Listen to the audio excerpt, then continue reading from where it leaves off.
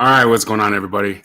Tonight I am celebrating my 100th subscriber to YouTube, as well as 1,000 Twitter followers, which I think is pretty cool. Let me just do some stuff right quick. Got one guy that you might know waiting to come on, but for some reason my internet, of course, is taking forever. All right, there we go. All right, let's see. Who do we have here? What's going on, man? How you doing tonight? Hey, what's going on, buddy? How are you? Pretty good. Just celebrating a small milestone. Nice, man. Yeah, every milestone counts, man. It's before you know it, you're just gonna be running away, dude. It's gonna be awesome. But yeah, 1,000 and 100. It's pretty close to the same time for you. It's pretty neat. Yeah, it is cool. I mean, I sort of I didn't blow off, but with everything that was going on, when I did hit 100, I sort of just decided, okay, I'm gonna wait till I get to 1,000 Twitter followers and kind of just do them both at the same time. So I'm glad that, yeah, thought that would be cool. Well, I think it definitely is too. I think it definitely is. I got something to show you too. I've got a shirt. I've got a new shirt that I'm gonna wear today. You do? I do. There we go. That is awesome, my friend. Got the 97 cool. Bravo. I'm rocking the 97 Bravo shirt, at least for a little bit today. So very nice. Yes, very nice. I appreciate it. I appreciate it, man. Thank you for sending it. Not a problem. How do you like the material? They're very soft, huh? It's awesome. I really like it. Where is it from? Is it Teespring or where is it? Teespring, yeah. I like it. It's the tri blend. The tri blend. The tri blend, yeah. A little bit more money, but it's so much worth it. I don't like the whole cardboard feel. I like to have the lived in soft feel. So I have, I think I have the premium ones on mine, which is like $1 less or something than the tri blend. I think those ones are fine, but yeah, this one feels really good too. I don't like the super cheap ones. I agree. Those are trash. Yeah, they feel crappy. They are, man. Chat. Well, it looks good on you, brother. Thank you. I appreciate it. It feels good. So yeah, I can't stay very long. I just wanted to pop on because we've got a Geeks and Gamers stream. We're about to start over on Twitch in a little bit, but I did want to pop on and say congratulations and yeah, man, keep pushing, keep going, keep making content. Well, I appreciate you stopping by, brother. Definitely. Yeah, no, I dig the encouragement. The community is fantastic. I know you got to go, but I'm going to be changing up my format just a little bit where I'm going to involve more real world stuff that I think anyways plays very heavily into the state that we find our entertainment in. There's so much is interconnected, and I think that there's a part of the fandom, not everybody, but I think there's a part of the fandom that could possibly benefit from seeing the bigger picture. So if you're brave enough to talk politics and all that stuff, man, more power to you, because I try to stay away from that on my channel specifically, at least for now. But there's no doubt that everything going on in the world affects our entertainment. Yeah, you're 100% right with that.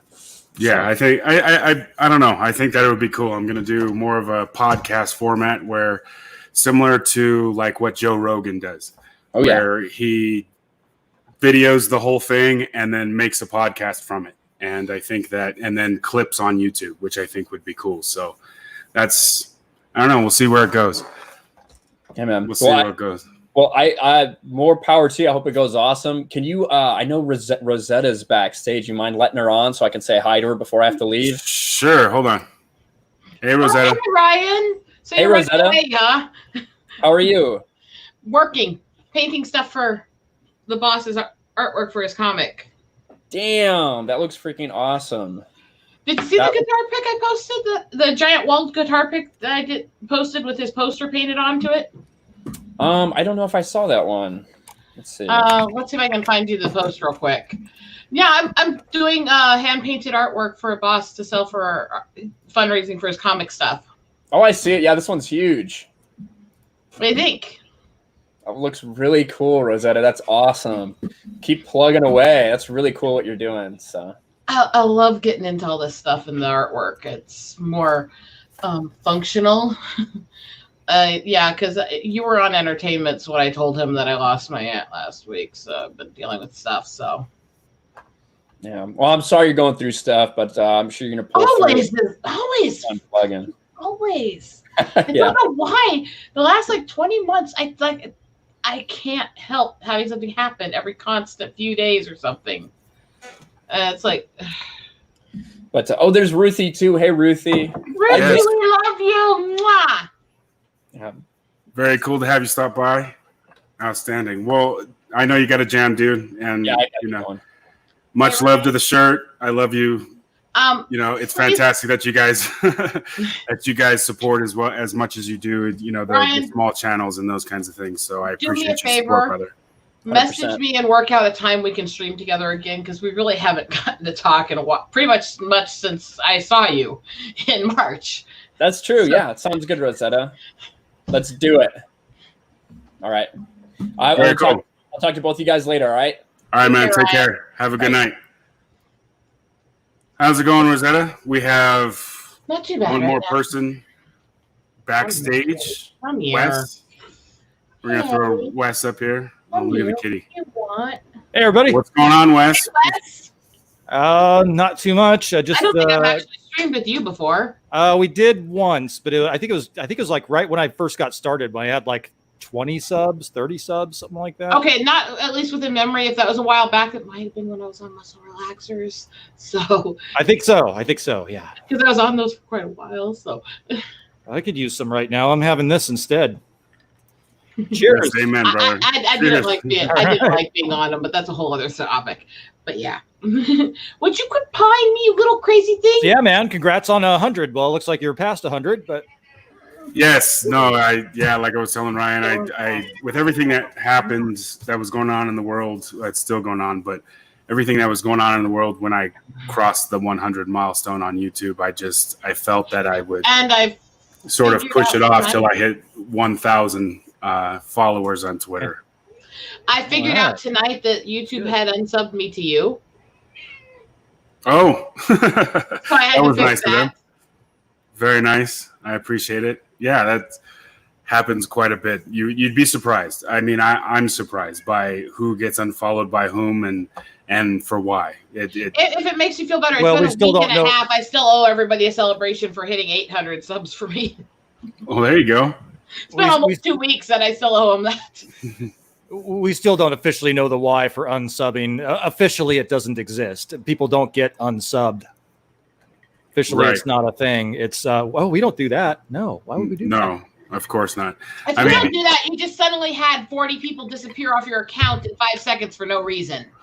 Well, there's a point of it that I can sort of understand, not the automatic unsubbing, but the pushing down of the algorithm and those kinds of things, depending on what you're talking about and what are no-nos and what isn't, and those kinds of things where they make you sort of hidden. But I don't understand the auto unsub.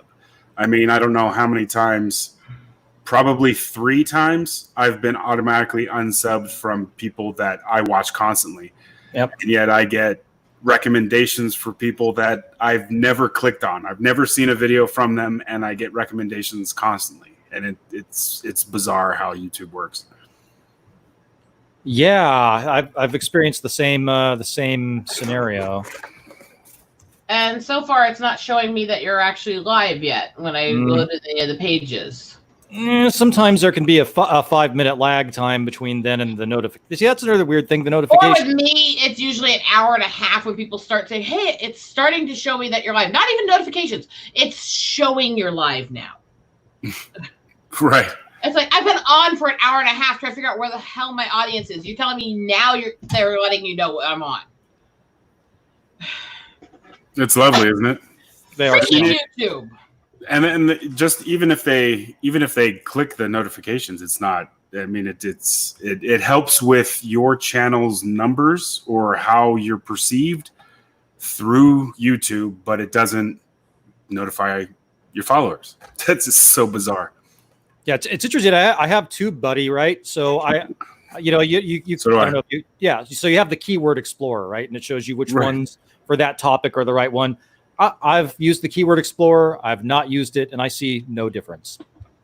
I don't know if you've experienced that as well. Yeah, I mean, it's helpful for me. I'm not one of these channels that has an admin, so I have to do everything manually, much like most people do, I would imagine. But it helps me just get into the groove of what would be popular, what would be picked up by YouTube, you know, to kind of get my mind in that direction. I'm not exactly sure how helpful the $19 a month is, but nevertheless, you know. Ooh, I wonder which plan I signed up for now. I thought I signed up for the lesser one. I don't know. Is that I don't know, maybe it's 10. I get them all confused. For what plans? The TubeBuddy. I think it's $19. Hold on just a second. We have a third guest, Angelus Draven. What's going on, Hey, brother? How you doing man. tonight? Congrats. Thank you Doing very good. much. Hail. Oh shoot, my studio's not on center. Oh, damn it. Oh well. There you go. Now we can see all of you. Dude, Hold you on can a see minute. my burnt head from the other day. You got some sunburn, dude? You should know better than to go out without a hat, as bald as you are. Yeah. Oh, I'm like a vampire. I done can't for go out in the punishment. sun. Well, I'll tell you what, at the altitude that we're at, you're outside for 7-10 minutes. You've got some color. I mean, it's ridiculous. See, 93 million miles away or whatever the hell the sun is from us, yet you go up 1 mile on the earth and I think we're at 6,800 feet above sea level, and it's amazing. That's how I get I could actually go my into pecan tan.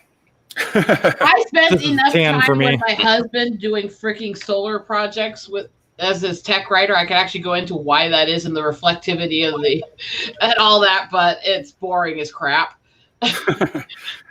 Well, I grew up in California, so you know by this time in California when I was a kid, running around barefoot, nothing but swim trunks, no shirt, no nothing. I was just tanned constantly. Now at 45 and haven't been overseas as much as I have sun damage and weird spots and shit like that. And I was not allergic to sunscreen. I did use it, but not as often as I probably should have. Oh, and by the way, what is your language content allowance here? NC-17, I don't know. Fucking hell, thank you. Hold on just a second. We got a Yeah. fourth guest.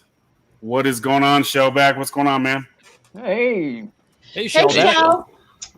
I feel like I've been on 2 streams with you already today. well, maybe you have. All right. At least one.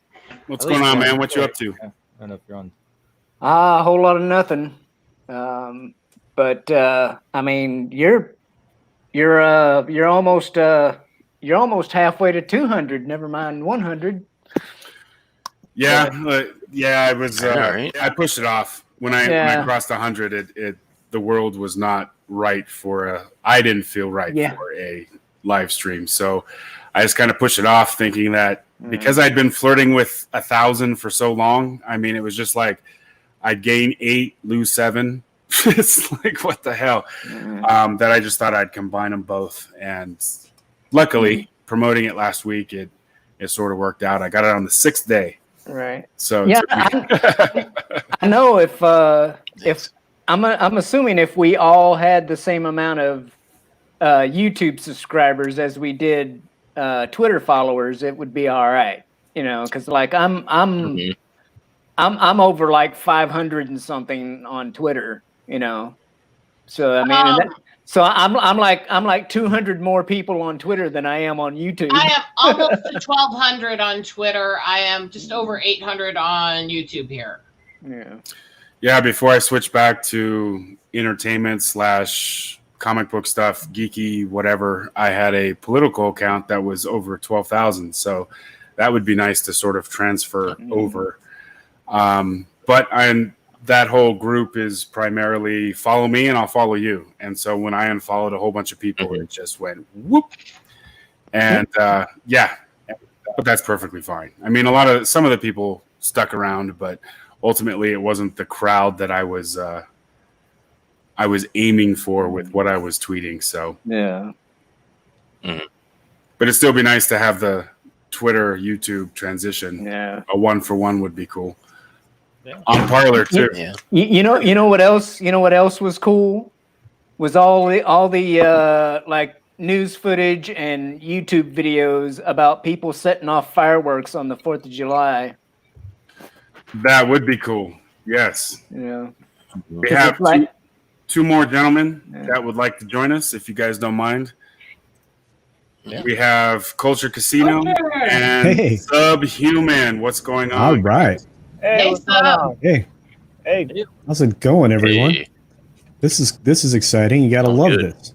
Mm-hmm. I do. I got 3 people that I've streamed with before and 3 people I haven't streamed with before, which is Hey. absolutely fantastic. Yeah. Well, congratulations. I know that every time you hit any kind of a milestone, it's key. It's key in moving your platform. That's for sure. Moving your numbers, and I had the inspiration from the guy right above me, Wes, who hit every single one of the buttons on how to get your channel going. So I really appreciated his guidance, and of course Ryan Cannell, which everybody here knows, RK Yeah. Outpost. I mean, Actually, I've in spent fact- time with him in person. Yeah. oh, that's cool, Rosetta. That's Lucky awesome. you, Rosetta. Yeah. So this is the weird thing. 97 Bravo. You are the only person I haven't streamed with on this panel. Oh my God. Mazel tov. It's a new day. Yes. Freaking That's hell, right. Cat. Well, me, it was 97 and West, so this is the first time for me. Yeah. Very cool. Yeah. Yeah. Good time to do it. Well, I appreciate you guys coming out. Yeah, it's fun, man. I haven't been. I don't know. I haven't been scheduled. I've got other things going on. I lost my job in January. Then I was doing a little bit of sort of contracting work from home and basically getting to know my 13 and 16-year-old all over again and finding my place with my wife in the house and all of that stuff that, no, I'll drive him there. So as far as scheduling stuff goes, I haven't gotten that down yet, which would be nice. And I need to get, and correct me if I'm wrong, Wes, but I need to get regimented. I need to have like a time slot for when my stuff goes live. And that's kind of the direction I'm going to be changing. I talked a little bit with Ryan, who was on before you guys, a little bit about it beer burps, that I'm going to be changing sort of the format instead of doing like videos and those kinds of things like what you guys do, or maybe the quarterling or that I would kind of transition into more of a podcast where I'd record the video and then I would take the audio and I'm going to sort of tweak it for a podcast audience. And then I would upload clips from that to YouTube, sort of in the vein of what Joe Rogan's doing. But to kind of go down the avenue as to, I know we're all pretty much Fandom Menace, but instead of just focusing on the entertainment factor of it, what I've seen, and I'm sure you guys have felt it too, and the transition and YouTube and those kinds of things have kind of backed off from it. But the world and what's going on in the world and how that is overall affecting our entertainment, whether it's sports or movies or books or YouTube or anything like that, there is a world out there that is pressing down hard and creating a toxic environment almost on purpose. Oh, we lost one. Who did we lose? That's Subhuman. Subhuman. Oh no. He'll be back. He'll be back. All right, cool. It's tough. It's tough out there on the road. Yeah. Yeah, his internet's iffy when he's out on the road. Oh, But yeah, that's true. so here's an interesting discovery. because you're talking about how hard it is to just communicate with people because we are all being pressed down in various waves. Wes was talking about it earlier today in Twitter and in the other stream I was in with him today. I was unsubscribed from you, 97 Bravo, which I did not know until I joined your stream. So was I. I do not know how that happened because every month I check to make sure I'm still subscribed to all my people, everybody that's in all of our chats that we all hang out in. Double check mine because I had a bunch of numbers disappear today. Oh man, I don't want to hear that. Too. I did too. Yeah. Yeah, all of you guys. I had a whole bunch disappear all of a sudden today. I was at almost 850 and now it says 820 something. Ooh, that's a lot. Yeah, see, I've had like 3 or 4 disappear, but not that many. I checked mine. Steven, I'm still at a solid 115. And see, it's entirely possible that that's that due to attrition, maybe I did lose a lot more, and that's just the net number. I don't know. After what happened to Dan Fraga yesterday and his whole channel getting nuked, I don't believe anything. Yeah, and Fraga's very nice, by the way. I got to talk to him a little bit, Anthony, or as everybody calls him, fucking Anthony. Yeah, I love fucking Anthony. On his channel, he was doing his open mic night when they did the rap battle. I was on performing with him and helping moderate the chat, and he kept me up as the one in between helping to introduce. So I got to actually talk with Fraga and Six and them when they were doing all that and hang out with them. Yeah, I'm checking. And yeah, I'm really going through everybody. So. Yeah, let's see. Who have I been? Yeah, I've been unsubbed from Nerdrotic a few times. I've been unsubbed from Doomcock. Believe it or not, I had a similar experience you're talking about, CC, where I went to go stream with Drew, and I was unsubbed from Drew. I'm like, how the hell does that happen? Yeah. When I'm on there, when you and I are on there at least once a week. From too, it's weird. Yep. Well, it's like when we were doing Tom's game show just a little while ago, and Nina couldn't find me, and I know that Nina had subscribed to me previously.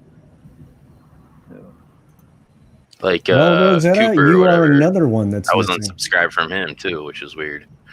Oh, of course I'm missing.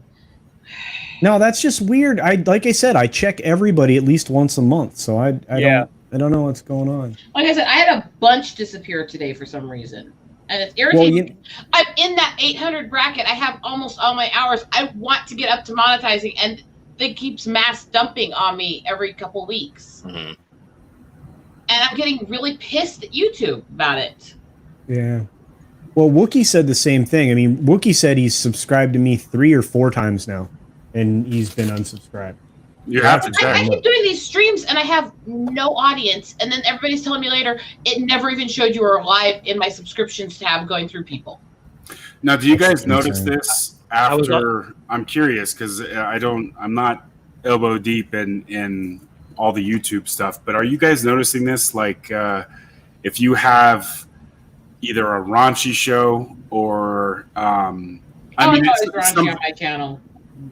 Yeah, I know, but if you touched a nerve, did someone cross a line? I mean, can you point back to something and say, like Lethal Lightning?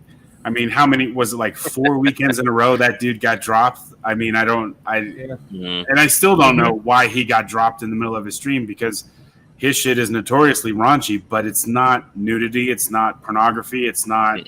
You know what I mean? Like there's some no-nos I can understand, but if you're just cussing. I mean, I don't understand why you would be dropped at all from YouTube from a live. I've had last Sunday he just put up his next full Aussie like 9 hours before he went live, and it was already removed. Yeah. Really? Yeah, that's ridiculous. Yeah, Lethal gets bitch slapped around by YouTube a lot. They don't like him. Yeah, but we love him. Oh, of course we do. And I had to point out. Jesse Milestone and Lethal Lightning are the ones who reached out to me and took me onto the channel with my boss and stuff to help promote his book and the work I'm doing. So I have to give props to him for that too. Yeah, they're sweethearts. I mean, he's such a good dude. I mean, it's and Raging's a good dude. I mean, all those Aussies are awesome, and they're full supporters of everything that we do. Can I say that I'm very guilty though because a couple weeks ago, while I was suspended on Twitter and bored. Bad combination. And they started doing the full Aussie, and I popped into the chat before it actually started. And Lethal types in, "Just a moment, guys. We're waiting for Ryan to beat off." And I said, "So 30 seconds then, Lethal?" Yeah, pretty much. 26 seconds later, he started the intro of the stream. Yeah, he did. I sent him a super chat pointing out how long it was and saying that Rhino was a quickie. Oh no. Yeah, I saw that super chat. Well, I mean, if you're doing, see, the way you set it up, and you guys are well aware of this as far as StreamYard goes, I mean, if you're setting up something like that using StreamYard, and then you go to YouTube Studio, you set it up as, no, this is not appropriate for kids.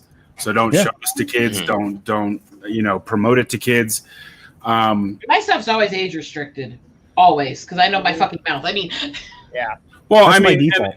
that's the thing though, is if you have it set that they shouldn't be promoting it to kids, then ultimately, short of pornography or nudity or any, I mean, we all know as humanity, we know what the no-nos would be as far as going live. I mean, but as far as language goes, we hear so much worse in TV shows, in movies, stand-up comedy is, Dave Chappelle, for God's sake. I mean, that dude, I mean, some of the things, just not only the language, but the barriers he sort of, tramples? Leans up against and sticks a toe over sometimes. It's just like, what is YouTube's deal? Is it the fact that, much like the direction that my future podcast here shortly, probably within the next week, is going to be going? Is it because it's all interconnected and someone from up on high says this person is conservative leaning, or at the very least they think Ryan Johnson's a dick? Or, you know what I'm saying? Like, the entertainment industry is involved in, just picks up a phone and... Oh, entertainment's always been Absolutely. involved in the political scene and affecting minds. That's the biggest problem. That's why I fandom, is because it's propaganda. Whether you're on the hard right or left, there's so much propaganda they push. And now we're in an era where it's the left doing it. But it's always been this way, and it's getting worse and worse. And so we're trying to say, stop, back up, at least go so it was watchable, even if you had the messages. Yeah, but I don't want him to back up that far. I want him to back up farther. I want to get to the point where we don't have any messaging. Because the last thing I need in entertainment, and Rosetta, you already know this because we agree, the last thing we need in entertainment is pushing any kind of a narrative that's moving a political ball back and forth. What I'm saying is, I think there's a right way to have some moral message and some not. Like, look at early TOS, early Star Trek, early Star Wars, had some message, but it was a more humanized, centered message. Yeah, it's not politically based. Yeah, morality is not. The moral question isn't. Yeah. You can have some form of some message that has a slight leaning on moral, political, as long as you're not trying to push a narrative. Well, I mean, even with the original Star Wars, it took elements, obviously, from the real world, but he was pulling elements from, the samurai, and he was going back in time and saying, okay, well, how did the Greeks view a hero? How do you write a hero? I want this space opera to be more heroistic, and how do you get down to the core of that? And he was going back to Socrates and all kinds of other people, even back in as far as the Greeks. But you could technically define that as still having the kind of messaging, but it's a completely different thing in a completely different way, and it doesn't trample on people who maybe don't agree or try to be entertained while they watch.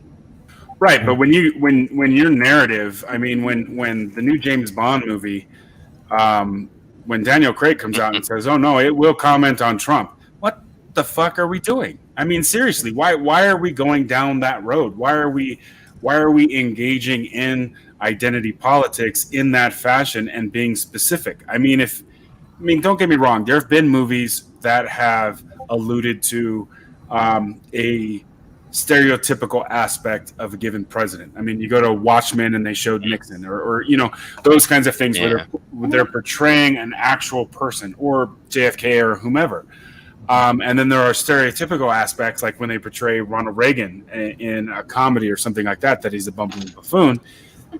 Well, actually, but you kind of get it because of the context. You start adding that shit to Star Wars, if you start adding that shit to comics, and TV shows and those kinds of things, I mean, you are literally then aiming your shit at such a narrow audience. Mm-hmm. I mean, because the vast majority of the people, I would argue, are there, much like I am, for escapism. Mm-hmm. And if you're there to watch their shit because the world is in the state that it's in. In the last 44 days, we have watched all kinds of shit get unzipped. Now, some of it, I will say, might require a discussion, a conversation. But when you go in and you start burning down shit, you've lost my attention. You see what I'm saying? So there's it will be our way or the highway. That is not the way that we want our entertainment. I have not watched an NBA game in over a decade. Why? It has gotten away from where it was at. And now I hear that during the age of the contagion, they're going to start painting political messages on the court, and these athletes who are there to entertain, they are a monkey that is supposed to be dancing, clap and bang the tambourines and entertain me. They're supposed to be entertaining, and now they're going to have political messages on their jerseys. I mean, what are we doing? He just called NBA players monkeys. I was thinking that's going to be taken so wrong since most of them are black. Well, and just a comment we were saying about past presidents. I'm thinking back to that is not what I meant. I want to clarify. Asterisk. Of course, it's not entertain us. I want to dance for me. Tell me a joke. I'm going in and I'm paying. If I go into a movie and I'm spending $60 for my family of 4 to go see a fucking movie, and then all of a sudden, the vast majority of it, they're preaching to me of a message that I don't necessarily agree with. You know what I'm saying? Yeah. Someone's joined us. I don't know if you guys noticed, but Runner Studios is here. What's going on, man? How you doing? What's up, Runner? Hey, I'm doing good. Congrats. Thank you very much, brother. Culture, you said hail to yourself, by the way. Yeah, I know. I'm awesome. Long live CC. I hail myself all the time. Fuck the rest.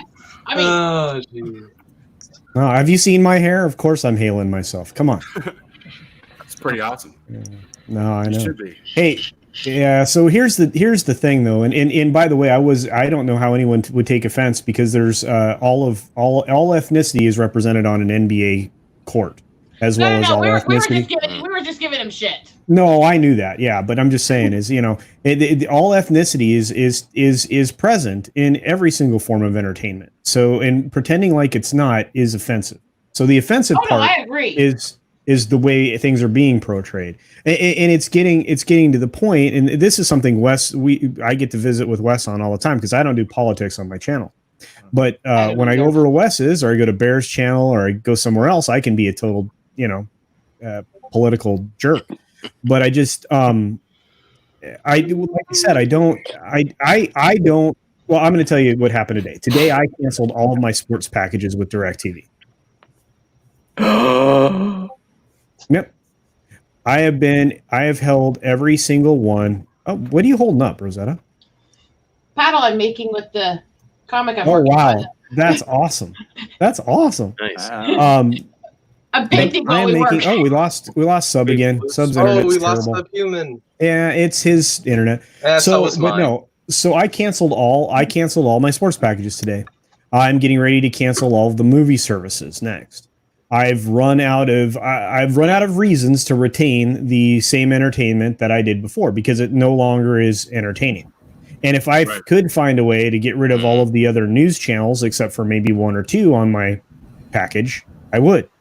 In fact, if there were a way to do this in an a la carte way, I would keep DirecTV because AT&T seems to be the only company that's not directly virtue signaling. You know, they have small portions of their company that are doing it because Warner's been just like, you know, chomping at the bit, trying to throw it. Say that again. Gone with the Wind. That too. Yeah. Yeah. But see, that thing came right back up with a, with a warning. And here's the thing. If you look at it this way, you know, the companies that I want to support are those companies that are resisting this dog and pony show that is this fascist group that took over an idea, you know, from its inception.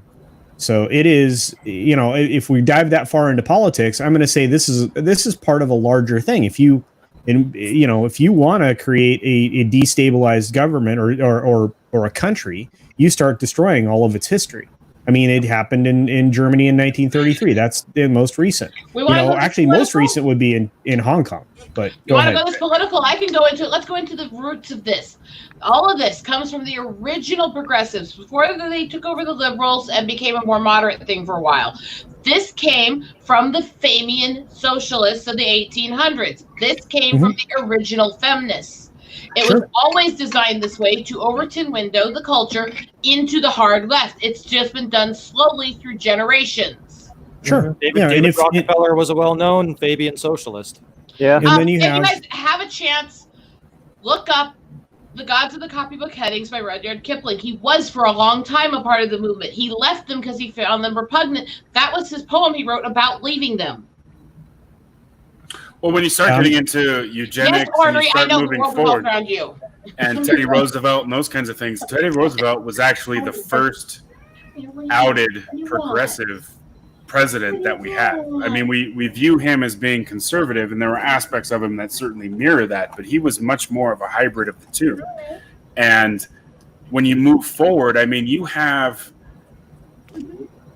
documentation which pretty much shows that the direction Hitler was taking Germany, the ideas that he had came from American Democrats.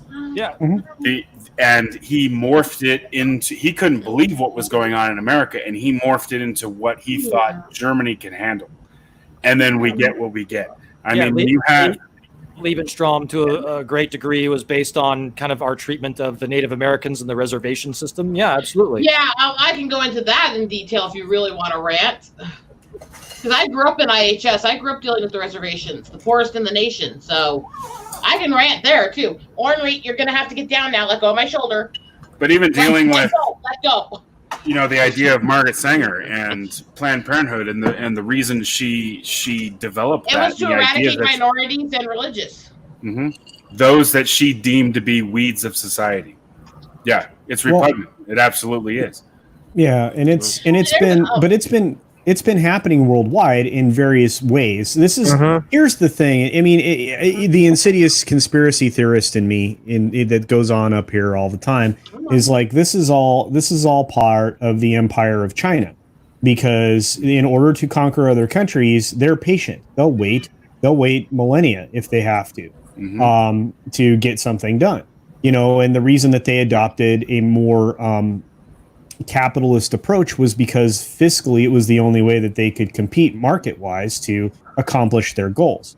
Now, you know, right now, if we wanted to weaken China, we would further restrict trade, because their economy is starting to, you know, have massive amounts of issues. So Ian Miles Chong is probably the best person to follow on Twitter or something to get a perspective of, you know, what might damage the Chinese interests in this country. But anyway, again, that's the conspiracy theorist, you know, tinfoil hat, you know, culture casino. Well, it's not. I like that guy. We've had him on the show a few times. Yeah. I would argue that that's not as much of a conspiracy theory as the liberal media would have us believe. And that's my experience. And I don't know if you guys are aware of this, and I'm in no way tooting my own horn or think that I'm the Uber of anything, but I spent the last 22 years 8 years in the military or almost 8 years in the military, as well as a defense contractor and as a government official. And I can tell you firsthand, without getting into specifics, that you are closer to being right than you are wrong. Mm-hmm. And the reason we're not hearing any of this is because, excuse me, it goes directly against the narrative that this media within this environment and these types of leftists, which have gone far left, are trying to portray the world as being. And that it is unfortunate that we're in the state that we're in, but you're not wrong. And on this line, Trump is sending notice to those around the world that we're not going to take that shit anymore. I mean, just the little bits that he has done have been gigantic. It has taken administration after administration, and we are literally taking it in the ass from all these foreign countries who are trying to become the next superpower, and they would like nothing more than to roll in to our east and west coast and take us over. If they take us out, there is nothing stopping these regimes from becoming the next Hitler, from becoming the next Mao, from becoming the next Genghis Khan, or whomever has their eyes set on world domination. I mean, make no bones about it.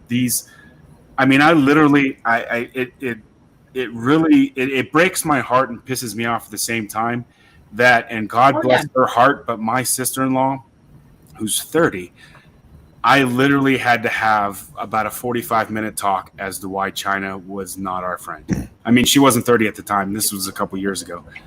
But there was this misunderstanding that we are friends with everyone and we're getting along simply because we trade with them.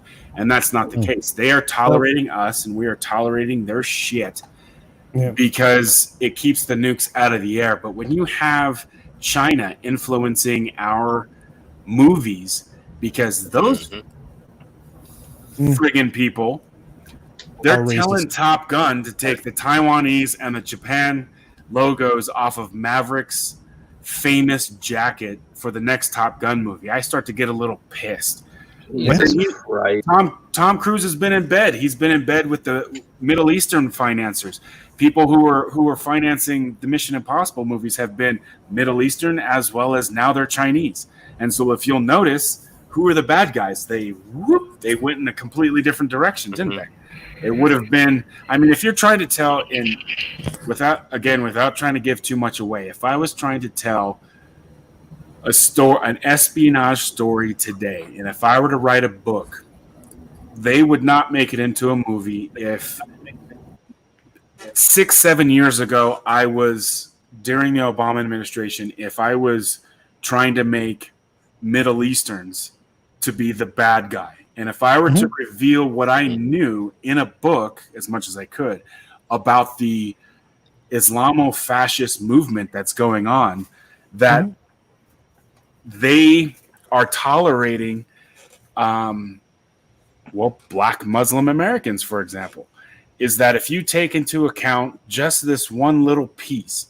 Now, I'm not trying to say that, everyone's entitled to their own opinions, okay? Everybody's entitled to their own religion. But if you take it verbatim and you were to look at how Middle Eastern Islamists view other Islamists that aren't Middle Eastern, literally they would die last. That's ultimately what they look at, because these people would be enslaved if you're non-Middle Eastern, pure blood Middle Eastern, Arabic, Muslims. You would have an issue because the idea is behind is convert or die. And so when you have those that do convert, they simply become Muslim slaves. And so it's not a fact that you're renouncing your Christianity as much as you are bending a knee saying, okay, I'll be your slave as long as you keep me alive. And I will renounce my Christianity as an example. Maybe it's Judaism or whatever it may be, Buddhism. If you bend the knee to Islam, we will allow you to live, but you'll be our slave. And it's unfortunate, but that is the state that that particular idea that's where we find ourselves in 2020. And different from that is that you have the atheist Chinese and the atheist Russians who don't use religion as an apparatus to get what they want. They use technology, and much the Chinese have the transition of wealth it's the largest transition from wealth that has ever occurred from one country to another, is what the Chinese have done to the Americans through technological espionage. All through theft and gifts from, previous presidents. I mean, I have to step off soon, so I'm just going to throw this grenade and run away. So thank you to the Clintons and their bagman for delivering missile technology to China back in the 90s. That's all I have to say on that front. Well, sure, have a blessed night. We love you, honey. Okay, love you all. Congratulations again, 97 Bravo. And I appreciate it. Thank you for stopping by. It was nice meeting you. Oh, hey, yeah. I look forward to streaming with you all again. So take care, take it easy, and see you later. Take care, man. Very cool. Yeah, I seem to recall something about Al Gore and payphones. Yeah, history is replete with. And it's happened on both sides. We can't. Excuse me. You have FBI directors that were working for a president that allowed them to take radioactive samples to Russia. Okay, there was 1/3 of our stockpile was sold off to a Russian company. What are we doing? Ultimately, the idea is when you get down to brass tacks is through our culture, our entertainment, our sports. If you start rewriting the idea behind why we are there, I'm not there for a protest. And it's nothing against those people, just so I'm clear, that were protesting their view of what happened on Memorial Day. I fought for that right. If you want to peacefully protest, rock the hell on. I am not going to stop you. But there's a fine line. Well, it's not a fine line. There's a huge fucking line behind peacefully protesting to get the rioters out there and burning down a fucking Target. I'm sorry, but that is it. What message are you sending? And they also go ahead. They want to say that they're trying to fight for the community and all this stuff, but they're burning down the things that are building their community up and giving those people jobs and all those things. But they just want to destroy everything instead of actually uplifting and actually putting that energy into their community like they should. It takes all agency away from and responsibility away from these people, and it's just getting ridiculous. It is, and the people who are, unfortunately, the people who are most hurt by what's going on are those minority-owned businesses that rely on that income in order to survive. They may just be getting by, and then all of a sudden you have someone throw a temper tantrum and then a Molotov cocktail through your window, and your entire life is turned upside down. It is the most. It is both. As an intel analyst, as a counterintelligence agent, as someone who's been in the government and as a defense contractor, it is both fascinating to watch as well as it is deeply scary. It is there are things that are happening now that 6-7 years ago I would have been able to tell you that this is the direction that they're moving, but it will take 25 years.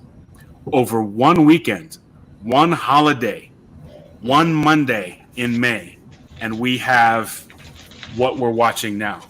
And what it comes down to is if you don't bend the knee, if you don't give them me culpa, what I like to call the please don't burn down our shit press release, then you're going to get canceled. And that's what we're watching right now. I have one for you here because this is something. Well, even then,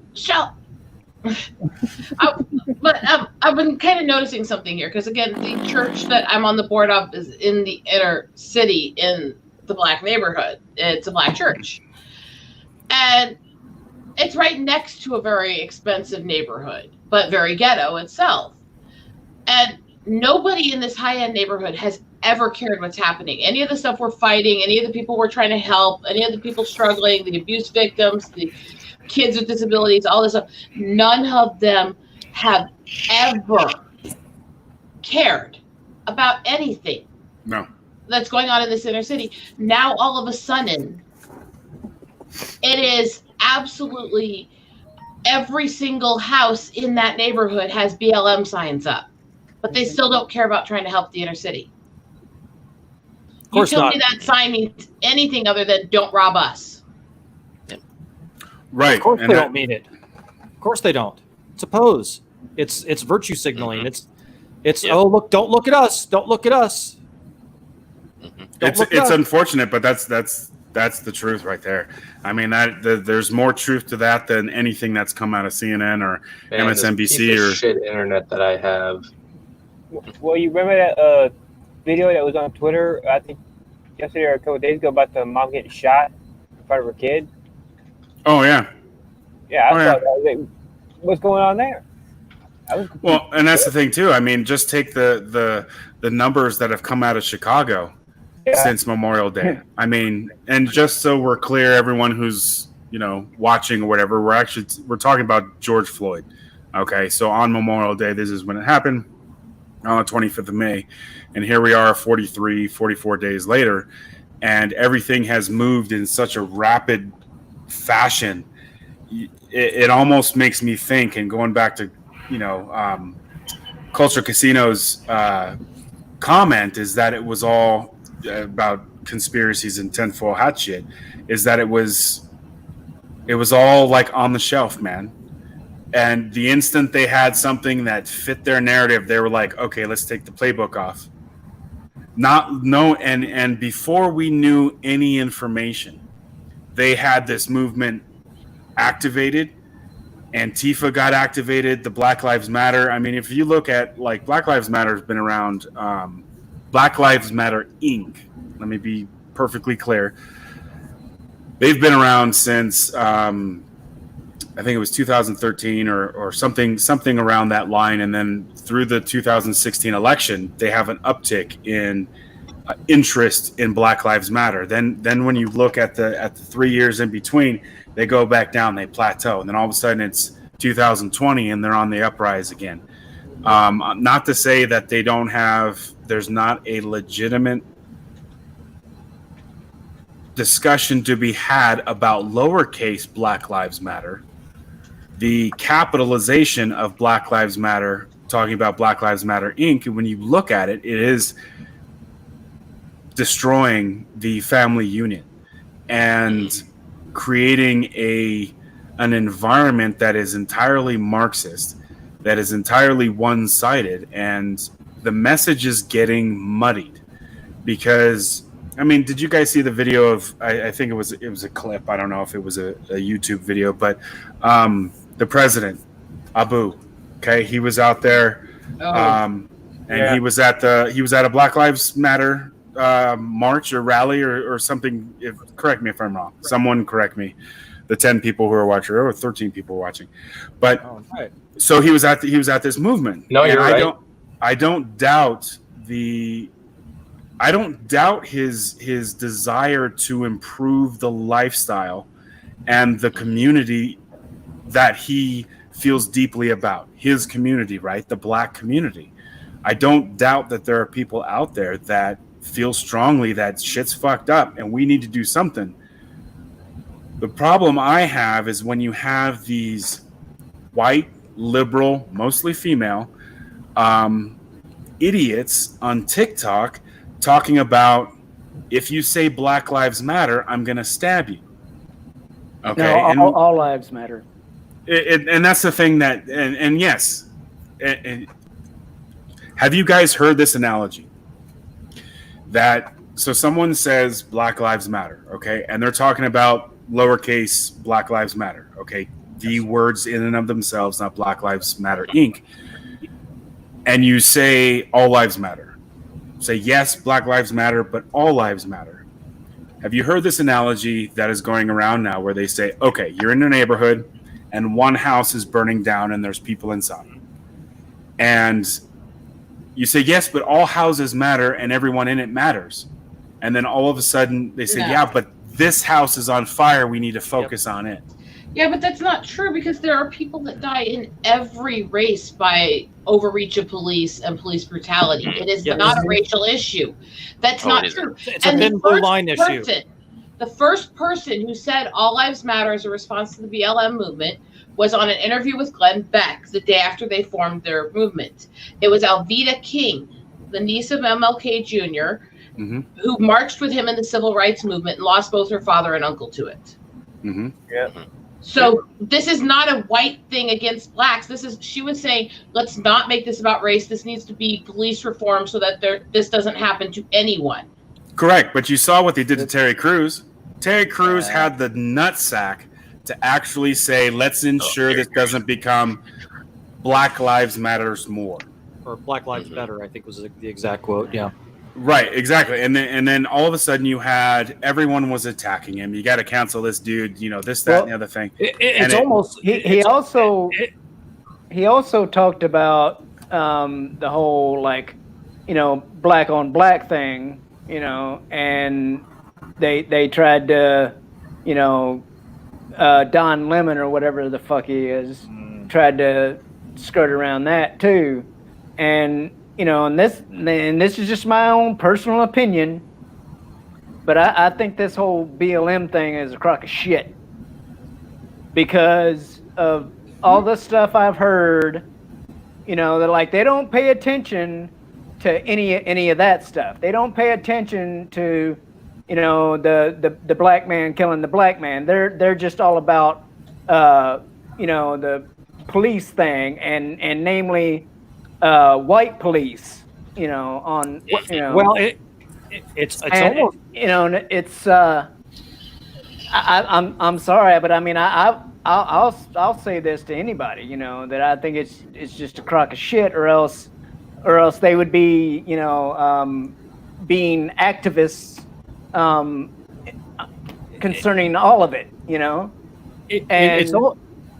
ahead, Wes. I'm sorry. Let Shell finish, and then we'll go to Wes. What I was gonna say before I let Rosetta go earlier was the thing in Seattle, right? That they let freaking BLM/Antifa take over freaking Capitol Hill in Seattle, right? And the mayor's like, "Oh, it's gonna be a summer of love," and then she just let them go until somebody gets killed, and then you see a video of Razmataz, whatever the hell his name is, with the camera on the paramedics going, "Get in there, our brother's dying, and blah blah, and it's like, and you're like, I'm sitting there screaming at the screen going, "You idiot, the paramedics aren't going to go to a scene of a shooting without police there." Right, the scene has to be secure first. Official police, okay? So not your stupid ass soy boy security team that ended up shooting and killing two black the thing people. is, though, I mean, and I heard somebody recently talk about, that's when she, the mayor finally did something, but it wasn't really. The only time the Seattle mayor actually got told the police to go in there and clear them out finally, is when they showed up to her damn house. Yep. They showed up to her house and she's like, "Okay, gotta go." And guess what? They're back at her house because she had the police clear them out. So you see the same thing starting in New York City now. It's almost like they're not really. When you talk about all lives matter, to go back to that versus Black Lives Matter, and we talk about things like the thin blue line, actual police reform that needs to be done, police abuses, falsifying police reports, planting evidence, police using excessive force. It's almost like when you want to focus on those actual issues, they say no, all Black Lives Matter. It's almost like they don't actually.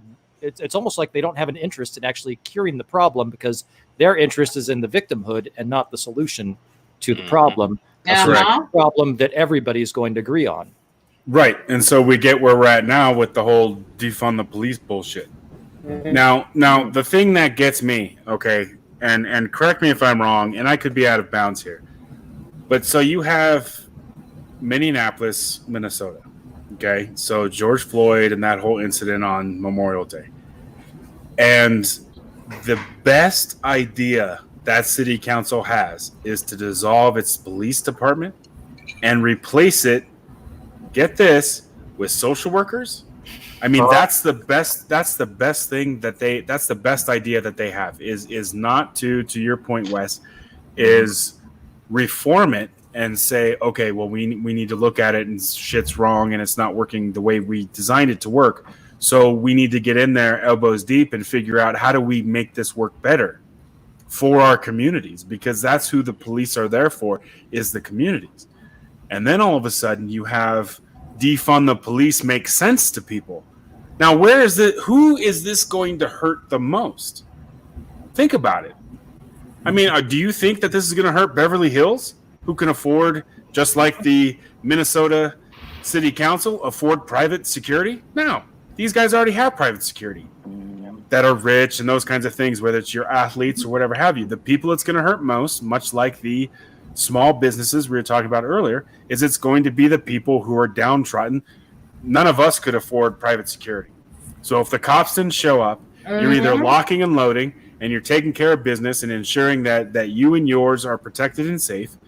But if you live in a neighborhood like I do, and all of a sudden 100 some odd houses decide, you know what, that one's got to go.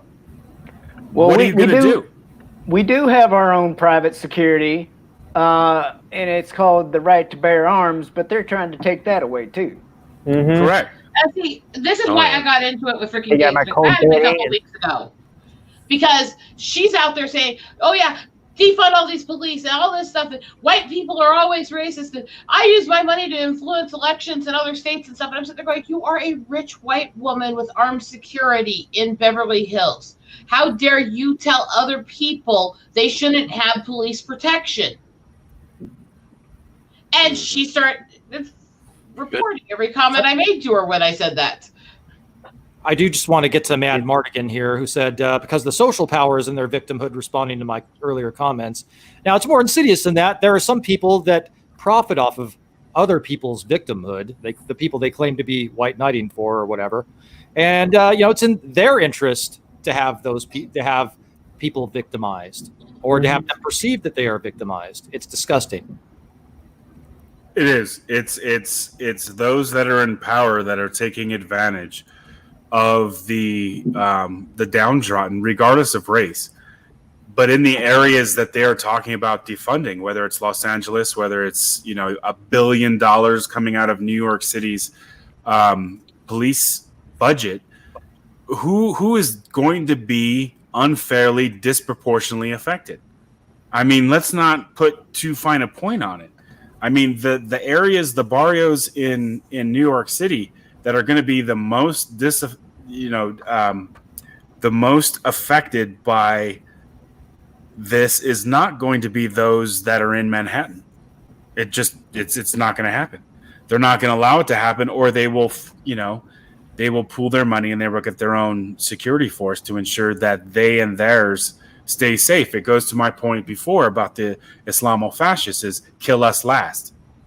Yep, so if white men become the boogeyman of everyone's ills, and I'm not saying, and going back to the discussion that not that we had, but the discussion that got started with Trump going to Mount Rushmore, as far as Native Americans and the mentality behind Mount Rushmore. But going back to that talking point is, we're not without our sins. That's my firm belief. We're not without our sins. But having been in third world countries, having been to the actual assholes of the world, okay, these places are the most horrible places you could possibly imagine. I know down deep inside that this is still the greatest nation in the world, despite the problems that we have, that we're able, or at least used to be until 44 days ago, we used to be able to talk this shit out. We used to be able to say, you know what? Yeah, we did mess up. But in 1808, when the U.S. Congress abolished the African slave trade, you had people in this country who were still revolting. And then 56 years later, we go to a civil war, okay? When we just got done in the 1700s fighting a revolutionary war with, oh, by the way, included both black and whites. Yeah. Mm-hmm. Then the Congress deems the African slave trade illegal in 1808, and it takes us another 56 years and a civil war to actually get to the 13th Amendment. We have had struggles, okay? Mhm.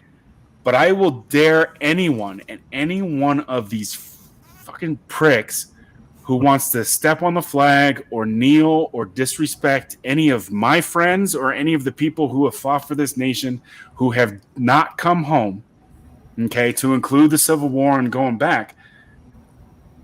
If they want to disrespect that in front of me, I'm going to get pissed. Okay, because the fact of the matter is that yes, we are not without sin, but the fact of the matter is, go someplace else. I give you a year. You will be crawling back. Go to Canada. Okay?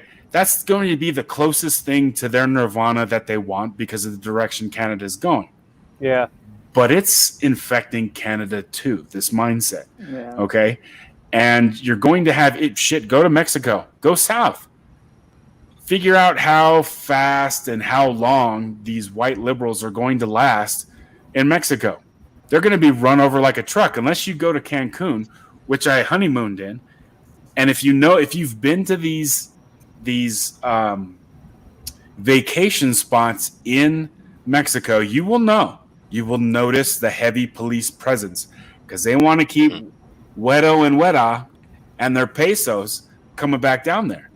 They can't have people just getting kidnapped and snatched up and this kind of shit that's happening all over the country that is not a vacation spot. Okay?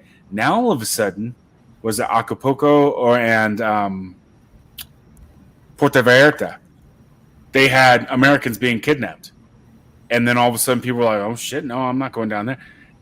You can't go anywhere in the world, okay, and experience the freedoms that we have here.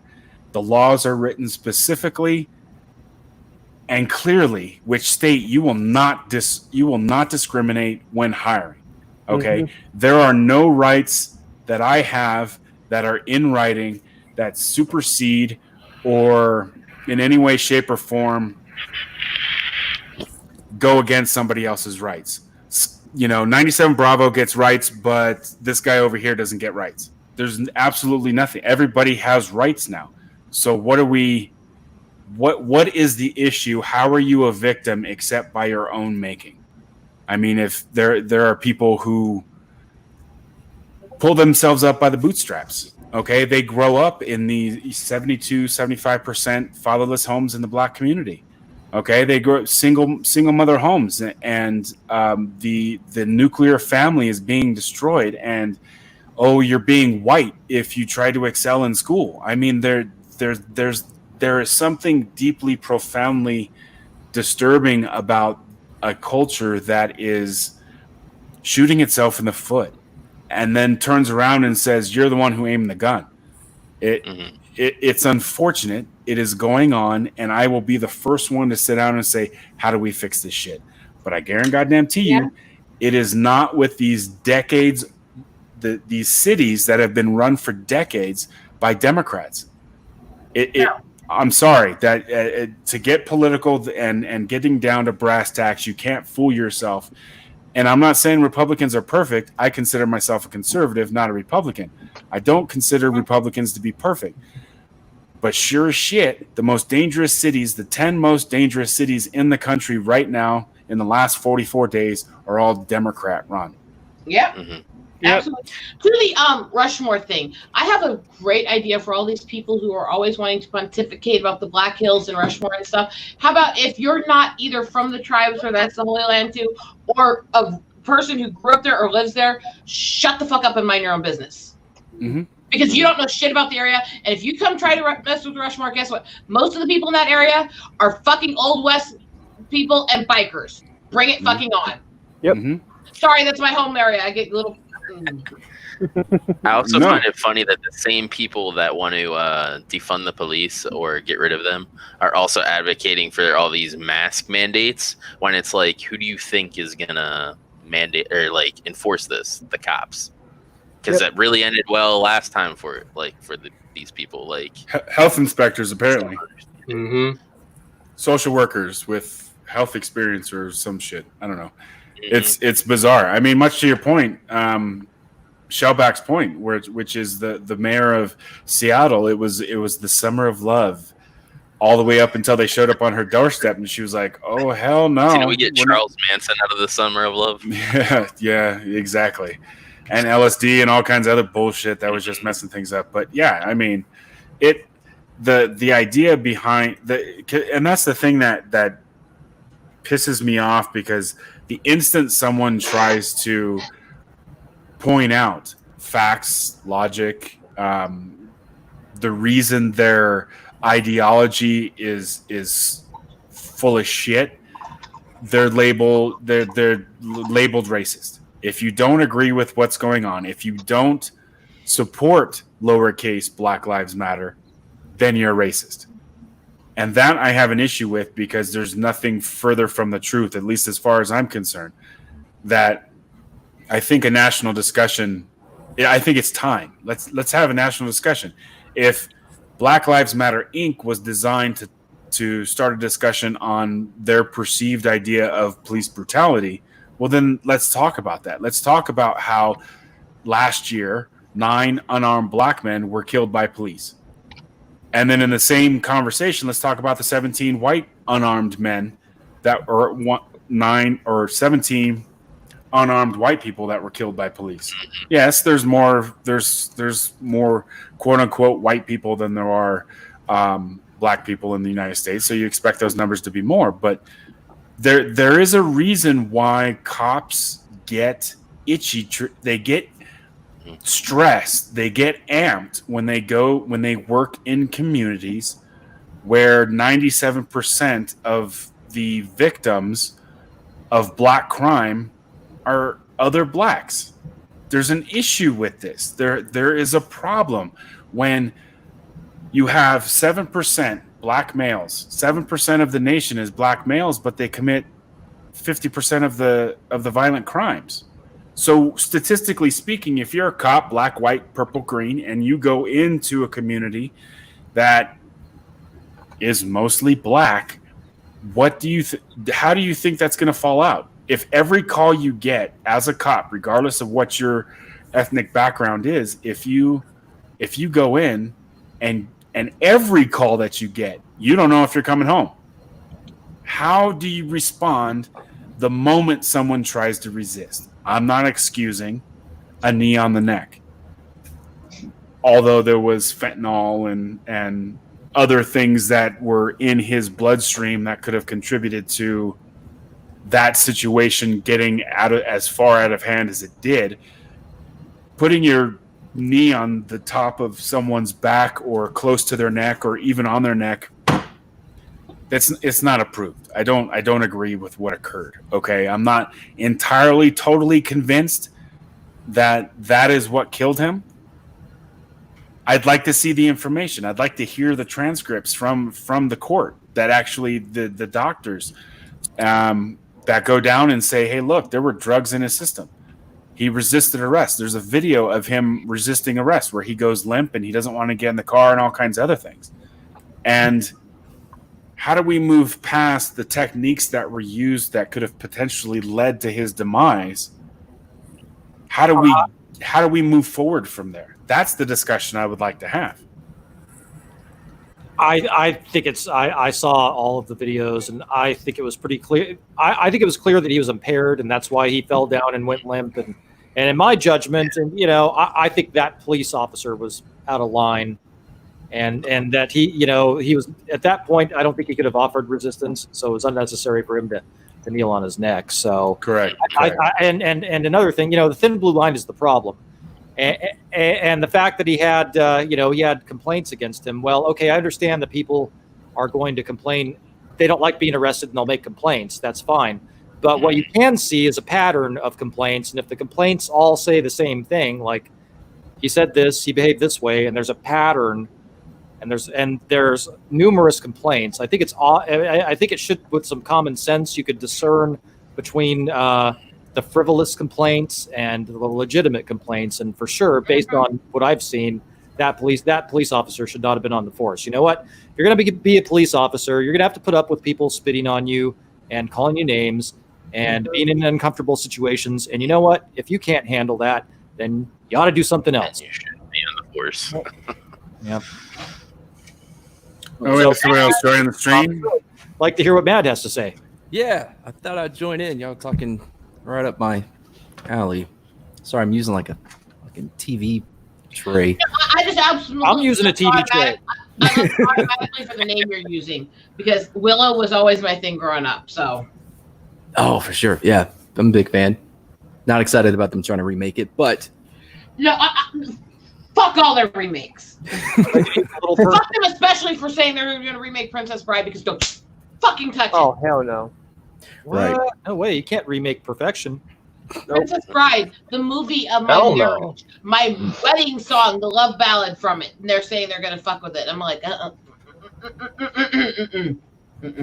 right, so real quick, I mentioned this earlier. I was in the Army 4 years, injured in Iraq, medically retired, and then after I was good, physical rehab and stuff, I was a cop for like 7 years up until like 2016, somewhere around there. Story actually to one of my brothers.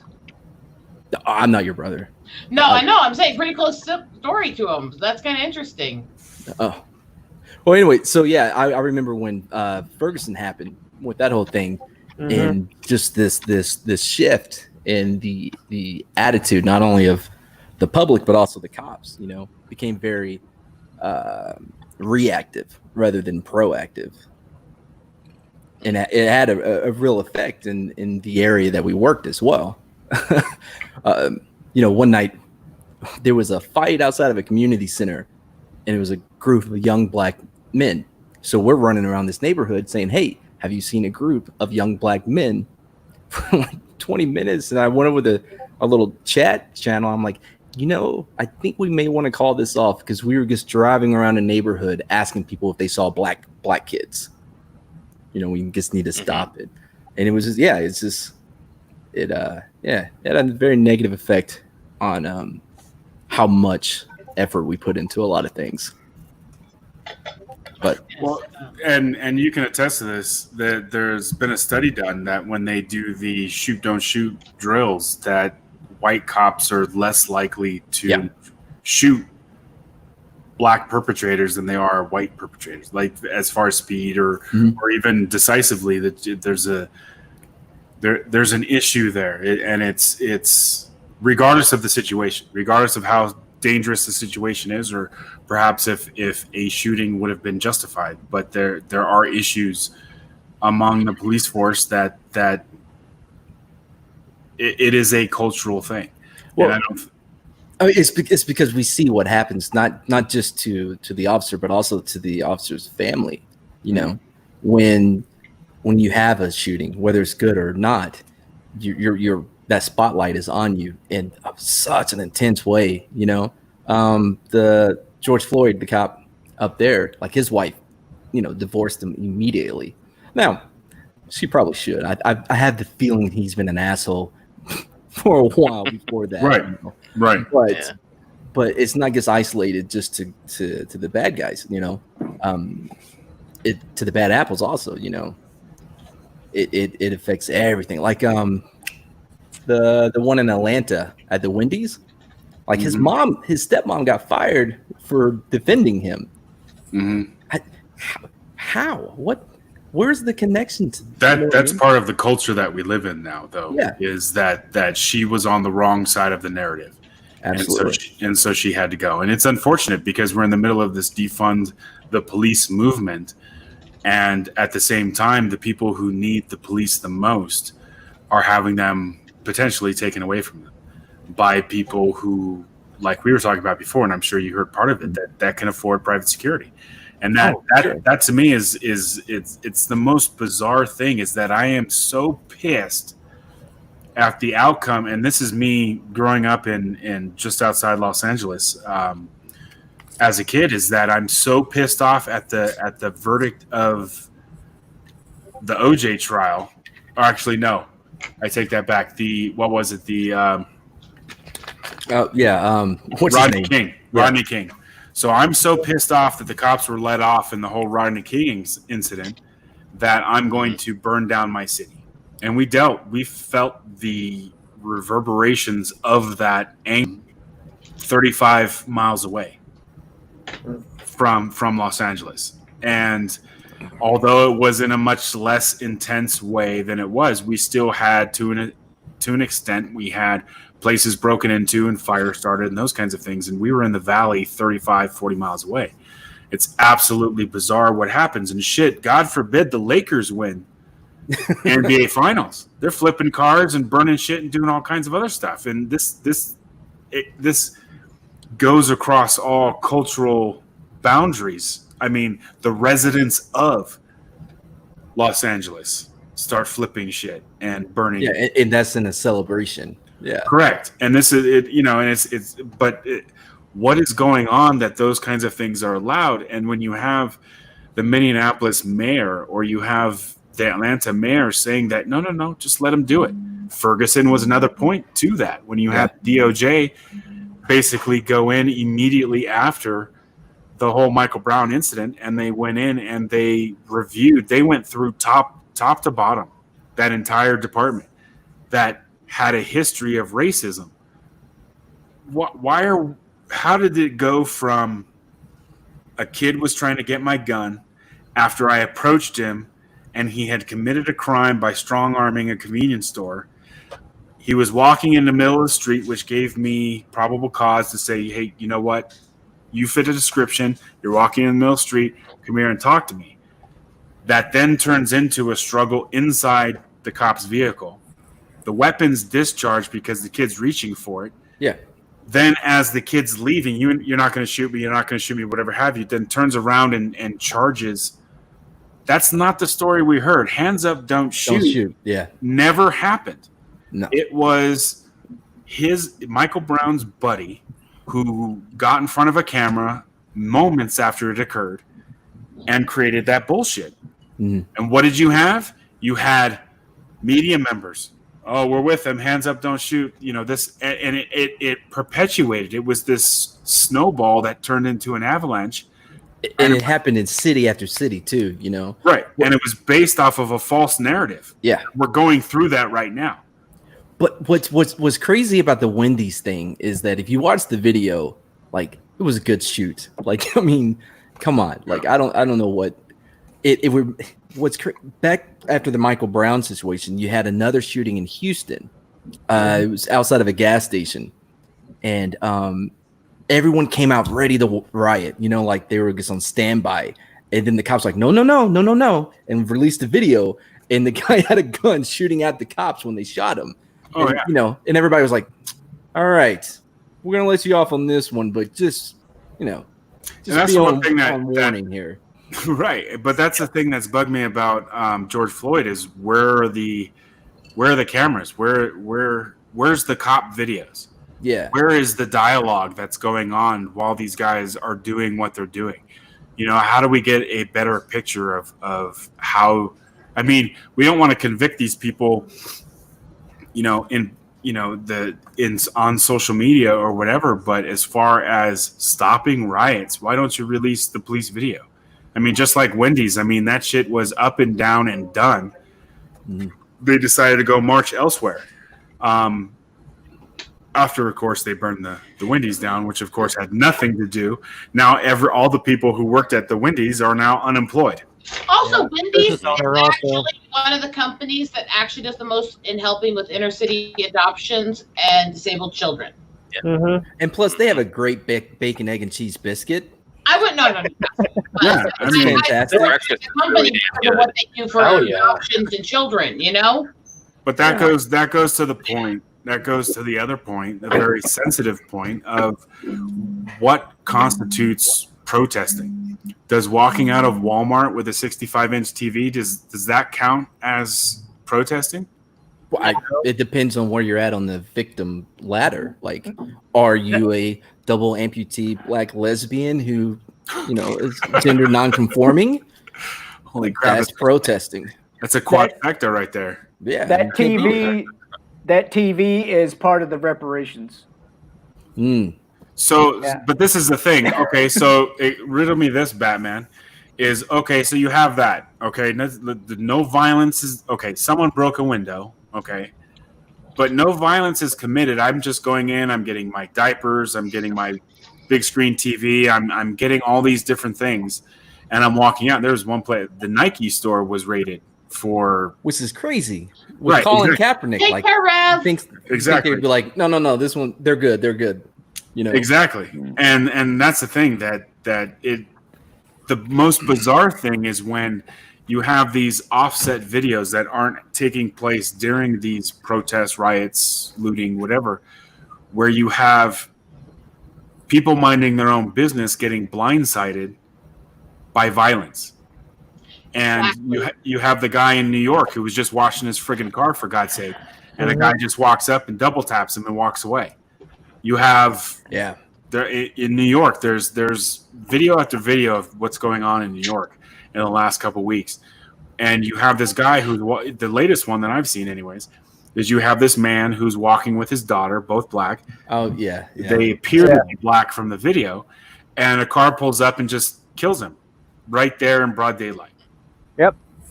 And and these types of crimes, now that $1 billion have been removed from the New York City Police Department, as well as a special unit within the New York City Police Department has been dissolved, you have these crimes on an uptick. And it's very reminiscent. I don't know how old you guys are. It's very reminiscent of the 70s, of what's going on in New York, that basically the corruption and the death and the violence and everything that was going on in that city during the 70s. It's gonna be like the Warriors. God damn it. I was about to say, I know this. I saw the Warriors stolen right from underneath me. But he was being so serious. I didn't want to cut in with a Warrior joke. Oh man, gotta. But again, we go back to who's been in charge of these cities the longest, Right. who's been in charge of the state legislature and this who's been governor. And it's when you go back and you go deep in these a certain political party has been in charge for decades, one could surmise it may be time to vote for someone else. I don't know. I'm just spitballing here. Well, I mean, Kanye, he's getting ready.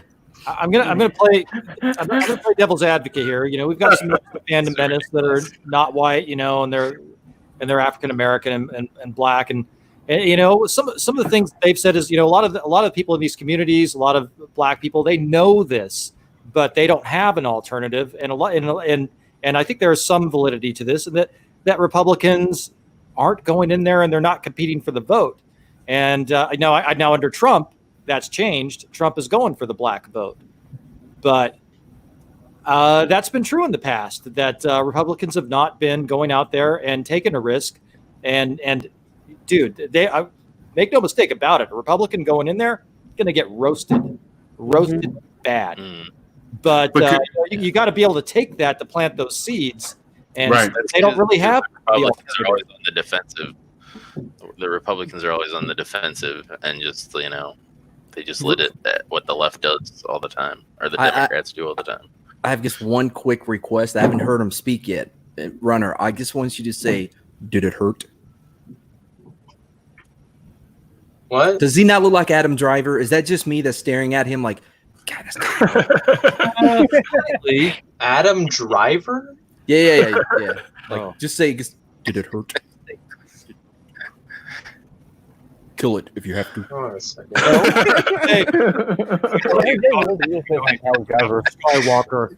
And now He's probably the closest to Adam Adam. Driver. Yeah. I can see it a little bit. Well, I mean, I don't have a mole. I was on going to my say, like, he's face, I like can tell you mole. that. Maybe if you let the locks grow a little bit. I think he's trying to figure out. I think he's trying to figure out if he's been complimented or insulted.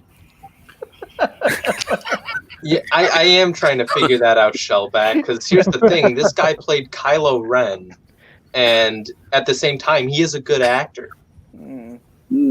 Okay. So it's really hard. Yeah. And he was married to Scarlett Johansson in the movie. Well, I mean, I can't see that. I can look up a picture of Adam Driver. No, I'm sorry, can't. Anyway, I look nothing. I look nothing like this guy. 90, honey. Might have a fight. I gotta go. I have stuff I gotta Fighting get words. done. Okay. All right. Well, thank you for stopping by. You guys all be blessed Like a young- and stay out of trouble. I bet you watch the Wonkin Tonkin Kichi Un. Mwah. Take What care, she said. Rosetta. I read that up. Hi. I keep telling myself, like, man, you gotta like learn Jawinian, you know. I don't know if that's what you're speaking. Jawas, you know. That's not what Teeny. you're speaking. What's That's the, your white did privilege. what's the did it hurt ref? Well, what's that reference from? Is it? It's not Star Wars, right? Oh, You guys, Yeah, it is. give me a second for a bio break. It You is? guys Oh, keep we going. can keep going about this Kylo Ren thing. Yeah, Kylo Ren. He's like, hey, dude, Here's the thing, man. I'm so over the sequel trilogy. I don't remember, and that's a good thing.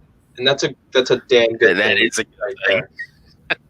I think I watched all Yeah. the sequel trilogy Dude, once. Dude, I was watching freaking Last Jedi with the Raging Geek Jedi show.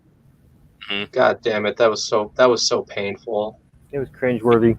I went to sleep during that live stream. Yeah. I mean, when you- I survived, but it sucked, and that's the last time I'll ever see that fucking movie. I mean, I've never when I something, still haven't seen the Rise of Skywalker. Yeah. Or the Rise of Palpatine, as I call it. Yeah, that'll be the last time I see that shithole too.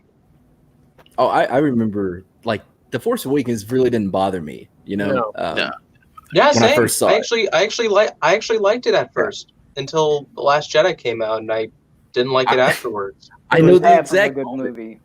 The exact moment that it hit me was at the very beginning when they're flying in to take out the astronaut juggernaut, the fleet destroying vehicle. I'm not going to learn that fucking name. Anyway, The Juggernaut. yeah. And like they get in a little tiff or whatever, and I'm like it's a fleet destroyer. Like, you're gonna need to take that out. Like, I don't know where you guys are going. And then when he gets back, and she's like, I'm not gonna tell you the plan. Why? Because you're reckless. And just from then on, like, I was not in the movie because the whole time I'm like, this doesn't make any fun. Why do you have a He might fucking have been halo reckless, but he on? took care of the job. I'm just sitting there like, she has a halo. Who has a? Mm. There's a Wait, reason which movie is this? Uniforms. Last Jedi. Last Jedi. Halo. The Last Jedi? Okay. Yeah. A Yeah. literal halo. I tried to explain to people, you know, that the way it was set up, that Poe was basically what you would call in the Navy. He would basically be what you called a CAG. And that that a stands bottom? for that stands for Carrier Air Group. And what it is it's usually a captain, okay, and he's a aviator, and he's in charge of all of the squadrons on the aircraft. I mean, on the aircraft carrier. All right. Okay, so a little higher than Pete Mitchell. So basically, Poe. That's basically Poe's position, right? And the captain of the ship and the admiral of the fleet would not keep the CAG out of the loop when they're running from the enemy. Okay. So I'm sitting there, you know, my military mind is just like freaking doing flips, going, what the fuck? Tell him what's going on, or he is going to, or he's going to mutiny you. And sure enough, he carries out a mutiny. Yeah, and he's then such a well, cag. and then don't you know they flipped it on him, and he gets in trouble because Right. he's a man and men are bad and all that shit. Right. But, Lane ends up shooting him. But if you think of Apollo and then later Starbuck, I believe that's the order that went in. But Apollo, then Starbuck, and the new iteration of Battleship. What is it? Battlestar Galactica. Yeah. Right. So Apollo is the CAG at the very beginning, and then I think he transitions because he goes off with the president, and then Starbuck becomes the CAG. Yeah. Did you watch that show, Mad? No. Oh my God. I saw Babylon I AD. couldn't do it. Right? You It have was your actually- orders. the new BSG was actually pretty good.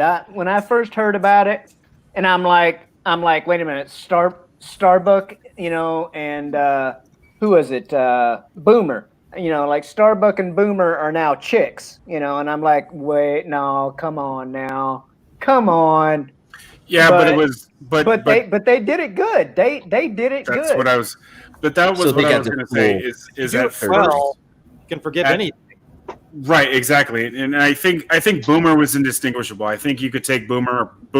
You could flip. You could do that with a Boomer. Is that it could be male or female? It could be Asian, pink, purple, green, polka dot. It didn't matter with Boomer.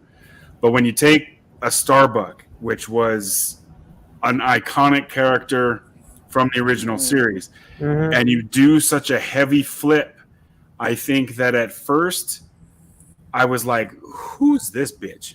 I mean, that was my initial impression because the problem I have with Hollywood is when they try to make a woman who's capable of doing something in the military or in the police or whatever have you, is that they make her try to be macho. Now, I don't think that any of the females that I consider to be badass in the military were macho, quote unquote, where they were man-like. I don't, or like Abby and The Last of Us Part 2. But there's I was just gonna say Abby is a great example of that. It's disgusting. There's no reason you can't have a Ripley, or you can't have a Sarah Connor, or you couldn't have I forget her name, but the woman from The Abyss. You have these strong characters. Mary Mastrantonio. Yeah, sure, we'll go with that. Yeah, But, I mean, I know who you're talking Using about. The Color of Money too. Yeah. right. You can have the femininity, and they don't need to be cunts. You can have that Yes. where they're not this man-like female. Right. Yeah. I mean, if And you're there's- going for that, There's so much more than that. Yeah. right? I mean, if you're going for that, like in Aliens, for example, and you have not Rodriguez. Is it Rodriguez? The female? Michelle Rodriguez? Yeah, and she's No. doing pull-ups, and she's No. right there Oh, with no. the guys. With Right before she dies. Vasquez. Yeah. Vasquez. Yeah. Vasquez, yeah. By the way, was She was played one by of a the white guys. woman. Yeah. Have you Played by ever a white been guy. mistaken for a man? No. Have you? Well, she played she played the foster mom in Terminator 2. Yep. So it's the same. Oh same shit! woman. Yeah. Yep. Yeah, but you know what I'm saying? Like you have that, and there's this cheese factor where it's like, oh, what are we doing? And then when Miss Purple Hair in purple dress comes walking up, and she's got all the answers, and you will listen to me, and all the men are stupid. Fucking Halo. Big neck. Big neck. Yeah. Oh yeah, and she's having the speeches, and she's all eyes, and I'm like, Laura Dern, what do you do? I mean, don't get me wrong. I mean, that actress in particular has bugged me from before Jurassic Park. She's been okay, but she's not why I go see movies. Wait. And then to have her have such an intricate Jurassic Park. Laura Dern. The original Jurassic Park. Holy shit, that's her. Yeah. That's her. Yeah. He was the one playing in Dino shit. Yeah. Yeah. But I My mean, even if girlfriend That is literally one big pile of shit. Yeah, Oh man! Every time I've ever talked about The Last Jedi, my girlfriend's like, "I've always liked Lauren, whatever the fuck," and I'm like, "Yeah, me too." No clue who the fuck she is. Now it makes sense. she was in what Mulholland Drive and she was in a bunch of stuff in the 90s.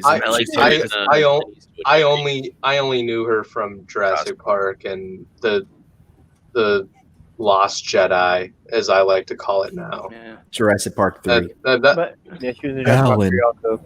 Yeah. Those are the only movies I know her from, and that's it. But yeah, that damn ball gown, dude. You know, it's like you're an admiral. Wear a fucking uniform. Thank you. You Yeah, know? because there's a reason why you're supposed to be in a uniform. Right. This isn't dress up in the closet bullshit time, Right. whatever. Not your prom night under the sea. And that's the thing too, is I think, if I'm not mistaken, whether it was a novelization or the art of The Last Jedi, somewhere, for some reason, I'm getting an impression of a memory where someone sort of justified the fact that she was in fact at a dinner or at an event, whatever have you, when the fit hit the shan, and what do you call it? The Coruscant that wasn't Coruscant got destroyed in The Force Awakens. That whole system gets destroyed. Right. So on and present.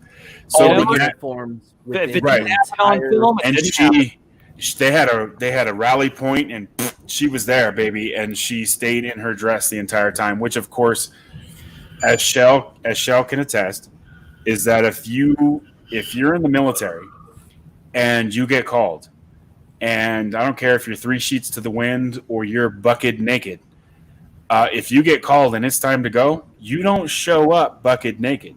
Well, you might if you're in the Navy, but you It's okay, guys. I'm a CAG. exactly. Just ta-da! No, you get in your uniform. You get in what's expected of you based off the rank that you have. Yeah, I understand the resistance is a ragtag, this and that.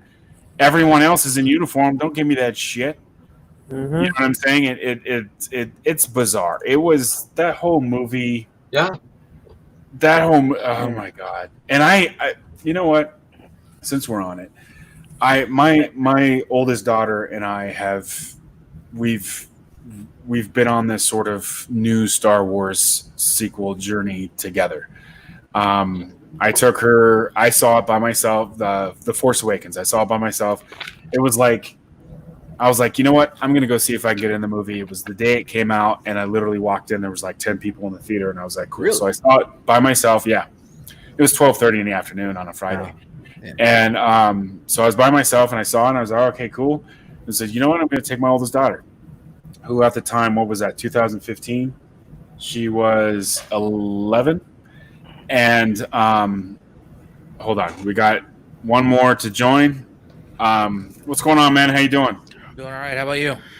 Pretty good.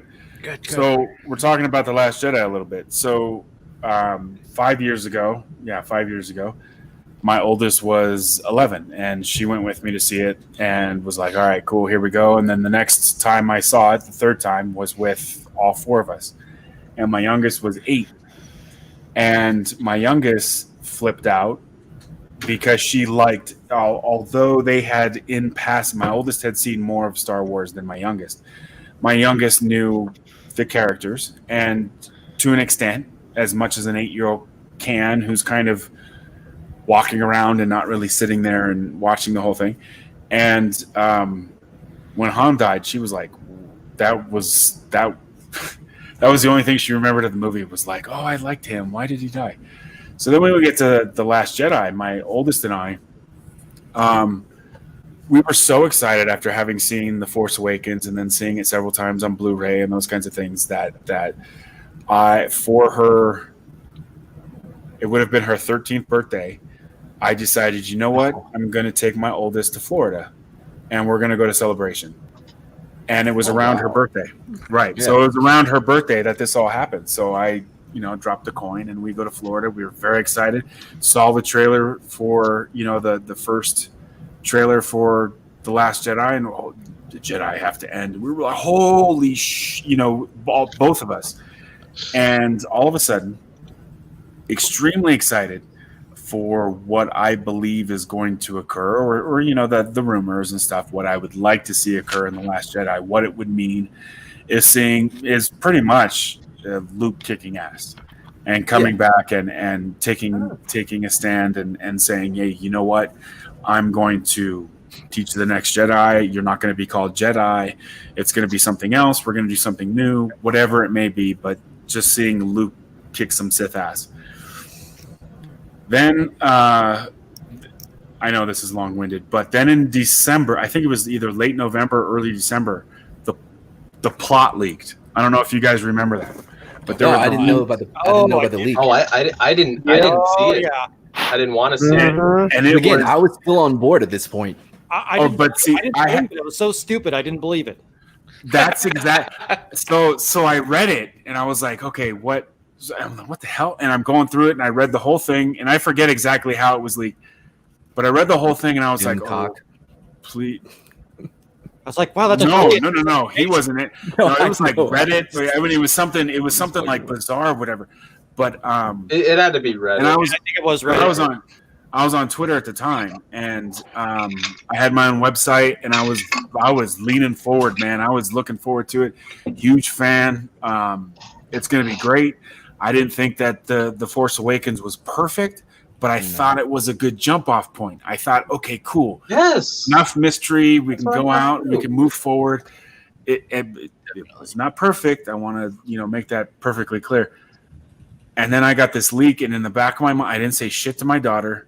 And the two of us, opening day, let's go see it. We went to Star Wars Celebration. We got the Last Jedi T-shirts from Celebration, from the package deal of, we were all kinds of excited. And as it's starting, and it's starting to click, like, oh shit, this is point for point from the leaks. Like, it was literally like, holy crap. By the time that he had thrown the lightsaber over, I was like, I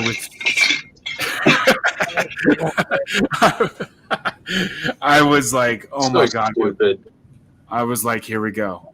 We're gonna see Leia Poppins. We're gonna see, the titty milk drinking thing. We're gonna see, and I was like, just mortified the whole time. The whole time I was mortified. When he threw the lightsaber, I remember just sitting there, not knowing how to react. I get they were trying to be funny. And I mean, the place was packed, when I went to go see it, and there was just like a like no one knew what emotion we were supposed to be having at this point, Yeah, don't forget this is after the mama jokes. This is after God, mama joke thing.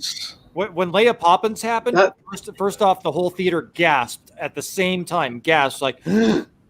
And then, they were just scattered, and that was it. And everybody's like, "What?" Yeah. Mm-hmm. And it's like, well, they did it. I remember seeing. I was in the theater with my friends, right? It was like Friday night, and I was watching the titty green milk scene, and I was just watching that. I'm like, what?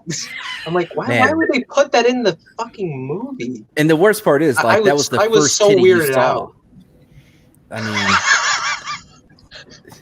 for that to be your first exposure is horrible. Like, that shouldn't happen. Well, and that was the thing too. I mean, don't get me wrong. How many takes must there have been for poor Mark Hamill to go through to get that one take? Have you seen that whole thing? Okay, so if you go back in time, in the lead up, Mark Hamill was raising that. Oh yeah, Mark Hamill was raising the flag the entire time. Yeah, everybody was. If you watched his whole lead up, every single press junket he did, he was like, "This shit sucks."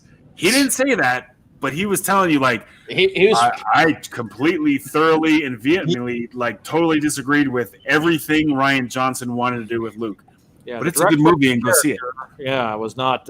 It's because you, in your mind, you were thinking, okay, Luke's been through some shit, so we're gonna see something. I mean, and even some of that leak too was okay. So we saw the hand on R2 and the burning down, and people were developing theories like, okay, and I had actually my PTSD is kicking in.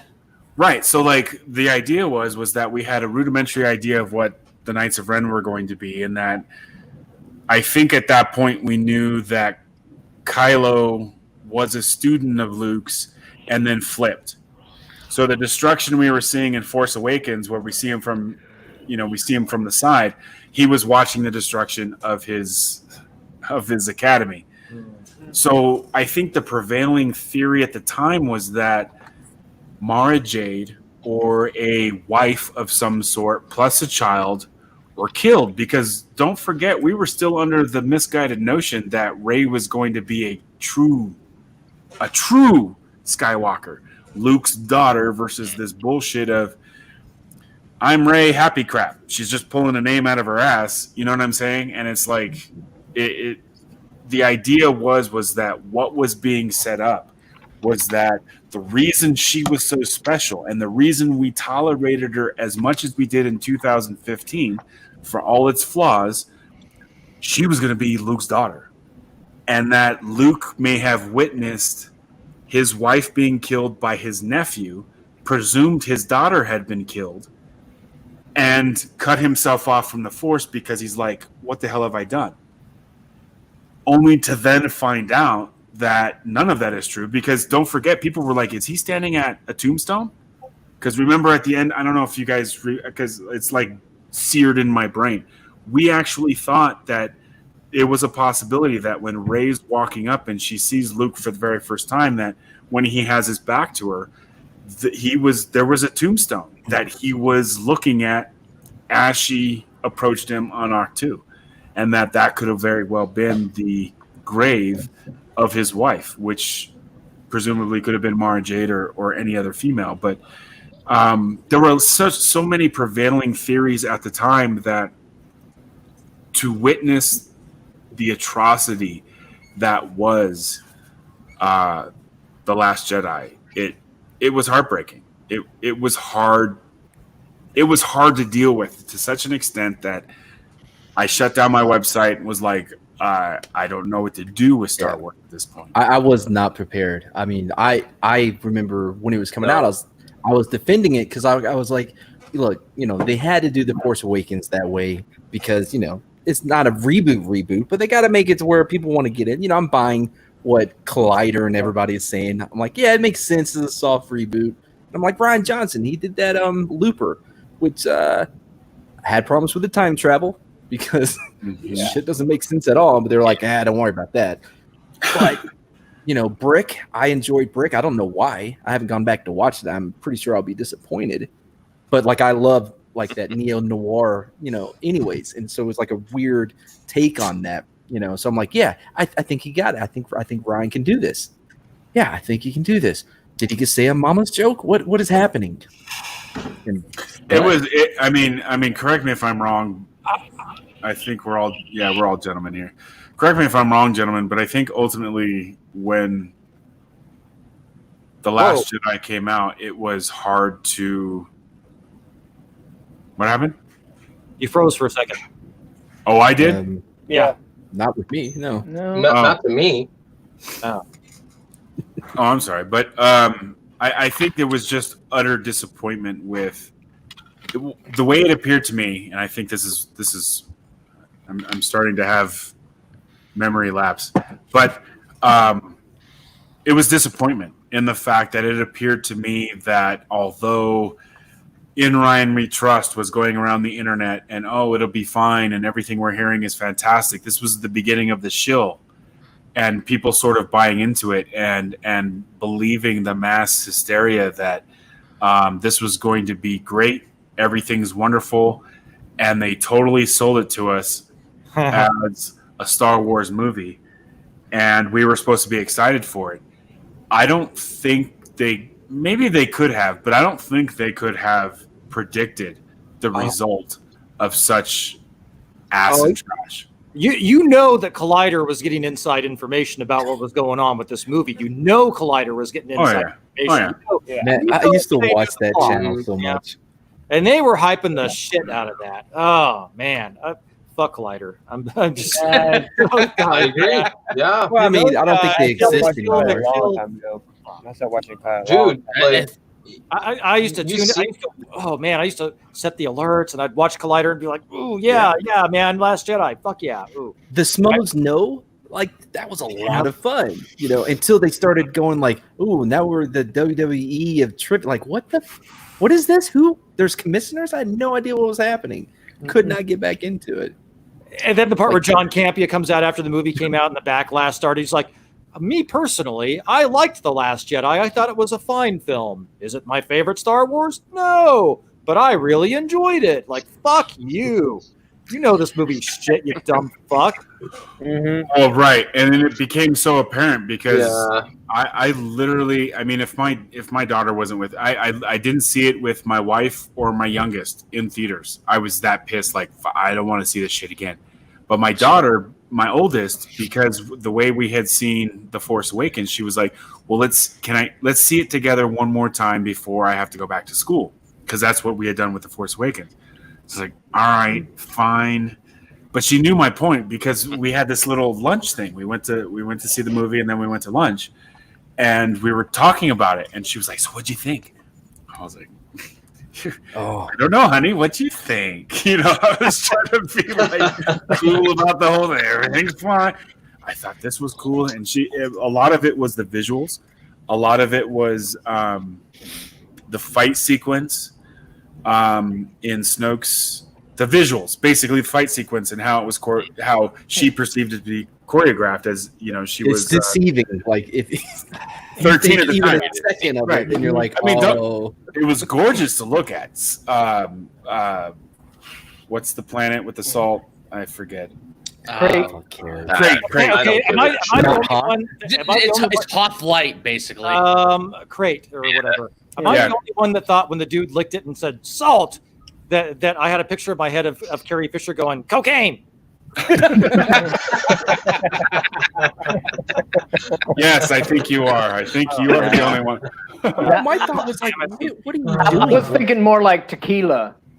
Right, exactly. Like taking a glass out, licking it, and then trying to get some salt on the top. Bro, you're on an alien planet, and you're just gonna let's see what this tastes like. None of them go down with helmets. I mean, every planet in the Star Wars universe is breathable to everybody. I mean, Luke goes down to Dagobah, I think, briefly with the thing over his face. No. I'm sorry. That was Phantom Menace. They were inside the asteroid, and they were in the. Oh, right. Yeah. Right. They had the things up. But other than that, I mean, yeah, they just go anywhere and they can breathe anything. It's the Rise of Skywalker. I mean, there was even oxygen outside of spaceships. Like when it's fantastic, isn't it? Great horses and shit. Take the space horsey and ride on the outside.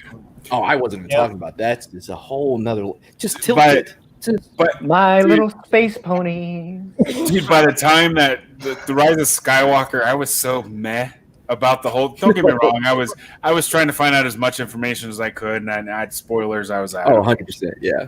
Oh man, you've opened the door to so much.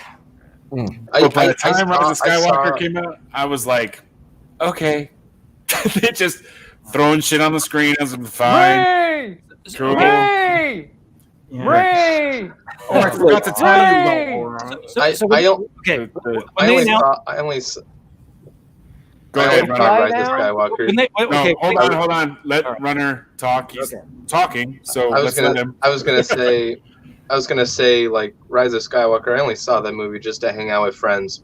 That's it. You have horrible friends. I went there to have a good time, but I had a god damn it. I was so fucking pissed in the theater. He was drunk. Well, I hope they had. I actually enjoyed it the first time I seen it just because it was the first movie. The first movie I got to see after me and my ex split up, and she was always like the Debbie Downer of like when we went and seen movies, like nothing was ever good enough for her.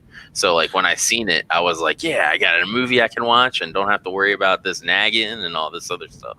And then understandable. Later down the road, after rewatching it and then seeing all the different things people were pointing out, I'm like, yeah, this was not good. Yeah. I imagine you being like, oh yes, he's not around anymore. Rise of Skywalker fucking rocks. I'm gonna go back and watch The Last Jedi. Maybe it was just her fault I didn't enjoy it. That's how I see you. Yeah, like The Last Jedi. It's like I remember when I first saw it, I thought I enjoyed it. I thought, like, I don't know, because I was so hyped for it, and then later on, my dad was telling me, like, hey, you want to go see Star Wars? Like, yeah, I'll go. And then I see it a second time, like, this is trash. I'm like, the hypnosis what the frick is this?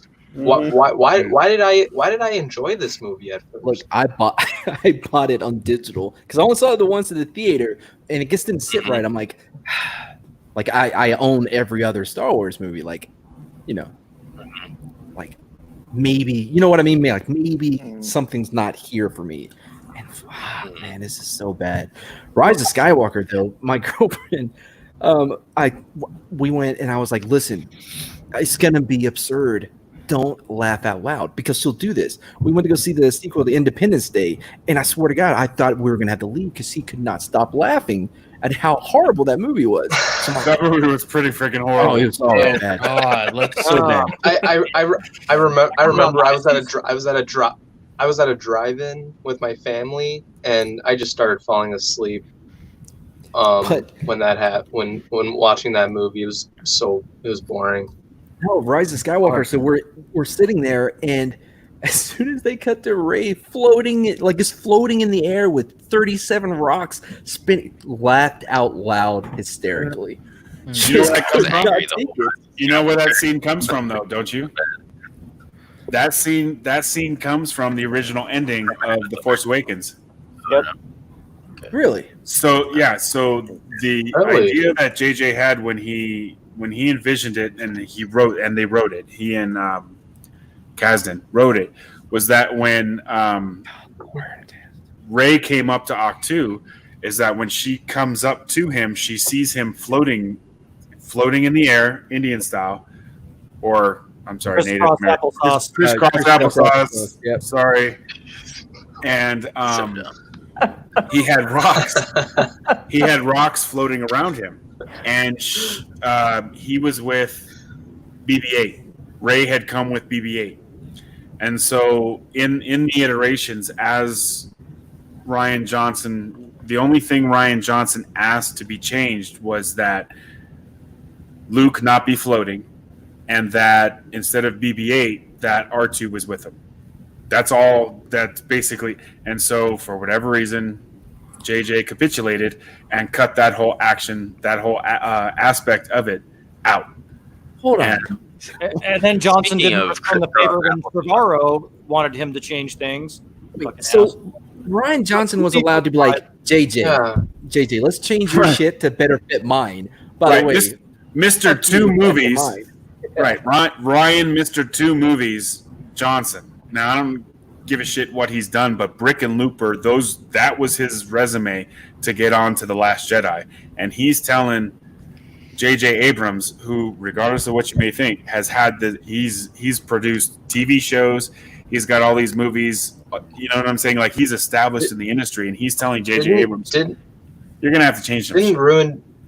Didn't Ruin Johnson direct some episodes of Breaking Bad? Yeah, the best and the worst ones, apparently. Yeah. Everyone's going I've on only about seen like a few episodes of it. I need to see more Last of it. Jedi. How could you hate that?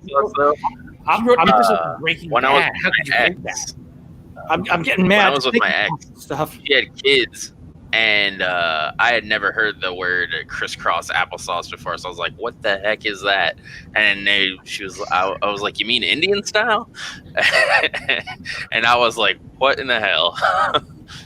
Did anybody get angry when you said that, though? No, nobody got angry. No. Yeah, no, they're all white. Fine. All right, guys. I'm gonna bounce off from there. I mean, right. what are the chances you're going to run into a Subhuman. Native American? Right, Let's be honest. Man, I live Subhumans got to go. maybe Hold 11 on. miles away from a place, so Subhumans got to take off. Yeah, I gotta get up in the morning. I got 600 miles of road to cover tomorrow. All right, man. Well, I appreciate you stopping by. Thank you very much, man. Yep, yeah, congrats on 100. See you later, man. Thank you. Drive safe, brother. I will. Later. Yeah, when Hey, they Lanty, announced, nice cup, nice mug, by the way. yeah, thanks. It's great, isn't it? Fuck Naughty Dog. You just need some Wow, Waltons. How long have you had that? It came in a couple days ago, actually. Jeez, man, they're just quick on that merchandise. That was not quick. That took about a week and a half. Comparatively, I'm still waiting for my Zack Snyder Justice League shirt. Still hasn't come in yet. I'm sorry, your Zack Snyder chest lick? What? No, Justice League. No, Justice League. Justice League. Sorry, not Chess League. T-shirt. T-shirt. T-shirt. I didn't know if it was like a That says fans Zack only, Snyder's like a no drawing. No, it's That's right. I was on a stream with Tom from Midnight's Edge, and he said every time I have a couple of drinks, I turn into a real demon. And I was like, I turn into a demon too. And he's like, no, Dean Martin. Oh, okay. That's not making a difference. Yeah, that's why I'm drinking beer instead of whiskey. I wanted this to sort of free flow and go as long as it could and that kind of thing. And if I drank whiskey, I'd either be asleep or pissed off. So that third double shows up, man. I just totally different. Just lighting up my cigars inside the house. Like, I don't give a fuck. Whatever. Yeah, I turned into Reagan when I drink from The Exorcist. So projectile vomiting and turn into Ronald Reagan. Turn into Reagan from The Exorcist? Exorcist? Not Ronald Reagan. Takes a occur for that to happen to me. Your head starts, Just say no. I was like, I don't think you've seen that movie. And then apparently I start acting like a baby Dave Chappelle. So, I have no idea what that means. Come over here and give Charlie Murphy a lap dance. my friend. What is this? What happens? You're drinking something? What are you smoking? What? Oh, when I get drunk, I turn into like a baby Dave Chappelle from what my friends had told me. So what the hell does that mean? You have to see the skit. I have no idea. I'm gonna have to Google that because apparently it's an inside joke I'm unaware of. By the way, you know how everyone says Kobe when they shoot anything into like trash cans? That actually originated with Dave Chappelle signing the contract, the sex contract. He throws the condom and goes, Kobe. And that's actually where it started from. It's crazy. And it's just become a part of our lexicon. That's hysterical. Yeah. I was really looking forward to Colin Trevorrow's vision of an episode 9. Yeah. And I don't know, man. And okay, hear me out here. When they introduced, when they said Ryan Johnson and Colin Trevorrow were going to do it, I saw Looper, and I was like, well, it's okay. I mean, really, it's resting on the strength of the cast that it has. Gordon Levitt, Joseph Gordon-Levitt, and Bruce Willis, and I mean, it was kind of low budget, and he did a lot with that. But I saw Safety Not Guaranteed by Colin Trevorrow, and I was blown away. That's in my top 3. That's my top 10 movies. That's an amazing film. And I was like, I really want to see. I love Jurassic World. I thought it was a great way to bring back the Jurassic franchise. And Runner, you're doing that thing where we can't see sarcasm on your face? I do that all the time. No, I do like Jurassic World. But he paid respect to the lore. So deadpan, man. Yeah. Oh, that's better. No, we'll never know. No, I enjoyed it as well. Oh, Yeah, don't like ham on Jurassic. him, dude. He's having fun. The new one was just weird. The newest one was. The new I one, gotta- see, okay, and then that's my thing. So I don't. Okay, so fandom menace aside, I follow whoever the fuck I feel like I think following, I'm kidding. and that kind of thing. And so But as he's wearing a Fandom Menace shirt, go on. did he freeze? Who's wearing a Phantom Menace shirt? This is me, dude. No, Alan. Oh, but my You're point like, is fuck that the Phantom Menace. no. I'm kidding. What I mean is that I don't know if you paid attention, but there are fiefdoms. No. You Phantom Menace. You guys started to cut out my internet. Yeah, Kind you of have a delay. suffered a bit. All right, we'll start over. Hey, I'm 97 Bravo. This is my 100 subscribers milestone. Oh, we're not okay. So not all the way. I'm Okay, Matt yeah, Mardigan, Just- 19 just- Delta. Just a few minutes. Wait, did you guys see me hold up this DVD or We did Blu-ray, not. whatever? No. No, you Okay, need to get away. because from I was gonna say, Comcast and go with I Century was Link. because I said before I cut out, I said, "You think I'm kidding?" No, I don't. See, that's the thing is what I was getting to was that so within the Phantom Menace. I don't know if you guys have paid attention or even care, but I typically view communities from like a 50,000 foot level. And what I've been noticing is that there's a lot of fiefdoms within the Phantom Menace. Is that you have those that have sort of really exceeded the norm as far as exposure and how well they're known and those kinds of things. So you have kind of like you have 2 or 3 different tiers as to, those that are sort of known as far as the Phantom Menace. You have those with hundreds of thousands of subscribers on YouTube and those kinds of things. And then you have those people are sort of elevating, like the immediate people, Drunk 3PO and Ryan Canal, and that are being pulled up. And then below that, you sort of have their support apparatus, your Tugs and your Stephanies and those kinds of things, who are rising too. And don't get me wrong, but they're like in the shadows. And the way people know them is because they're sort of admins or mods or those. Tommy's the hardest working man in the fandom. Right. Oh, hell yeah. So, but within Christy, all those guys. Right. And AFK Bard and just kind of like behind the scenes kind of thing. And they don't get the props necessarily that the other 2 tiers do, but they're all working their way up. And then down here, you sort of have below that, those that are separated from your Geeks and Gamers kind of tier, or your EVS kind of tiers, okay, that were way up here. Those are sort of disassociated with those that are doing their own thing, and more power to them. Everyone's got to blaze their own trail as it were. But you have the fiefdoms that have sort of like, oh, I don't really care for Jeremy, or I don't care for Geeks and Gamers, or you got Salty Podcast, for example, Salty Nerd Podcast. You have the Scuttlebutt. You have those people who don't truly engage. You're Steven, the Phantom Menace illustrator. You have, these different Ichibaka and Data Racer, who are they're islands on the periphery, and they don't need any of this to do their thing. Does that make sense to you guys? Yeah.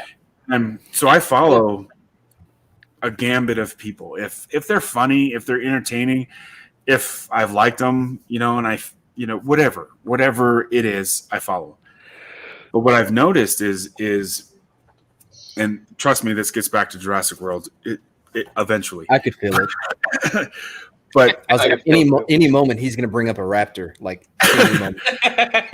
But I think Jurassic World is a perfect analogy for the fandom, in the sense that there are those that are like, meh, it was fine, and they've moved on. There are those that are like, oh, dinosaurs, F yeah, that kind of thing. And then they've sort of taken it, like Jurassic Park has become their sort of the thing other than Star Wars that they can kind of wrap themselves around. The MCU, different pockets, the Comic Gate, and, all these different little pockets of what I would say falls under, maybe in a generic or a very loose sense, the Phantom Menace umbrella, where we are so unhappy with the direction of the majority of our favorite IPs in the entertainment, just talking about books and comics and movies in that aspect of Hollywood. We're so disenfranchised with what they're doing that we're pissed, and we've created this group of people who don't like the direction that their shit's going, that their favorite stuff is going. Jurassic World is an interesting example of that, because there's a pocket, and I enjoyed Jurassic World, and I enjoyed what Fallen Kingdom needed to be to give us Dominion, right? Jurassic World Dominion, is that the next one?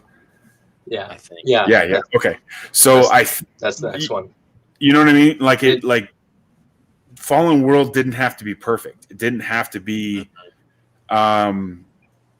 an Empire Strikes Back. Those kinds of things, those kind of standards that we hold things to.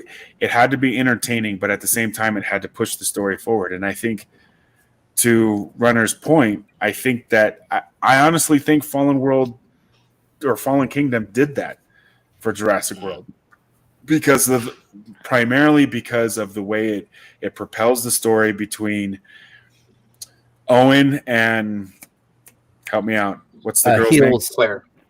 Claire. Oh, Claire. That makes more sense. So the relationship between Owen and Claire, and then how it's going to then involve on a much deeper level the characters that we know and love from Jurassic Park.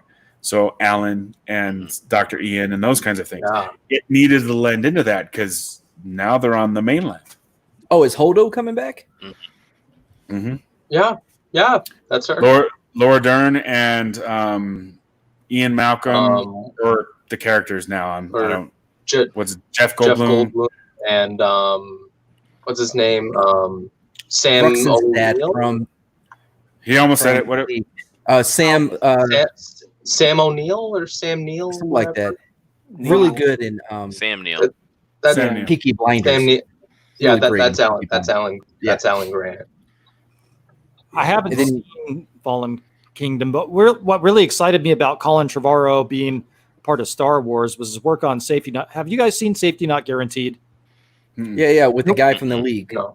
Yeah, well, I thought that was an amazing film. I mean, considering the low budget that it had and the storytelling that was involved, it was a very good film. It was very good storytelling, and so I was hoping he would bring that to Star Wars, and we kind of got an idea of what his Star Wars would have been. His script leaked through Robert Burnett, and it was much better than what we got.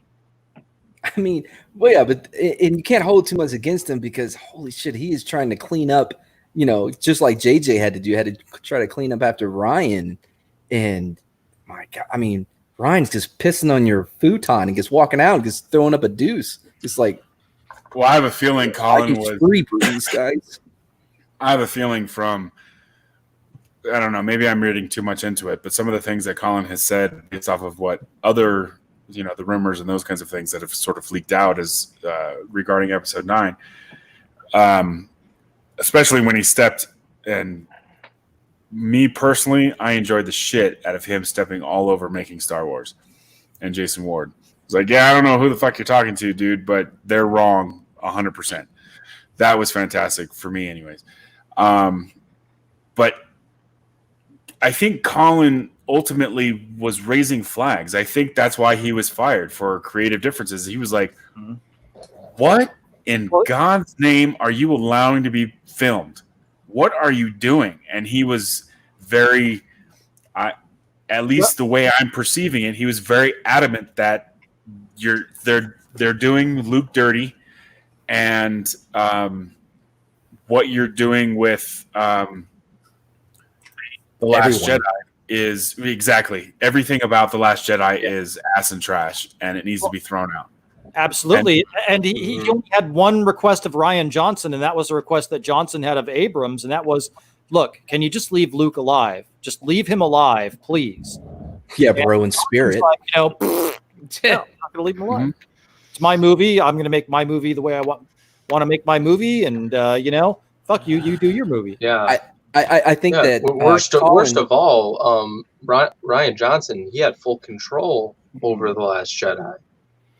Well, JJ, though, and Colin was going to have it as well. I think they had. But the thing about Colin, though, like John Favreau is kind of in that same position. He's like, whoa, like calm down. You didn't make Baby Yoda, like we did that shit. You know what I mean? And but he has way more juice than Colin. Because Colin, I'm sure you're right. He was raising those flags. Like, what the fuck is happening with The Last Jedi? But he has no juice in Hollywood. He did that Batteries Not Included, or whatever it was that Wes loves so much. Batteries Not Included. I think was with all the old people. Yeah. Well, no, that was little robot. Yeah. Did Colin do Cocoon? Is that what you're... Oh, wait. Batteries Not Included had old people, too. Yeah. Whatever. Well, yeah, they're all old There's now. porn parody of it out there somewhere. Right. I'm just saying, like Colin, I mean, all he had was that one indie movie, you know? Like he didn't have any juice to put up a fight. And since Ryan Johnson was like, oh, okay, Kathleen, yeah, oh, you want more of this? Yeah, I got you. Oh yeah, you want her to be undefeatable? Got it. On board. You know what I mean? Totally. Like Totally. He was a pile of clay that Kathleen Kennedy can totally manipulate. Having dealt with J.J. Abrams and Kasdan as far as them sort of taking control, she had points. She wanted to be a female protagonist. There were aspects of it that she put in there, but they ultimately left, at least it appears to me, based off of what I've seen, they ultimately left it up to Kasdan and Abrams to develop that story and to leave it as open-ended as they did. The mystery box bullshit that, and don't get me wrong, you say what you will about all of that.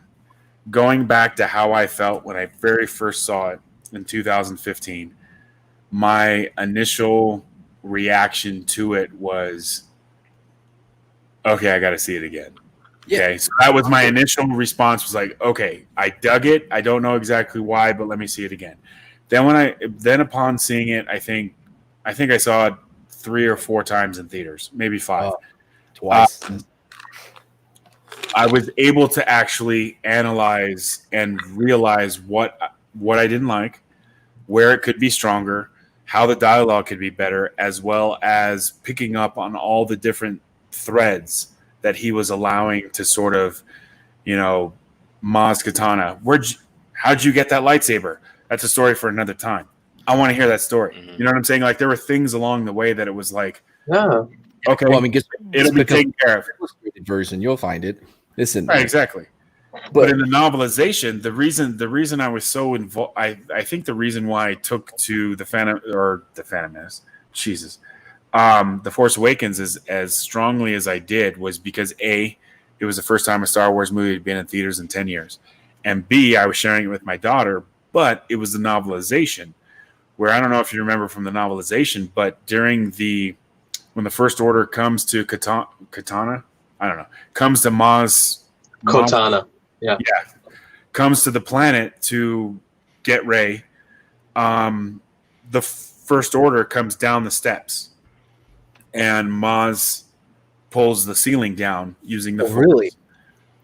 Pulls the ceiling down on the First Order. She's not a Jedi, but she's Force sensitive, and this is what this was the thing that they were building up to, is that you in the absence of the Jedi, you have these Force sensitives that are developing powers that no one Sort is of like the guy in Rogue.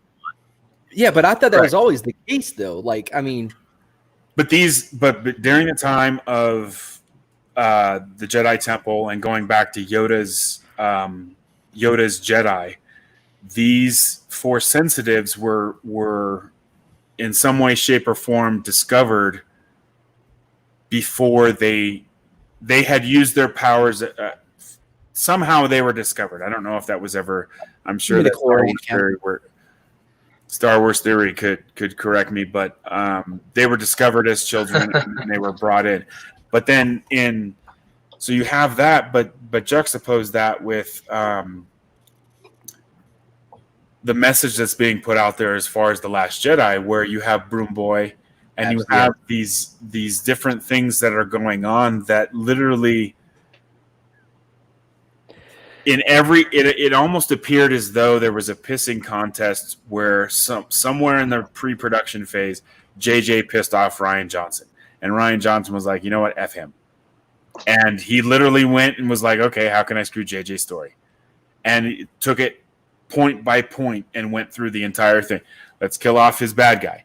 Let's make Luke a dick. Let's, make Rey omnipotent. Let's do all these different things. And I don't think it's what was intended. That's why I think I give it Force Awakens as much grace as I do, is because it as an island, I think that it was a good start off point. As part of a trilogy, I think they're all ass. Yeah, I agreed. Like, Same. He was Absolutely. There was a point in Force Awakens, like Rey won me over. It was when she was sitting there in the sand at the very beginning, and she puts on the X-wing helmet. Mhm. Like I'm like, oh, she's just like a little sister. Like that's awesome. Like I bought in to that. I don't know what the fuck happened to that. You know what I mean? Like it was by the time you get, I don't know, halfway through The Last Jedi, she's an asshole for the most part. You know, like So it's did I make it to the Last Jedi support group? You did. Let's welcome Bear. Sorry, Hey, how you guys doing, man?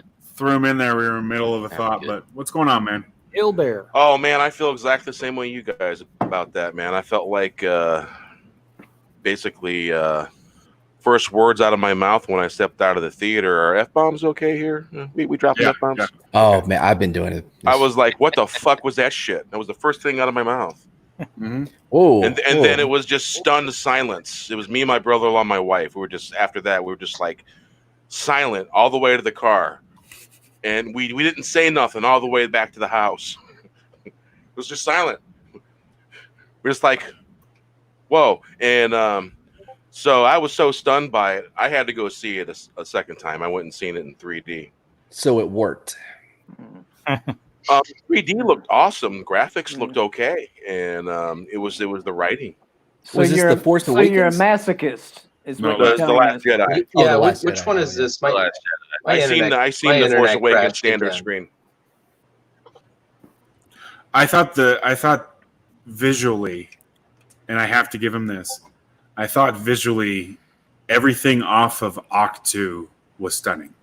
That's just me. I thought that looking at it, I was like, holy crap. It reminded me of Naboo.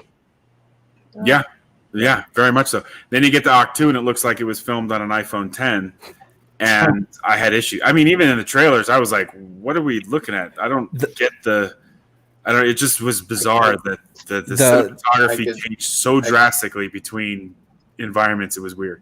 Go The ahead. holdo remover was beautiful. Like it you know what I mean?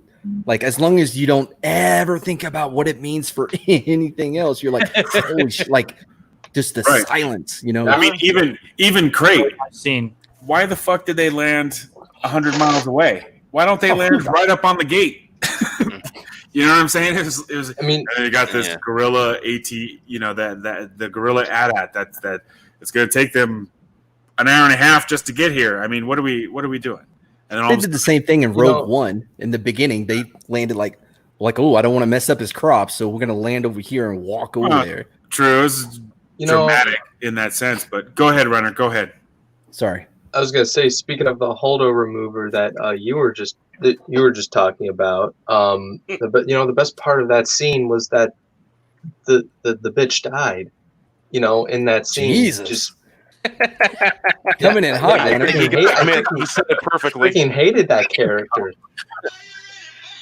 I can't argue with that statement. It's a good statement. By the way, think they should Not have wrong. They killed off Akbar. They killed off Akbar Right. to get her in the Never knew he was there. in the movie. Mm-hmm. To make her relevant, yeah, they killed off Akbar. Yeah, you don't even know. You didn't even know what happened. I had it. Right. exactly. You didn't see it. so There was weird. no drama, whatever. And then they make Tim, what's his name, the guy who did Akbar. They make him. It was just everything about it was just a thumb in the eye. It came off as someone who made a Star Wars-esque parody. And if it was not a Star Wars movie, I'm not entirely sure that would have been a bad movie. But in handling the property, it would have. well, I mean, if there was no Luke, if there was no OT, if there was none of that, I don't know. And I'm not trying to make excuses, but the fact of the matter is that it just appeared that through the entire thing, shot for shot, Rian Johnson was sticking up his middle finger at all of us. That I'm going to make the new generation of Star Wars because Kathleen Kennedy wants me to make it this way. I think Kathleen Kennedy was micromanaging him. Oh, most definitely. I mean, And she was probably Luke whispering. She was probably whispering sweet nothings in his ear. Oh, we're going to do the next trilogy. Oh, stroke ego this and stroke ego that. Yeah, plenty of that going on, I think. You don't ever hire a person whose idea of a good movie is when half of the audience walks out hating it. And has a round head. There's an interview with him where he's like, my idea of a good movie is when half the audience loves it and half the audience hates it.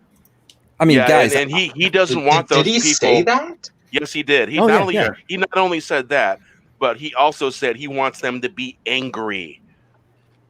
And he said that's what he wants in a film when he makes a film.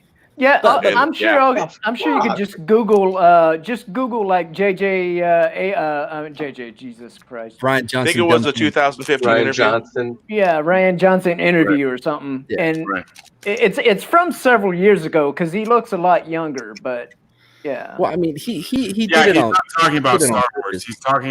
He wasn't talking about Star Wars at the time. He was No, just movies.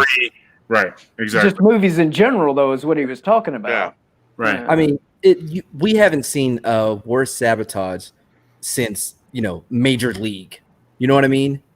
Like, I put the manager of the Cleveland Indians. Same the chick as Ryan Johnson. Right. Yeah, she wanted them to lose so they could move the Cleveland Indians out of Cleveland. Yeah. Right. But man, yeah, she wanted to go to L.A. or something, wouldn't it? Well, unfortunately, Star Wars didn't have the I love that movie. I love that movie, though. What, Major League or Major League. Yeah. It's a far better movie than The Last Jedi. That's freaking Charlie Sheen, man. Yeah. Oh, the Wild Thing. Yeah.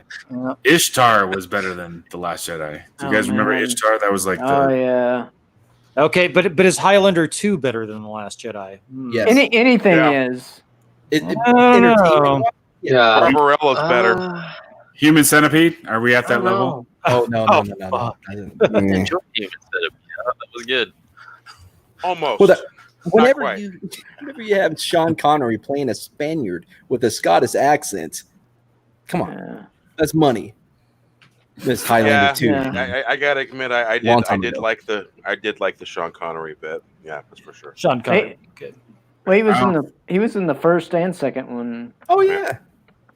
That made little to no sense in the hierarchy of everything. But just because aliens from Planet Zeist, man, it was aliens from Planet Zeist the whole time. Didn't you know that?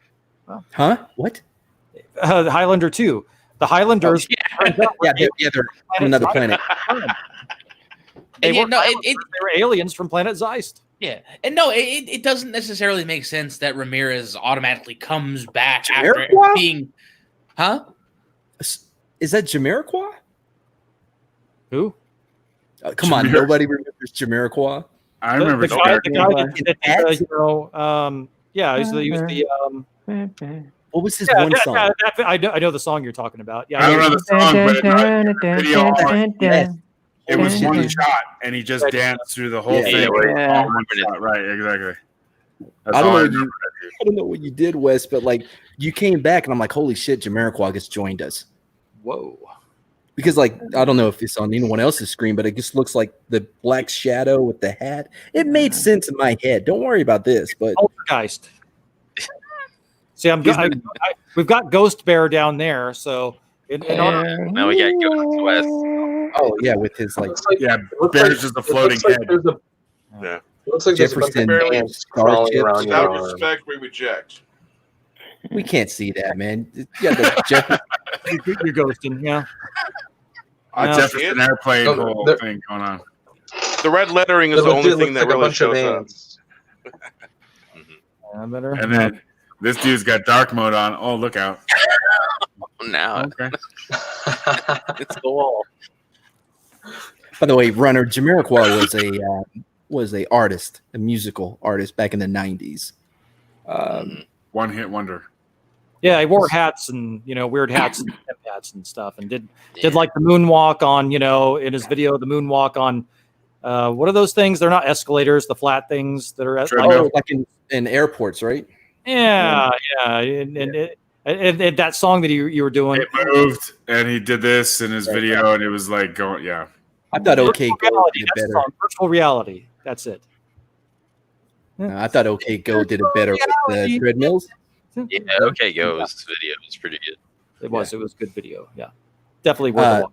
Runner OK Go was a band in the Six Baby early Wookiee 2000s. in a trench coat says that guy sucked. So Six Baby Wookiees, pretty much everything sucks to Six Baby Wookiees, but that's okay. That's why we like them. We need a little Slide walk. Yeah. Slide walk. There you go. At least he's consistent. That is just the most obvious name, Slide Walk. Who the fuck? Who came up with that? Like, well, we're gonna name it something. Slide walk? Yeah. I don't know, man. Nothing I have- slide. How about just I've got vertical nothing. escalator? Slide walker. It does sound better than Escalade. But I gotta say, when I'm at the airport, dude, yeah, I don't stop walking. And then if you keep walking on those things, the people movers or whatever they're called, yeah, it's like you're going, you're a damn superhero. Everyone's all walking all slow. the Just like, Your escalator Captain things. your Captain America running around the freaking pool on I'm there at Wakanda and Black Panther's right next to me, man. I'm just zooming. I'm just like man. trucking They have along, to- and they have to everyone's go- just like flying. I'm just flying past everybody. Yeah, that sucks. Some people don't walk on those things, and you get annoyed, and they don't get the hint to move either. Right. Like stuck, but you walk Honestly- you're behind them. You know. And typically they're too wide for you to go around them. So it's just like, really? Isn't that All the half people the in the point, airport- though? It's I'm not. All the just- people in the airport that should be walking and you're not. It's Well, like, that just goes in general when you're like in any kind of store or something. And it doesn't matter what size they are.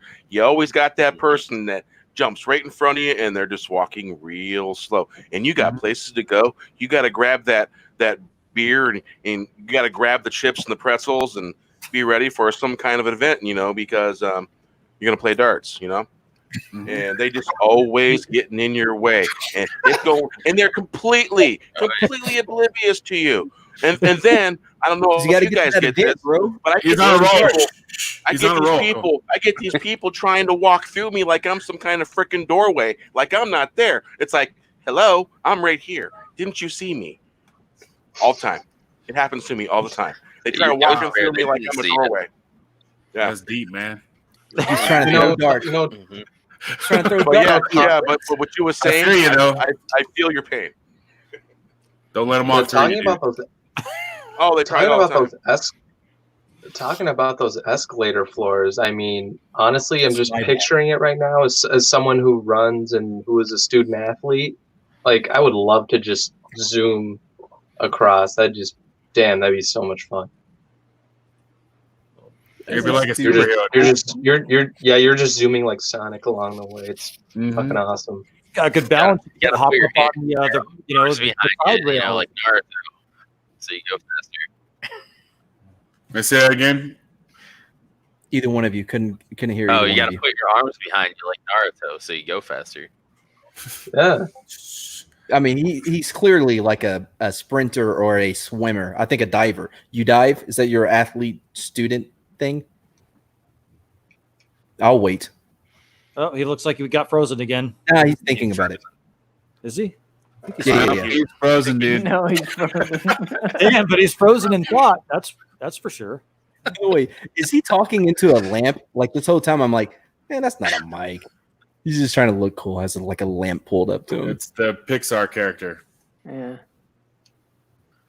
I'll be damned. Man, now I'm never gonna know what sport it is.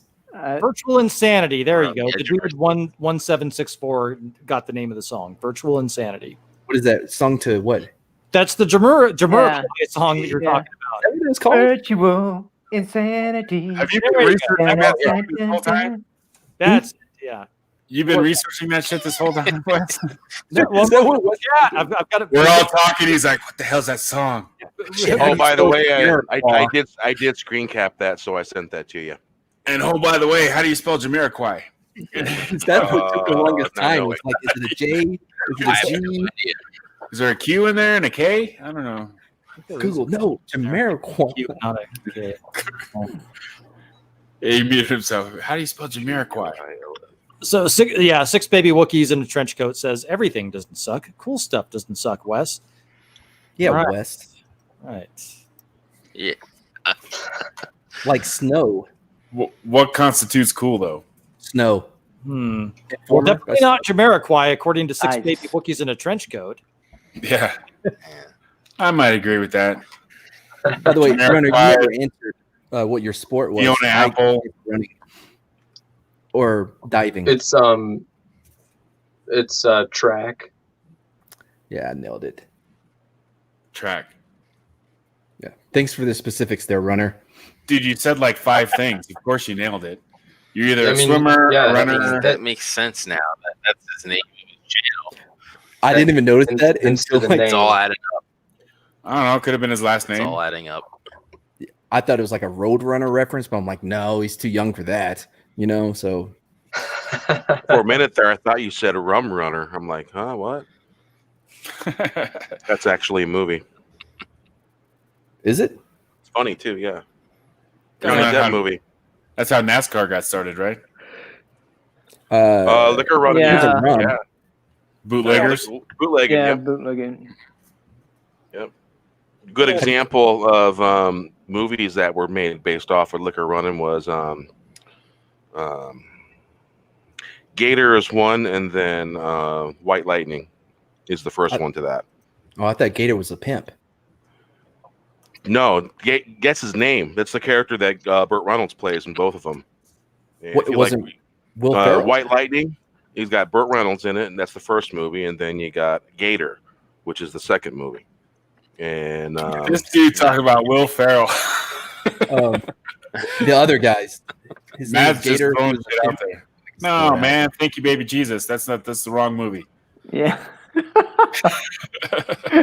I can start What was- looking at the live chat. What was like, that one called? Good. Where he's a Talladega Nights. Talladega Yeah, Nights. that was big nice. Yeah. Well, yeah, so NASCAR is based entirely on booze running.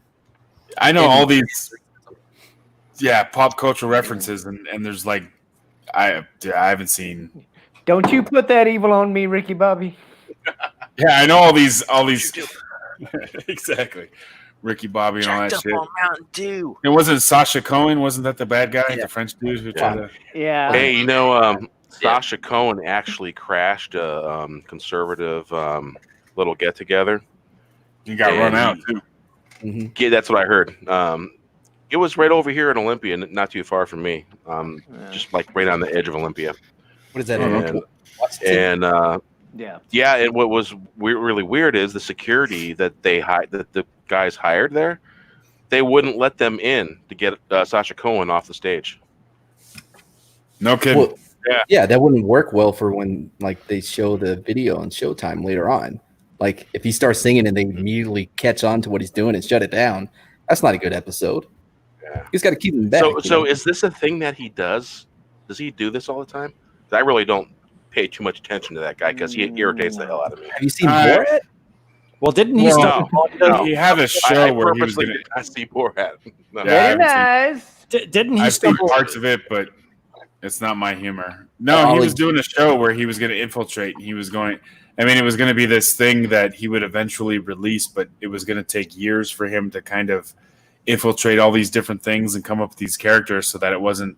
I mean, because once Ashton Kutcher did Punk'd, like the first time, it like he couldn't do season 2, so he had to be in the van, and everybody else. Everyone knows what Punk'd is, right? Yeah. Runner Punk was Run- a show on MTV. when MTV was good and actually had shows that were good, yeah. Half the day was music videos. The other half was like Real World Road Rules Challenge 8. You know, Real Yeah, world road rules, man. That shit CJ was was a beast, man. my jam back in the day. Yeah, CJ whooping that Road ass. Rules. I forgot about Road Rules. Wasn't that his man. name? Was so good back in the day.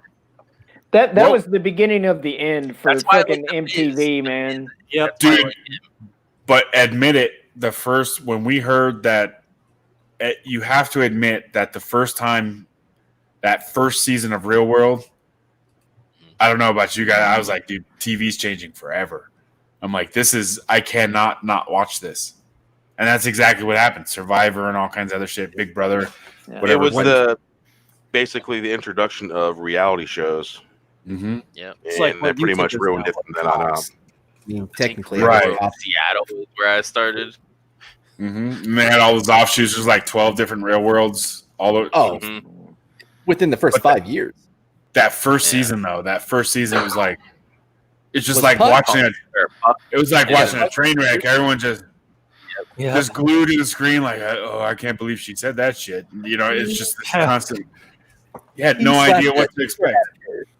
I think the New Orleans one was the last one. I watched. The black dude. Is that what you're talking about? Yeah. Oh, She had God. Lyme disease. You can't slap her like that. I don't know what Lyme disease does, but I'm sure it's not good for it. Mhm. And then Eric, the model, that dude, what a bitch. I don't know. But anyways, New Orleans. What was that chick with the big lips, like oddly big? That was New Orleans. Yeah. Yeah. And had the black guy. Yeah, With who was the- on Dave Chappelle? Was he? Yeah, he was on. Was it Dave Chappelle? I don't Yeah, think and so. he did the you're having piano one of thing, those scooted, and he did like the scat or whatever, like at the in the one part of the episode.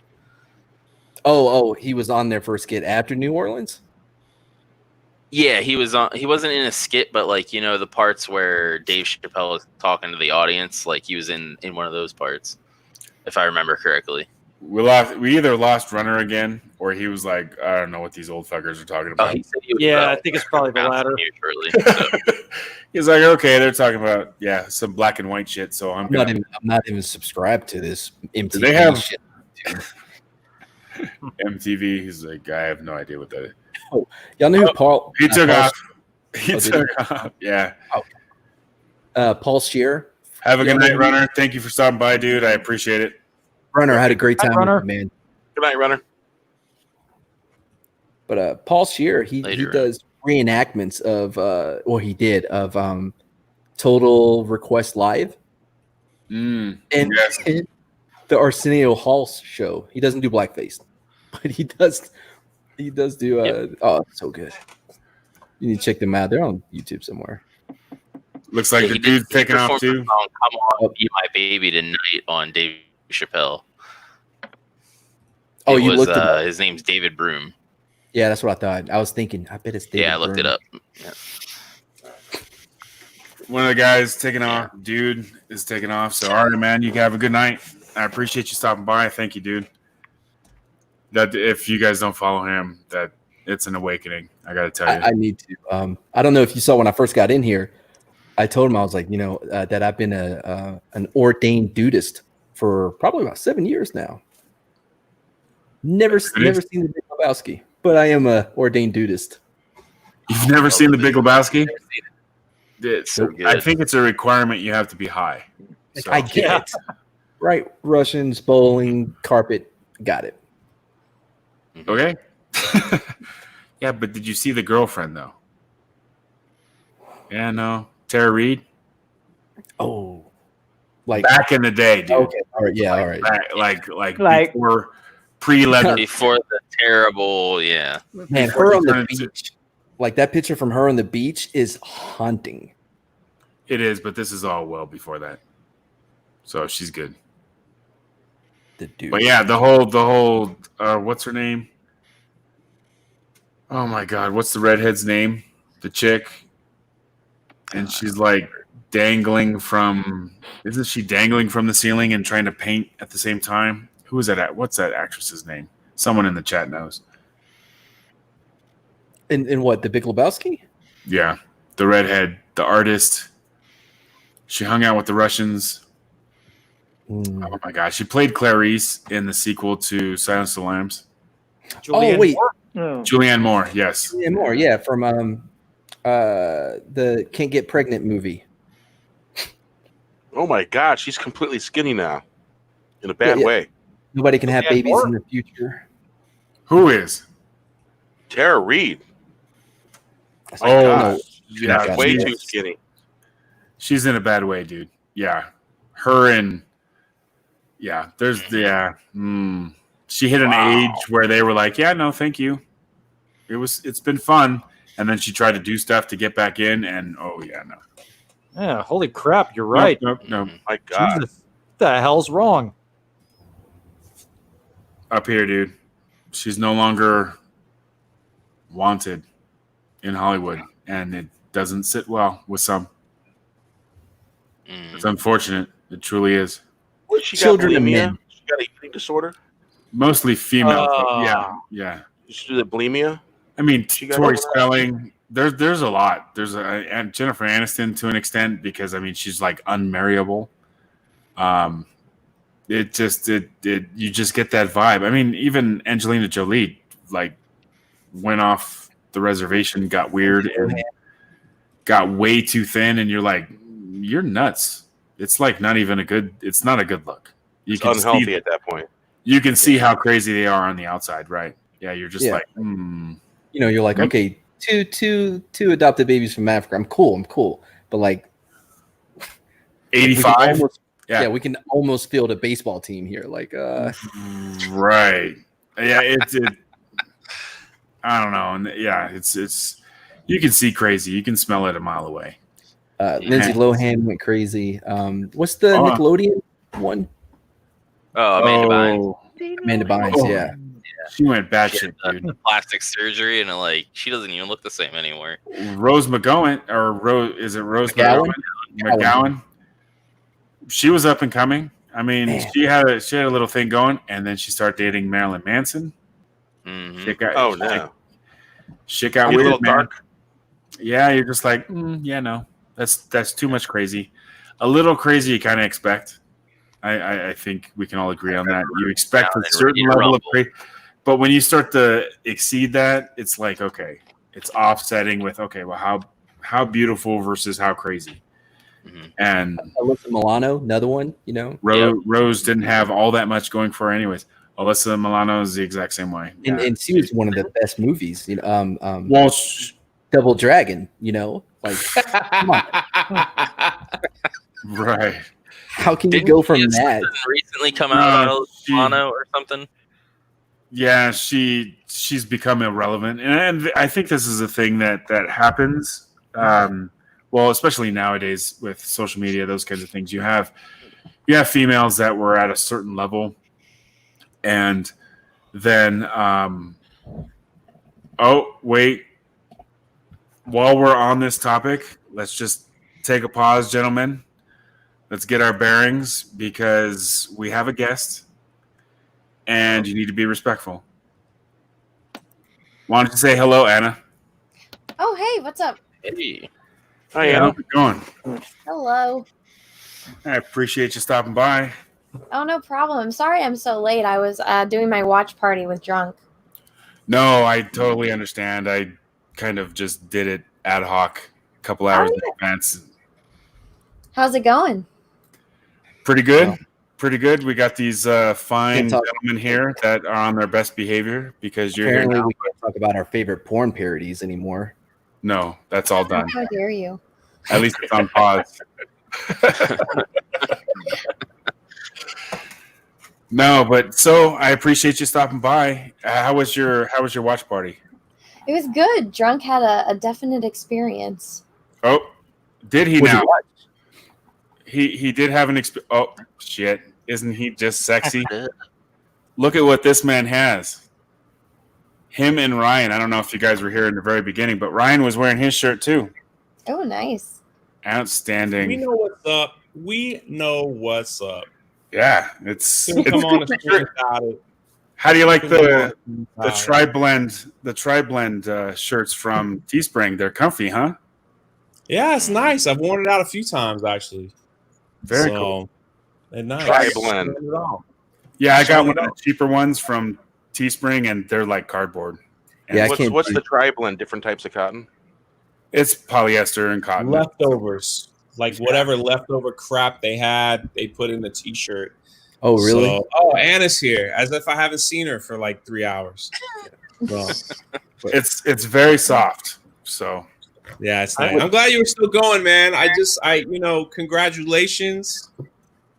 And also personal thank you, man. You have been a hardcore supporter of mine for some time now. Before you even had a channel, And I could never thank you enough for that, my friend, never. And you kind of help keep my Patreon chat in line, which I appreciate. There's a lot of stuff he does because Angelus Draven over here is a troublemaker. Shellback,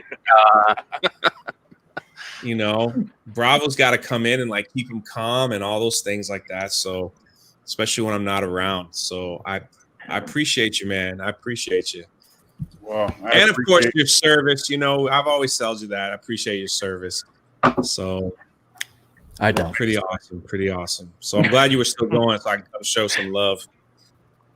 Yeah, I was just Ryan beat me. Ryan came in first with the shirt on. Ryan was first. He was the first guest that came on. It was just me and him for a few minutes, but he had to bounce. What a jerk.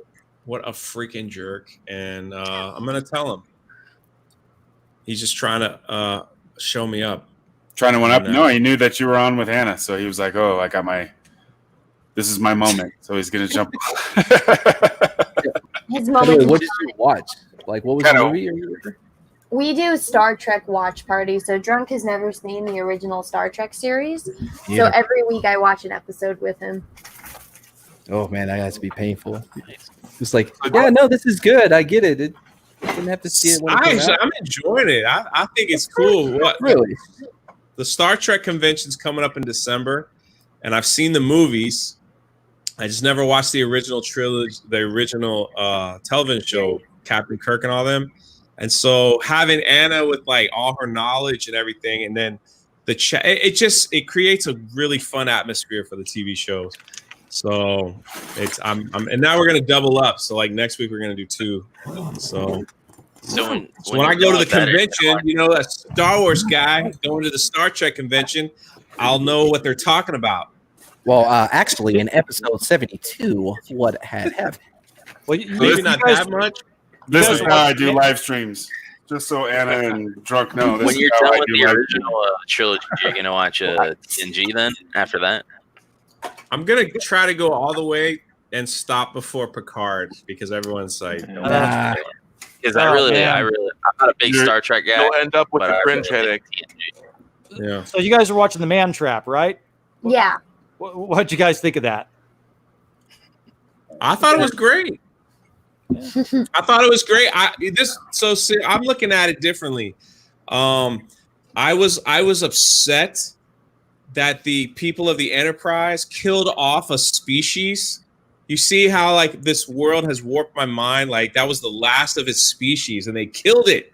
I was like, man, you should have put it in a cage or something. But they killed off the last of the salt vampires. That was it. Well, that's why Kirk was reminiscing at the end, because it's like, yeah, we just killed the last buffalo. That's the whole moral thing, because it's like it's killing us, and we have to kill it to survive. But we just killed the last of something.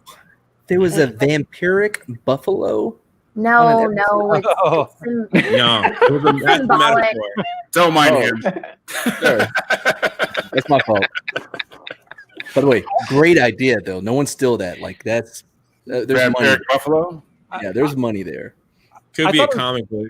Interesting at the beginning where where McCoy is talking to her and McCoy's like, she hasn't aged a day since I saw her last, and Kirk is like, Bones. Well, I mean, it's very kind of you. She looked, he was trying to talk her out of it because he saw her as everybody perceived her as what their fantasy was or what they expected to see. Yeah. And so I always thought that was an interesting part of that episode. My favorite. So I'm only 5 episodes in, and my favorite one has been.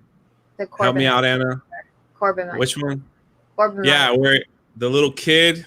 It's a little kid at the end. That one just totally confused me, and so that was like a big shock. Have you guys gotten to Bearded Spock yet? No spoilers. Oh. Okay, never mind. Oh, dude, And forget what you just heard. That is one of the best. That is one of the best. Mm-hmm. Every time I post a tweet, like it's interesting. I post a tweet like we're gonna watch this episode. Everyone, I gave you the DMs or messages. People are like, this is my favorite episode. You're gonna love it. Every episode, there's been a bunch of people. So I appreciate the fandom. you know, and the love they had. Now the Star Trek fans get in my chat, and they give Anna a hard time about the order we're watching it, about this and that. And Anna's like, she's got to constantly, you know, because they ask me questions. I'm like, I have no idea what you're talking What's about. wrong with the order? Did you Are start? you not going chronologically? There's chronological, and then there's the order it aired in. And I believe on Netflix, they have it in the order it aired in, but The Cage is also the first episode. But The Cage never aired. Yeah, we are watching it in the production order, so it makes more sense. And then there's the way that it aired. So we're doing the actual order, so it flows better.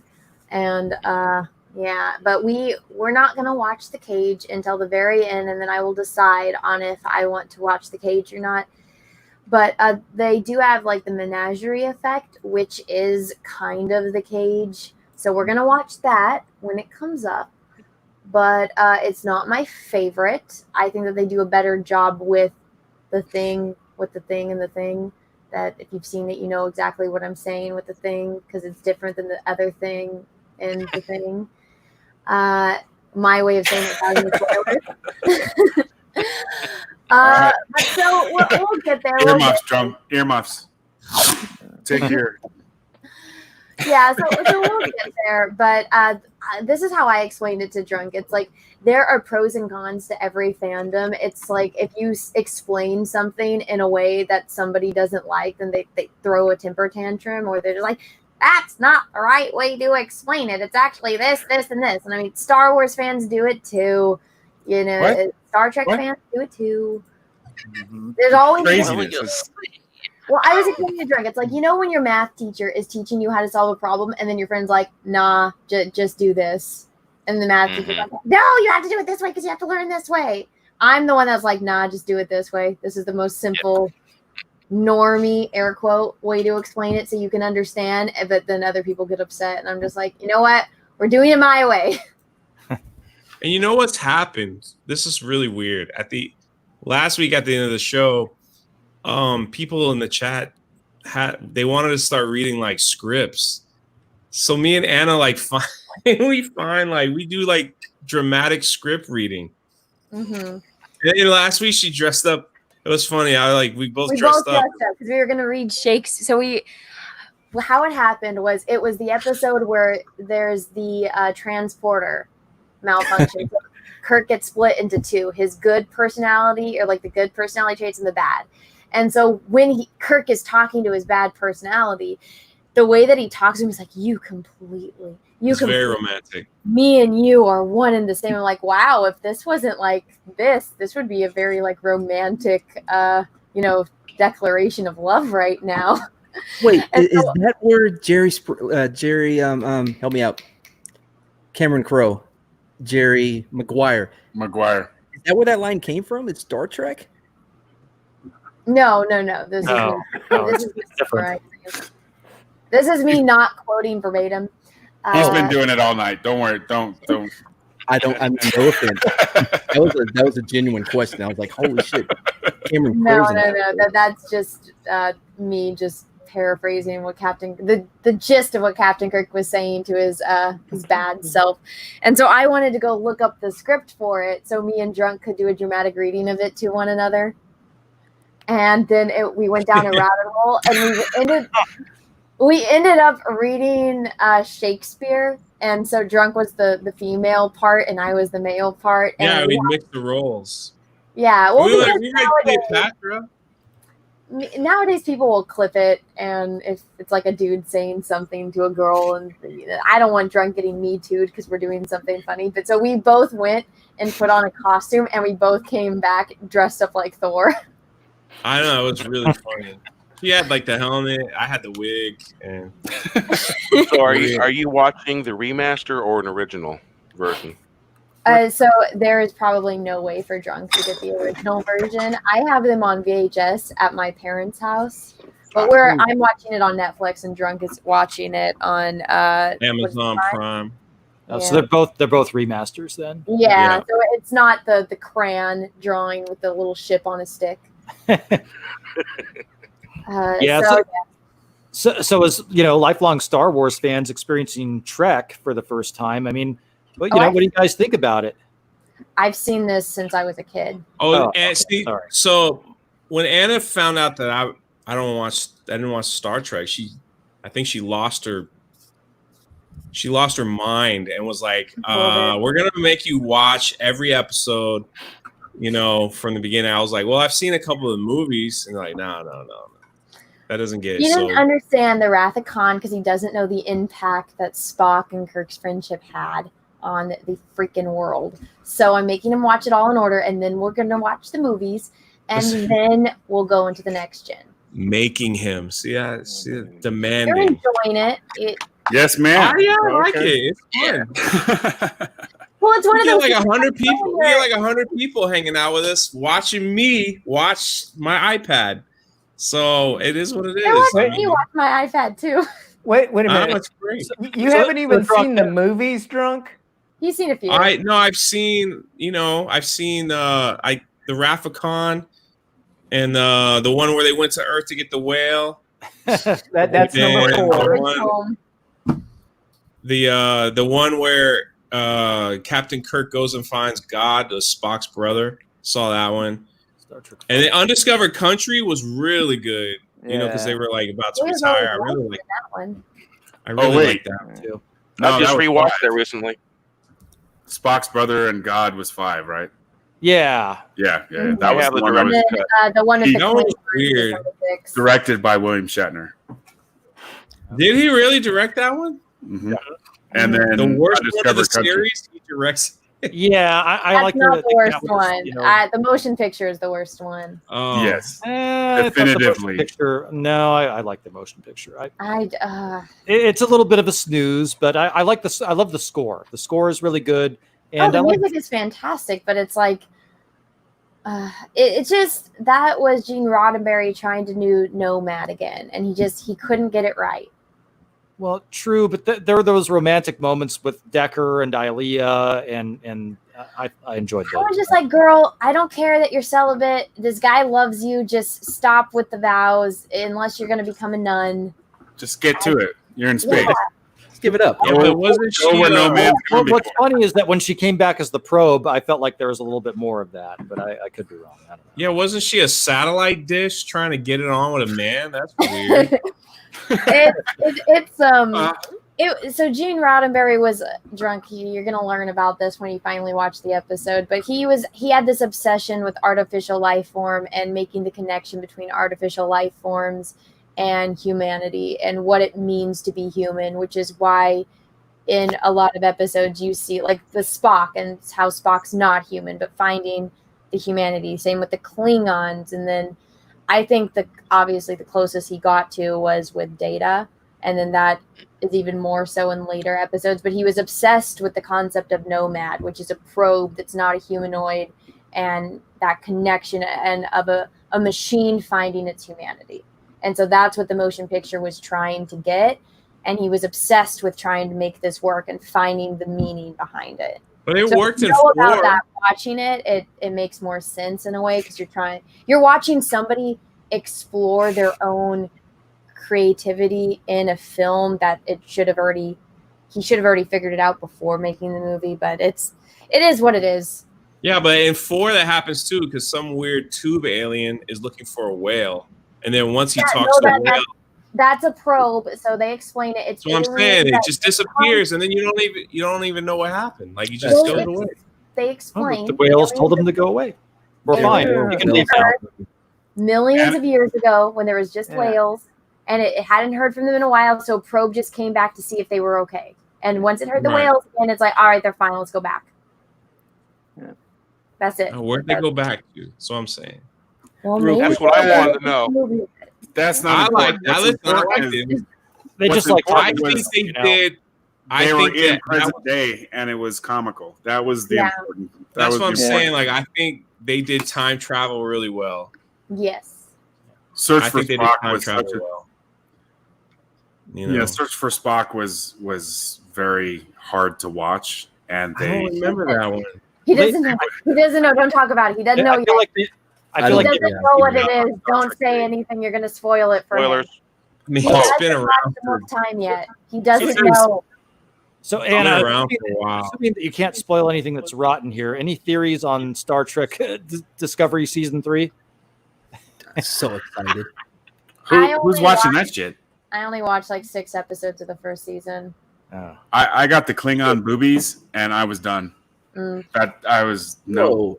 They said the F word. I mean, it I was like, what are we Did watching? you say Klingon boobies? Yeah, that's what caught my attention too. Yeah, Like, they do have Klingon boobies. Yeah, there's a you know down there's shot. a rape scene, but she rapes a man, so it's okay. She doing a raped full- a man that was her husband. That's not, and then that's human. But then it's weird. Except they look more like freaking vampire orcs than they do a freaking Klingon. There's that. They kill a baby or something. I didn't even get to this part. I stopped when there was Vulcan terrorists, and I was like, okay, I'm out. And Vulcans are able to like teleport. I was like, what the fuck is this shit? And like burn up. Because so I was watching it and I was painting, and so I had it on the background, and I'm half paying attention. She and was I was painting. like, it's not that bad. It's not that bad. You and see, then The Vulcans do an Iron Man 3, and they do what like Guy Pearce does, and they blow themselves up. And it's not good. author, It was very hard to watch. you see Stephen Walton's comment. He goes, "When I ask a date if she likes Star Trek, and she says I like the whale one, I know it won't work out." That's a great one. yeah, it had whales. Like I don't know if you remember, but like Free Willy had just came out or was going to come out. I have no idea when that movie came out. Wasn't that the one where That they was went way to the later. Macintosh computer and they're like, computer? He was trying to talk to the mouse. Hello, computer. Yeah. Yeah, they the hand room Johnny service? the mouse, and he's like, computer. Don't tell me I haven't seen. All right, so real quick, and then You said you saw I said it this with on my whale. channel. I made a mistake in saying on a live stream that there's a couple movie series that I've never ever seen, and people got really mad. They got mad that I have never seen these films. So somebody mailed me a bunch of DVDs with no name, because they were mad I haven't watched them. So now I have to watch them. So don't kill me when you hear this. I've never seen the Free Willy movie, so don't spoil it.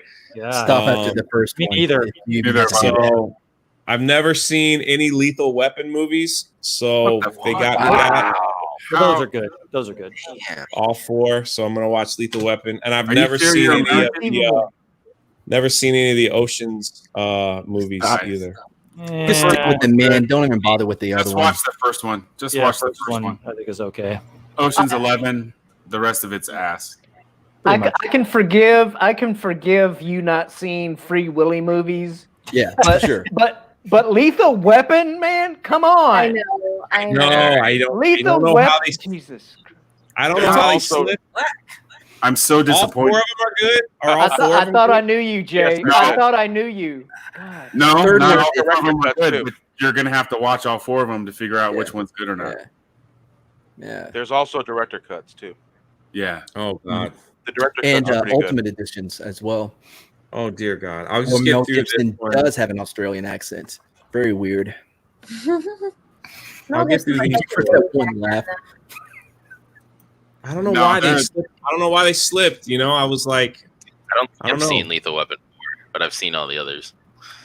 Wait, you haven't seen Lethal Weapon 4? That's the Jet Li one. That's pretty good. Yeah, Have you seen I don't Beverly think I've Hills seen Cop? that one. Yes. I've seen all the Beverly Hills Cop. Oh, okay. I just like those picked all 3 up. I don't know. Kind of. I liked all the Predator Now. movies too. I thought the Predator movies were like Okay. my favorite. Like I love Predator 2. People don't like that one for some Me reason. too. I like Predator. Like, I was about Well, to say, like, I like I Predator 2 as prefer well. it. That's the I one with prefer Danny it over Glover, the right? first one. Yeah. Oh, Yeah, hell yeah. the Danny Glover one.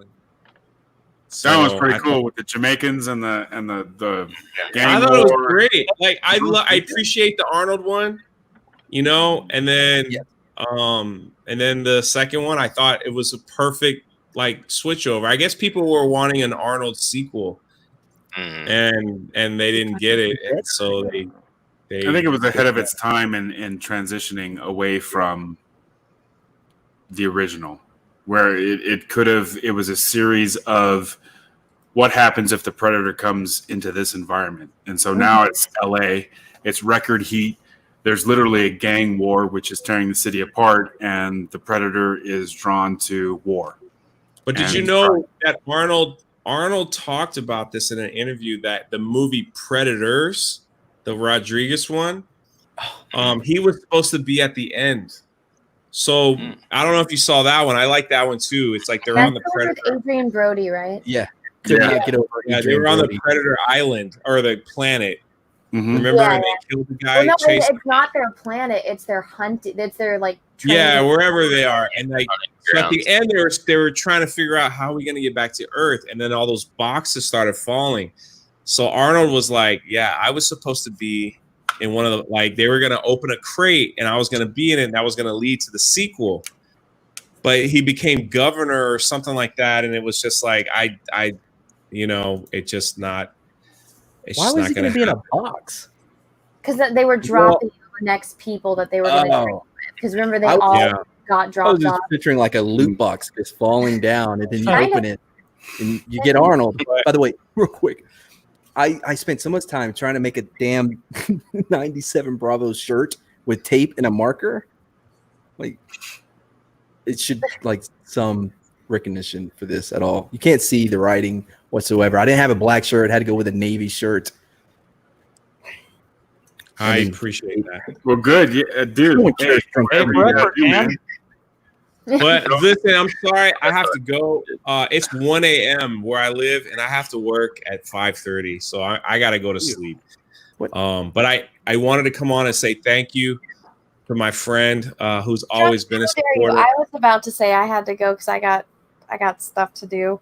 But I know, like that's why we ended our other stream earlier. But anyway, I know you're doing that video, but thank you, Bravo, for all of your support and help, and I appreciate you, man. And I hope this is a long, hope you got a long career ahead of you. Thank you for getting after Jason Ward. Jason Ward, let me tell you, I made a video about Jason Ward last year because he was talking about Galaxy's Edge, and he trashed me. He was the guy who came on his whatever, and he goes, there's a YouTuber, and he has a stupid name with drunk on it, and his set looks like something from Big Lots. Like he said that about like my set at the time. And he trashed me. So seeing you go after Jason Ward after all this time, it's music to my ears. I don't even have to do anything. It's like it's come back full circle. And my man Bravo is after it. And I'm like, I don't have to say anything. He took care of it. Took care of him for me. Didn't even realize it. So I believe his words were low rent, right? Wasn't it? James? Yeah, low rent, Big Lot stuff. Yeah, low rent backdrop. Yeah. There's better jokes to have at that than he could. It was a have done terrible joke, and he's an idiot. And now look where he's at. And if he ever says anything about me again, I'll go, 97 Bravo was a good friend of mine, and it's kind of shut you up there, buddy. So yeah, that man has disappeared. It's not over. That's all I gotta say. Not by a long shot, but brother, bless you. I'll see you on the Twitter thing, and we'll link up all the rest of you. I know most of you. Y'all better behave. Always behave. Always behave. And Take care, brother. do me a favor. Don't be nice to Anna. She's not a nice person. Excuse you. She's really much. Where'd he go? What happened? Me. Oh, okay. I am nice. I'm nice to people that don't piss me off. There's that. Yes. Don't piss her off. Exactly. Always a good policy. Mm-hmm. Well, I appreciate you coming on, Anna. That was very nice of you. Oh, no Very problem. Yeah. Fun. I always like coming on and talking about stuff like this. I didn't think I was going to get to talk about Predator tonight. That's always fun. It is. Star Trek, Predator, a lot of spicy stuff before you guys got here, but we gravitated back towards the Phantom Menace kind of idea of the downfall or the perceived downfall of what our entertainment has become based off of politics and all kinds of other shit that's going on in the world. So Well, this year it's only going to get worse, unfortunately. it is. Yeah. And that's partially, I'm changing my format. So I won't be doing videos per se. I'll be doing more of a podcast format that's similar to, I mean, I keep saying Joe Rogan, and I'm not going to emulate him, but the idea behind utilizing podcast as well as YouTube, as well as in part Twitch, to record, whatever I'm going to say, and then break it down into a podcast, and then smaller digestible levels, clips basically for YouTube. So that's kind of what I'm thinking, but bringing out the why entertainment is doing what it's doing. Why are these producers and CEOs of these huge corporations that are in charge of our entertainment doing what they're doing and capitulating to the trendy political, the identity politics sort of mentality, where they're just, damn the torpedoes, we don't care about the fans, we have a message to put out, where's that coming from? So it'll be interesting. That should be probably, I'm trying to get some things together and probably start next week. So I'm sending you where you can find the answer. Have you ever read Springtime for Snowflakes by Michael Reckenwald? In parts, yeah. It's a good one. He also has a new one that came out. What's it called? I just read that one too. Hold on real quick. Yeah, go ahead. Hold on real quick. Anna said that she's got to get going. So thank you for stopping by. I appreciate it. It's always nice chatting with you.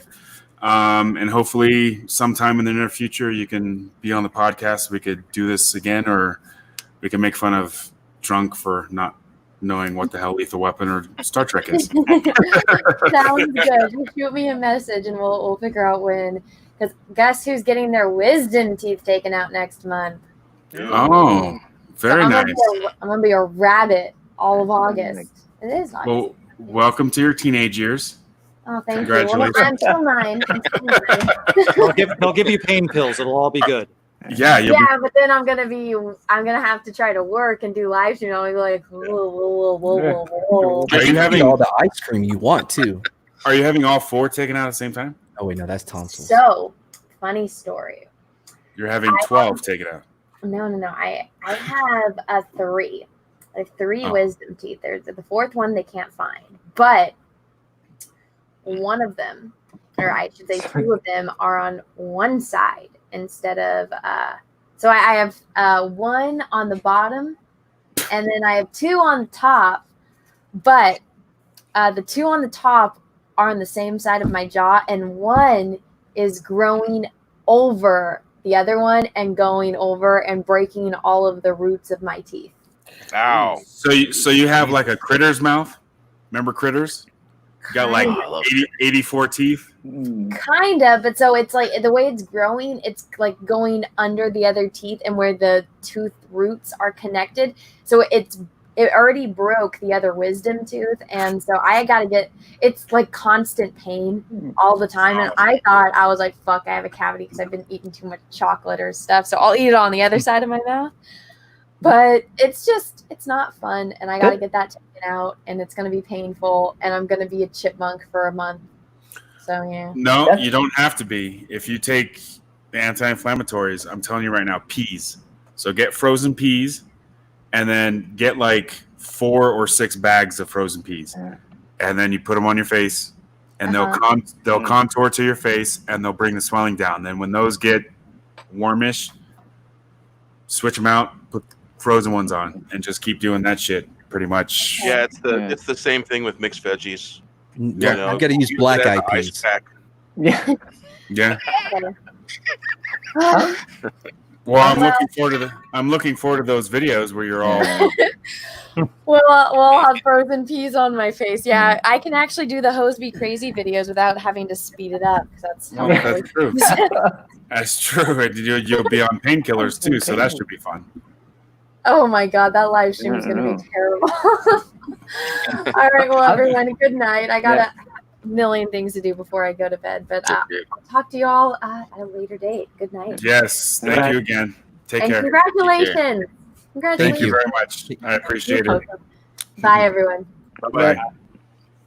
Sorry. I'm sorry, but that sounded like some sort of freaking like alien parasite horror movie thing, you know. Oh, for sure. She's been infected by something Oh yeah, that's horrible. That's going to be like This one's growing over this one, and it's breaking this one, and it's doing this, and this one's sideways, and I got 3 on one side, and man.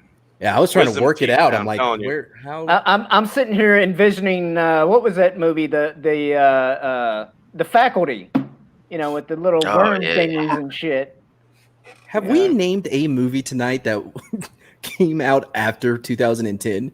Yeah. Yeah, The Last Jedi. That doesn't count. I mean, we talk about that. That one's done. Force Awakens. Yeah, The Last Jedi movie was a cause and effect. Yeah, have we mentioned any good movies after 2010? No, probably not. After 2010. Good movie after 2010. We talked about Mission Impossible a little bit. I'm a fan. Yeah, I like the I like third the one Mission for sure. Only JJ mystery box that worked for me was 3. I like 3 too. 3 was nice. Really was a nice pivot. I like the first one, Brian De Palma. The first one was Protocol? No, 3 is just Mission Impossible 3. Ghost Protocol. Was 3 the one where that chick had the explosive in her head and then it tried to pull it out and Philip Seymour Hoffman, fucking rock. So the original Mission Impossible with it was a little too cerebral. It was a little too 90s, and Brian De Palma was at the end, and he just I don't know. Then when Mission Impossible 2 came out, so that was 94, and then Mission Impossible 2 came out, and it was like, what is this? Because it was such a departure from what we had seen in the first one, not knowing that because Tom Cruise was producing them, he wanted each of them to be different. He wanted each of them to have their own style. That's how he approached it at the very beginning. And then JJ came in after, I think it was a 6-year hiatus. I mean, it was a long hiatus between 2 and 3. Yeah, because John Woo nailed it. He knocked it out of the park. You had doves. You had flying sideways with guns. I mean, come on. Tom Cruise with long hair. Dude, the 2 motorcycles and they do this thing and it was now I will get a helicopter from the thing and land in the car or some shit. Were there doves behind him? Yeah, doves throughout the whole movie. It was woo-tastic. One of the most long hair. I think one of the best. I think one of the best intros to all the movies was where he's up on the cliff. Yeah, and the thing comes down, and you could see it's Tom Cruise, and he's climbing freehand. I mean, he almost died doing that, didn't he? Yeah, I mean, it was. Yeah, but that's what sort of kicked off the whole thing was his intensity he was going to solidify himself even more, but definitively as the next action star in these Mission Impossible movies were going Plus, to do. He was clear, Zimu was looking after him. Like, what does he have to worry about? Yeah, I think they played that clip of him climbing Devil's Tower or whatever it was in the video. Yeah. No, that was a fantastic entry, but it was received so poorly because John Woo was at the end. John Woo was at the end of his magic at that point. I mean, he did Face Off and a couple other things, and it was. Was it after Face Off? Oh yeah, and it was like good. Wow, that was not what we were thinking it was going to be. And then, but so there was like a 6 or 7 year hiatus. I was just looking at it last night. I actually watched Ghost Protocol last night. But and then 3 comes out, and 3 was such a punch in the nuts. It was like, holy, wait, what? And it was raw, it was real, and it took like the Bourne Identity to like the next level, at least as far as I'm concerned. And so it was like, okay, now we're back, and okay, here we go. And then you did, Ghost Protocol was 4, which I've always thought was fun, but it's go back and watch that. 3 is. Ghost Protocol is the one with the sandstorm, and he's on the building, and he's trying Dubai, to. Right? Oh, the Burj Khalifa, right? Right. Yep. Oh yeah, man, I saw that in IMAX. Holy shit! It's fantastic. You gotta see that movie in IMAX. Oh man. Well, I could watch Paint Dry in IMAX, so I don't know. But then 5 is. Is that Rogue Agent or is that the new one? Rogue Nation, and then Fallout is 6, and then the new one is coming out next year. So I Those are just fun for me. I like those. I don't know. It's spy enough for what I used to do, and I kind of enjoy it and sort of figuring it out and the twists and the masks and that kind of thing. It's what I go to the movies for. I'm just popcorn action, stupid shit. Yeah. Total escapism. You think I remember some of this stuff, but I have all the movies on Vudu. The Fallout is fantastic. I mean, I would the new one's really good. Yeah, that's with Geralt of Rivia, right? Yep. Thank you. There's another reason not Henry to like Cavill. MI2. Oh, jackass. And that was because that heralded in like the big, like the end of Metallica as we knew it. That so I'm seeing Wookiee there in the chat. We were talking about Metallica earlier. They did that stupid music video for MI2. Oh man, it rocked so hard, didn't it? Dude, that song is badass. And then Limp Bizkit did one too. Didn't Limp Bizkit do it, Mission Impossible? I think they did. I think Limp Bizkit's was better. They did. Yeah, but that's Limp Bizkit. We're talking about Metallica. I was a big Limp Bizkit fan back in the day. I mean, I think we all were in one way or another. Yeah. Maybe originally, and then it didn't age well at all. What At didn't? all. I just remember like Fred Durst had some weird thing going on with Britney Spears. He's like, Britney, I love you. Well, there was that, and then Break Stuff was my I theme think- song going through high school. Break So, Stuff is badass. Break Stuff's yeah, that badass. was But I my theme think song. Fred Durst's biggest contribution to music is not Limp Bizkit. It's Stained. The red hat. Oh yeah, I'm on the inside. Oh yeah, dude. Yeah. Dude, that band in and of itself, that just pissed all over everything Limp Bizkit could have possibly have ever. Limp Bizkit was the truest sense, was like, we're gonna do 2 albums and totally disappear. Stained is one of those what's his name? Aaron Lewis. Yeah. The way that dude wrote songs, maybe it's just me. The way he I'm a wrote huge fan. songs, it literally, it was where I was at that time. Almost like every single song. Yeah, I'm with you. It just totally pierced right through. I was in the military at the time. Stain was huge. Same with Linkin Park. Linkin Park and Stained for me at that period of time was what I needed them to be for me in the military. So I joined in 03, so you must have been in right before. I'm sorry, I joined in 04. You must have been in like right before I. 98 to late 05. Oh, so, you got out of it.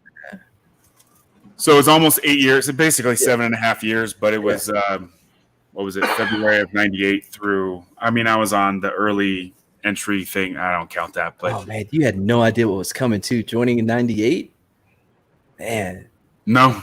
Hey, we're at peace. Yeah, dude, it's the 90s, bro. Right, but it was a completely different. It changed. I mean, since we're on it, and we've got 7 people watching, so I don't know. Maybe they'll get something out of this, but the world changed. There was a lot of stuff that I thought the military was going to be for me. I had originally just signed up for. I was one of those guys who just literally signed up for the college money. Right. And I remember it was I had just gotten done with a PT test. It was a Tuesday morning. And I'd done well. I was proud of myself. And me and a few of the guys were like, okay, we're done with the PT test. We don't have to be to work for another hour or so. Let's go to the DFAC. We'll grab some breakfast. We'll celebrate some good PTs, physical. For those that don't know, your physical test. So 2-mile run, push-ups, sit-ups in 2 minutes. And so we had knocked it out of the park. We were feeling good, whatever have you. And we're in the DFAC. Hey, do you want to watch ESPN over here, or do you want to watch CNN over here? People were indecisive. I was like, fuck it, let's go watch CNN. When it was actually a news network. Wait, what was even on Correct. CNN like pre 9/11? Well, that's the point of the story. So No, I know. I'm just saying, like, as we who sit was down, we look up, and the across the bottom was a plane had flown into the the World Trade Center, and so right there in front of God and country, I was privileged enough to watch the second plane fly into the second tower. At which point I stood up and walked over to the ESPN crowd, changed their channel to CNN, and said, no, literally just you guys shut the fuck up. You guys need to see what's going on. I think we're at war. Then a sergeant major who happened to be eating breakfast at the exact same time digested what was going on, and after about 30 seconds said, all right, everyone get up, dump your shit, and get to work. And we all left the DFAC, and our world in the military, and as far as the United States is concerned, changed for all time. And it was a very long and strange day in the military. I went from, at the time I was working in S2, which for those that don't know is battalion intelligence, the military intelligence aspect of for the different units. So my job that day, for at least the first hour and a half, was to basically sit in front of the news and write down everything that everybody was reporting, and we would figure it all out at a later date, because we had to brief the division commander, which is full bird colonel. So division? 10th Mountain Division. So I was in Fort Drum, New York, which, if you don't know, is about, 4, 5, 6 hours away from New York City. It was entirely too close for comfort, as far as I'm concerned. Growing up in California and joining the military for the college money, it got real very quickly. And although I had seen some things prior, a lot of it was mostly training. Some of it was real world training, where we were actually training people who would be doing real world shit.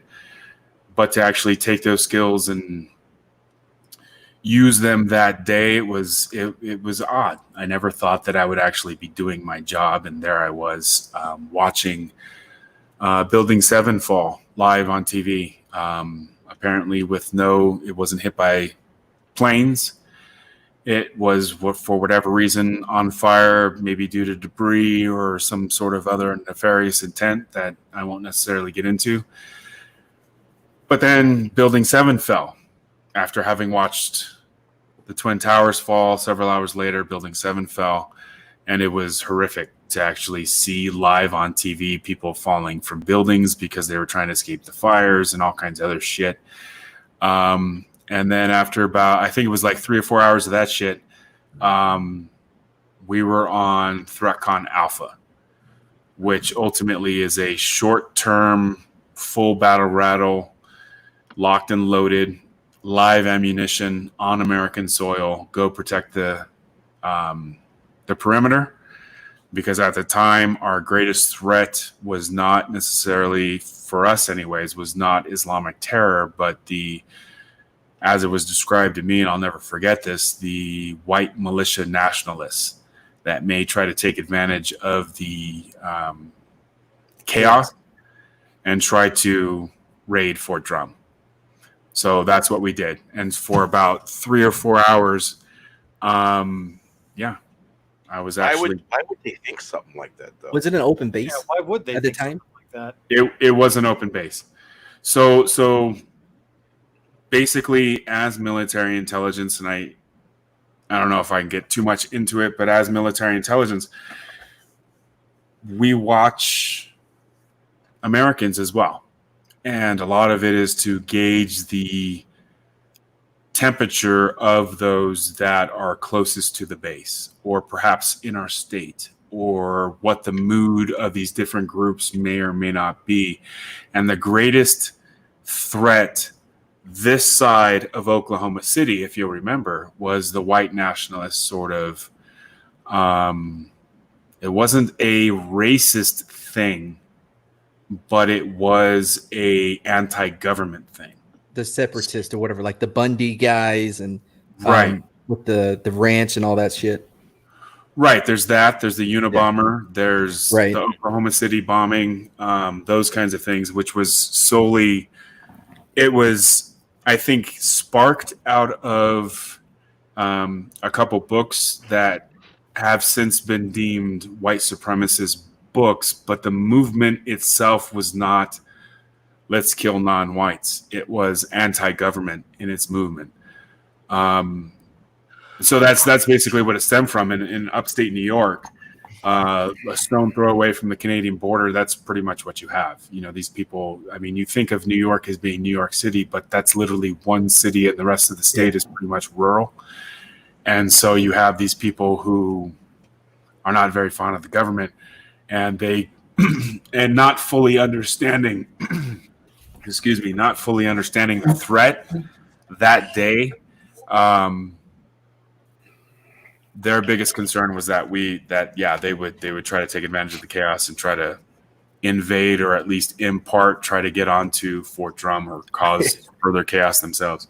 Yeah, I mean, it was an open base at the time. I think most installations were, you know, so it wouldn't take much effort. No, they would literally roll on. Yeah.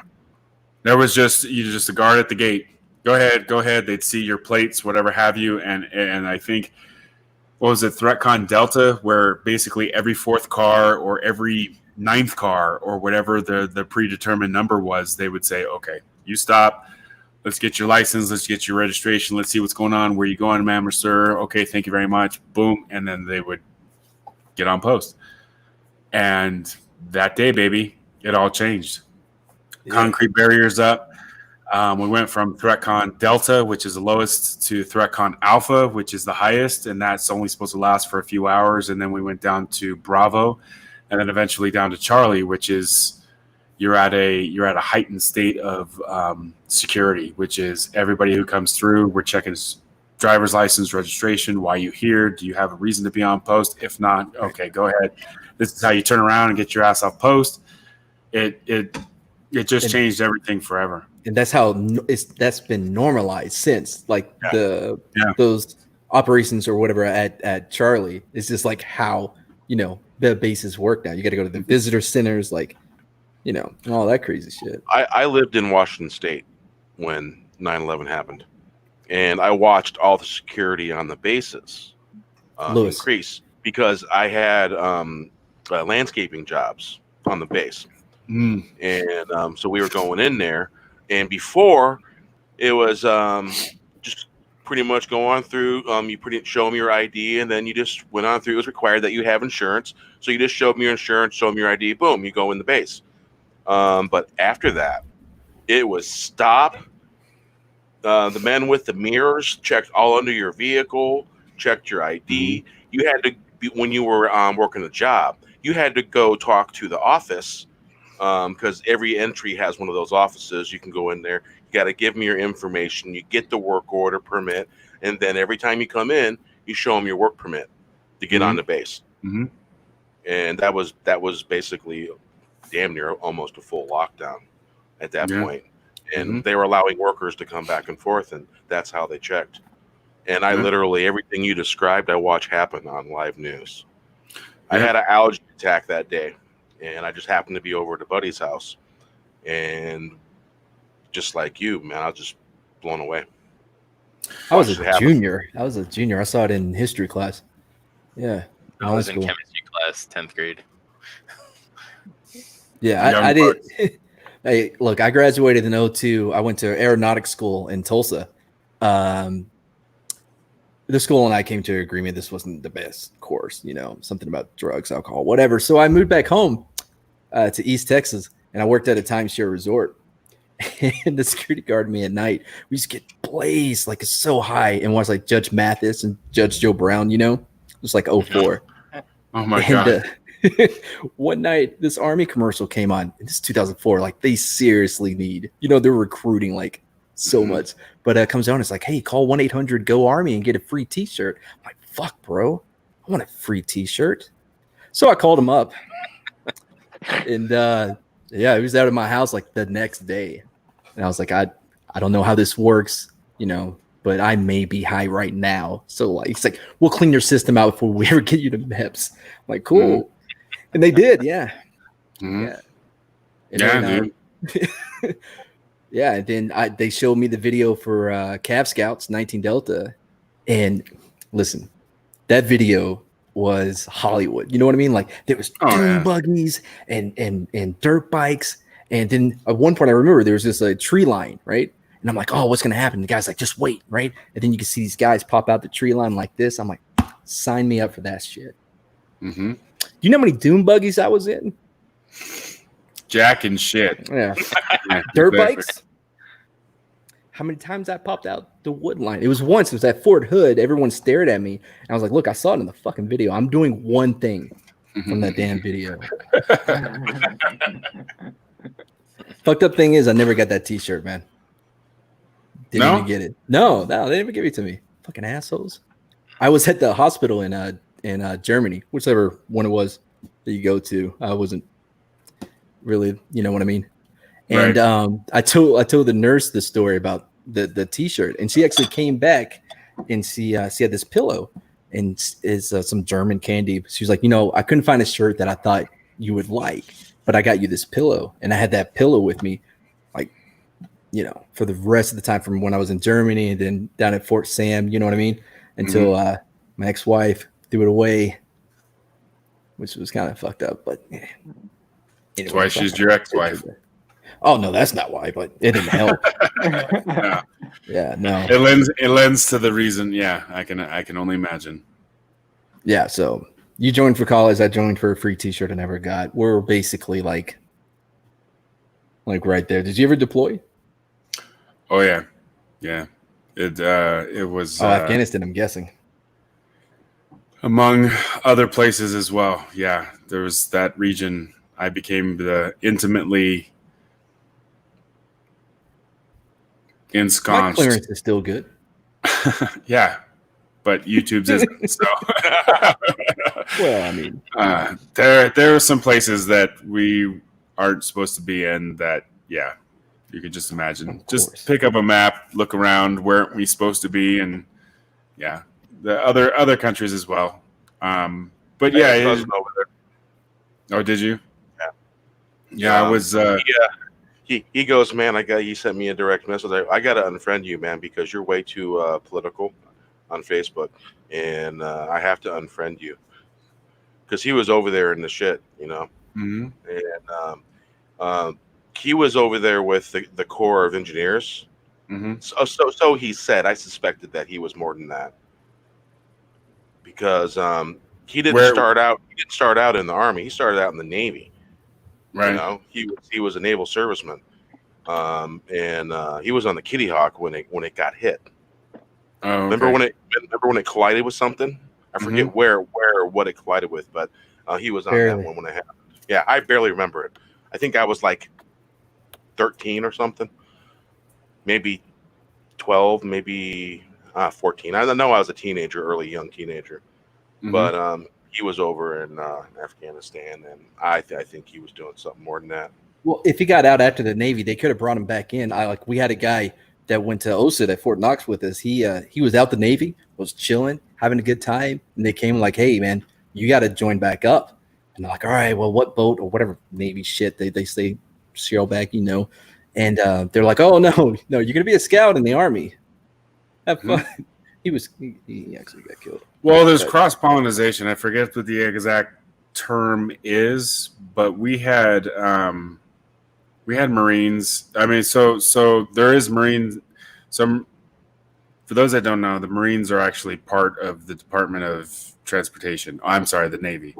So the Marines get their funding from the Navy, so they're not necessarily autonomous, but they are. But typically, the Marines get hand down equipment from the Army.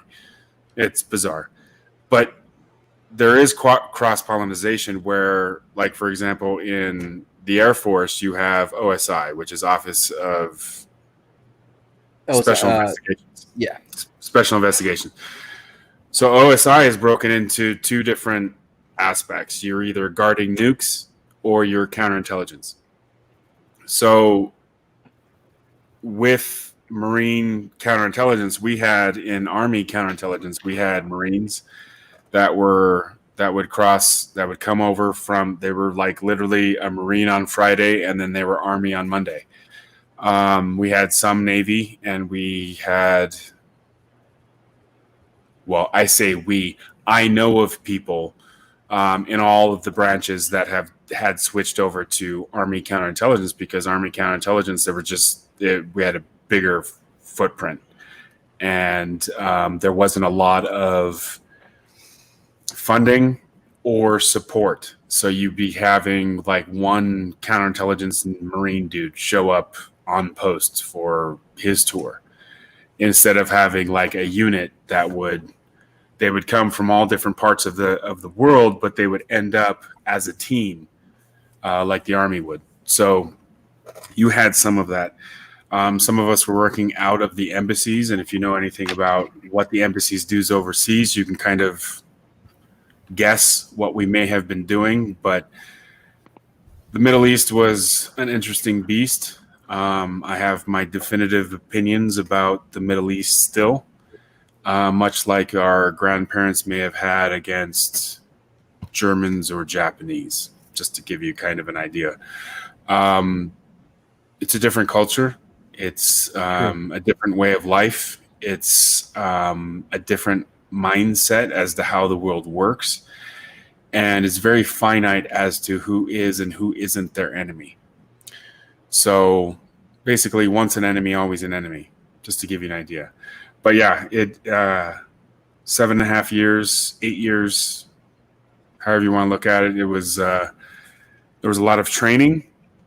There was a lot of special training. There was training that I volunteered for that I didn't necessarily need, but I thought it'd be cool because I was young, dumb, and full of cum. So I did it. And that's the story. And there's a lot of in between that I won't get into, but there's a lot of countries that I've seen. And going back to what we were originally talking about at the very beginning, no one can convince me that this isn't the greatest nation on earth. I've seen shitholes. I've been in shitholes. I've dealt with shit ass fucking people, and there's a lot of them in the world, and they come in all different colors. They come in all different creeds, all different religions. I've known extremely prideful, respectful, good people who were Arabic Muslims, and I've known people that I wouldn't piss on if they were on fire. And it runs the full gamut. Asian, Black, Russian, Chinese. I don't care. If you treat me well, I treat you well. If we're cool, we're cool. And I don't give a shit if you fucking masturbate to a top hat when you get home and peanut butter in a little kiddie pool. I don't care if you praise some sort of God that lives on the other side of the moon. I don't give a shit. If you're good to me, I'm good to you. And that's pretty much the basis of who I am and the direction of where I'm going with this new sort of idea that I have for content. Yeah, I'm very interested in that. Yeah, it may anger some people who have not heard a version of our history that is out there, if you want to search for it. It's a version of history that I grew up with and was only reinforced through the patriotism I didn't think I knew growing up, but was very apparent and only grew stronger having served in the military and then as a defense contractor and then as a government official. There's a level of bullshit I don't like with our government, and I think that's healthy. I think if you trust your government implicitly, I think that you're fucking insane. I think if you expect your government to give you everything, then expect your government to take everything. Because if they're big enough to give you everything you want, they're big enough to take away everything you need. Absolutely. So that means bread lines, and you will work this job. Angelus Draven, I know you like gaming, but you're going to be a baker. Mad Mardigan, you're going to be a car salesman. And Big Bad Bear, you're going to be a doctor. That's kind of scary as shit. He's the doctor. You see what I'm saying? I'm not going to be told what my life is going to encompass. It's going to be something that because I enjoy the freedoms of this country as I think my point is that no country is sin free. I think that yes, there have been mistakes. There have been hiccups. There have been potholes. There have been some really shitty fucking things that some Americans have done to other Americans. I wholeheartedly believe it because I've seen it firsthand. With all that being said, people are fucking animals. And I've seen people in the shittiest environments. I mean, Drunk 3PO can attest to this, although he probably won't use the same language I would. I've seen the happiest people. I've seen the most content people in the most dire of circumstances. Whether it's Haiti or Africa or South America, I've seen some people truly loving the fact that they're breathing today, and they are literally kicking rocks around. The kids are kicking rocks around with no shoes on. And then I have seen other Americans, much like we're seeing now, who I have millionaires and billionaires telling me that I have some sort of fucking privilege and that I need to pay reparations for the privilege that I've never known. But apparently, LeBron James thinks that I have some sort of privilege and I have to hear some shit from Talcum X. That's why Sean, they say that. Right, exactly. So the direction that I'm going to be going is going to probably make some people uncomfortable. It's not probably going to be something for everybody.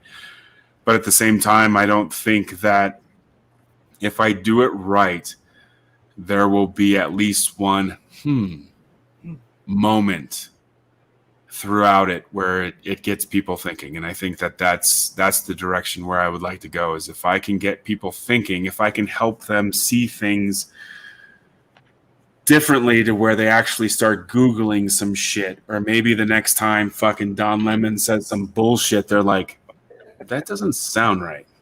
You know what I mean? Or Chris Cuomo says some fucking bullshit. They're just like, huh. Whereas before they just consume. Mm-hmm. And I think what The Last Jedi and the reaction that Lucasfilm and Rian Johnson had, to fans, kind of woke some people up. Yes, you're gonna have this. You're gonna have people on the extremes that, death threats and some bullshit. But the vast majority of the people, I'd say 85-90% of the people who kind of were woken up by The Last Jedi and then the reaction from Lucasfilm as well as Rian Johnson will understand, like, this, it's bigger. There's this ideology out there that I may not totally know or understand what it is, but there's something in my bones that tells me it's wrong. And that's kind of the audience that I will try to encapsulate. But it may not be fun at all times. I'll try to make it as fun as possible, but ultimately it will be entertaining for those who will be looking for, I wonder what he thought of what happened yesterday. And that's kind of the direction that I'm going, instead of, I had tried my hand at movie reviews and my different takes on this, that, and the other thing. But the videos that really took off was when I got pissed and I pointed out some shit that made some people uncomfortable, but at the same time, it needed to be said. And I may be skirting some boundaries with YouTube, and I may not last very long on YouTube. But the fact of the matter is that this shit needs to be said. And if I don't last on YouTube, I will always have the website that I'm going to create, as well as my podcast that I will control. So yes, they will be out there for consumption through. The idea is through any, audio device that, whether it's, what is it, SoundCloud or iTunes or whatever the fuck it's called. I think there's Mixler too. Spotify is right. What the podcast I'm on. We go through Spotify, iTunes, Google Music, all of them. Exactly. but I'm gonna own it so that if Spotify for whatever reason says, yeah, we're not gonna support you anymore, it's like, fuck it, go to my website.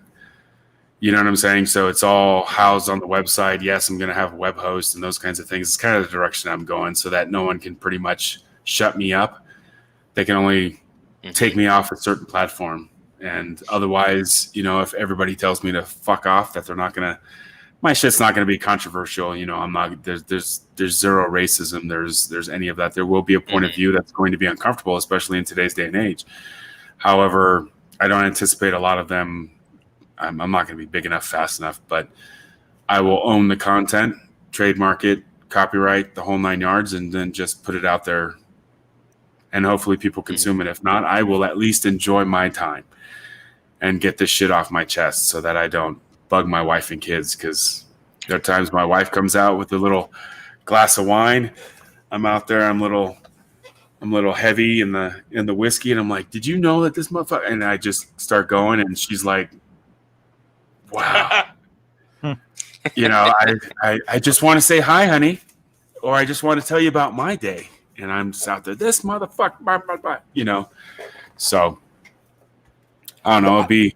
I think that I think you're gonna do great. I've been following you on Twitter for a while now, and like you come off like aggressive through Twitter.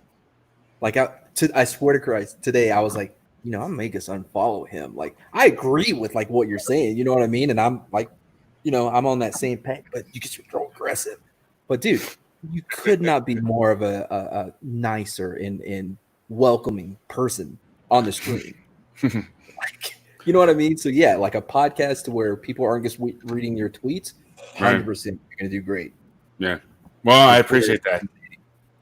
I certainly appreciate that. I mean, my wife's been telling me for years that I need to write a book.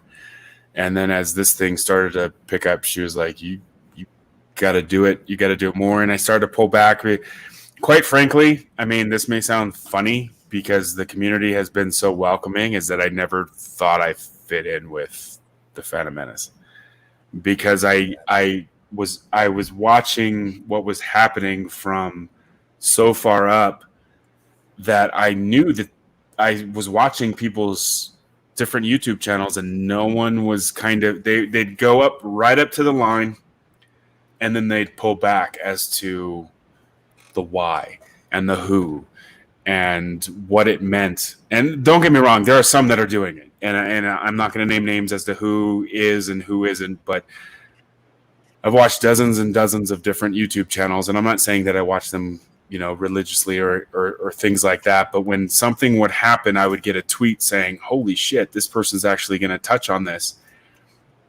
They say it in their tweet, or maybe their YouTube title of their video actually had something that was, poignant to politics or those kinds of things. And then you'd get to the video and it would really they were very careful to maneuver around, the monetization factor. I don't know. I certainly don't blame them. I really don't, especially some of these guys that, that this is literally their job. This is literally their dinner, their electricity, their everything. They just fucking, hey, Brie Larson, new video. And, they just stay this side of all of it, go right up to the line and then come back. I don't blame them at all. But if you watch Joe Rogan, if you watch Steven Crowder, right? Tim Pool, I like Tim Pool too. I've started to like him. Exactly. I mean, there are some guys that are sort of getting it. I'd like to take their world and the Phantom Menace world and blend it, and perhaps even eventually be a bridge to. I mean, geeks like to have fun, just like anybody else does. And if it gets too serious, too dark, like I've been doing for the last 10 minutes, people start to yawn. AD. I thought Wes has been asleep for some time. It's well past that time. That's why I'm Showback's been asleep for an hour. Showback's been asleep for an hour. He Either hit mute and went to bed. No, I'm just I'm just saying that. I don't necessarily I don't want to be so pretentious that I believe that, I'm the answer to anything, but there are aspects of this that I hear it in questions where I'm just like, and you know, to Mad's point, it's like there's a definitive reason as to why we're feeling the pain we are in our entertainment. It's the reason why the NBA is taking the steps that it's recently taking, and the NFL is doing the things that it's doing. There's a reason, and NASCAR. There's a reason for all of that. They're kowtowing. They're kowtowing. Yes, but also, you know, And this mostly to China in advertising. Correct. Another And factor is like that. And the that question is movement- why.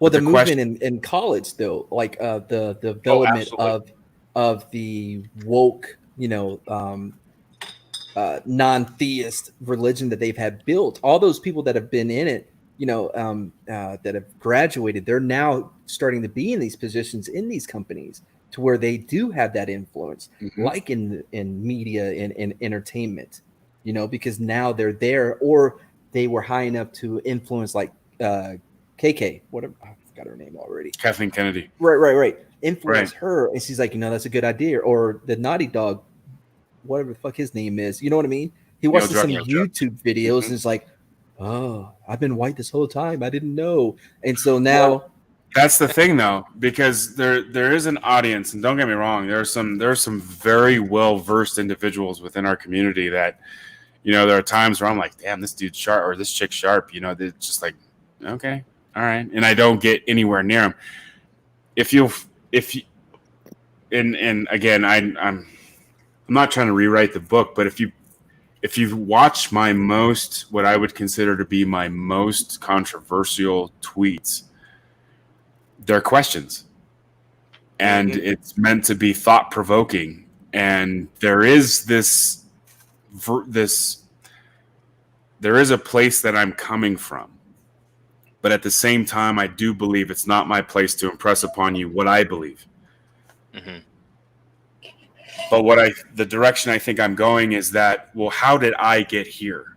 Well, if we go back and we look at someone who was extremely liberal growing up, I mean, California liberal, like fucking, right? For the 80s and 90s, to then pivot. Why is that? What was the catalyst? What led to that sort of exodus? And now I'm watching Black Americans since Trump pivot. And it's interesting because I know they say color blindness is not helping and it's not on answer. But having grown up in California, as well as, you know, more than growing up in the military, I dealt with everyone. If you're a piece of shit, you're a piece of shit. And it didn't matter how much pigment you had in your skin. It didn't matter how, you know, what kind of hair you had, or where you grew up, or was daddy rich, or did you grow up hunting, or were you dirt poor? None of that made any sense. Could I count on you when the shit hit the fan? And were you good at what I needed you to be doing? That's all that really mattered. I don't care how you dress in the barracks. I don't give a crap in what 2-bit stripper, whatever, you get your rocks off when we're back in the rear. Whatever, I don't care. If you're here in the right time, if you're here at the right time, in the right uniform, in the right attitude, when I need you to be there, that's the easiest thing to do. Yeah, correct. If you try to give me if you try to give me any bullshit, I'm gonna see right through it. That's just how. Since you were on the pill, right? I've been trained. You know, I can sit here and not a human lie detector, but I have a pretty good sense as to who's full of shit and who's not, and why people do what they do, and how they answer questions, and do they look at you, and do they not look at you? Do they look at you too long? All those different things go into. You're fucking with my head right now. I'm like, shit, what have I told him tonight? Hey, but you need to be aware of, though, there's some cultures that don't look people in the eye. Like in my culture that I grew up in, my Mexican Indian side of my family, native side of my family, culture over here in Washington State that I've been involved with. We don't tend to look each other in the eye when we're talking. So yeah, I just wanted to see, did anything jump out at you on that? Yeah, I didn't mean to interrupt. Bear was trying to get serious on it. No, before we get to Swing and Willie, no, you're right, and it's a matter of and this is the thing. There's nuances within cultures, and I'll be the first one to admit it. And I did read the Quran several times, and I did study different patterns as to the different environments that I was going into, and those kinds of things, and it helps tremendously. And then, of course, watching videos. And when you go into an environment, you just don't walk in like, I'm King Shippin because I've been elsewhere. You do, in what I did, you do follow who you're replacing.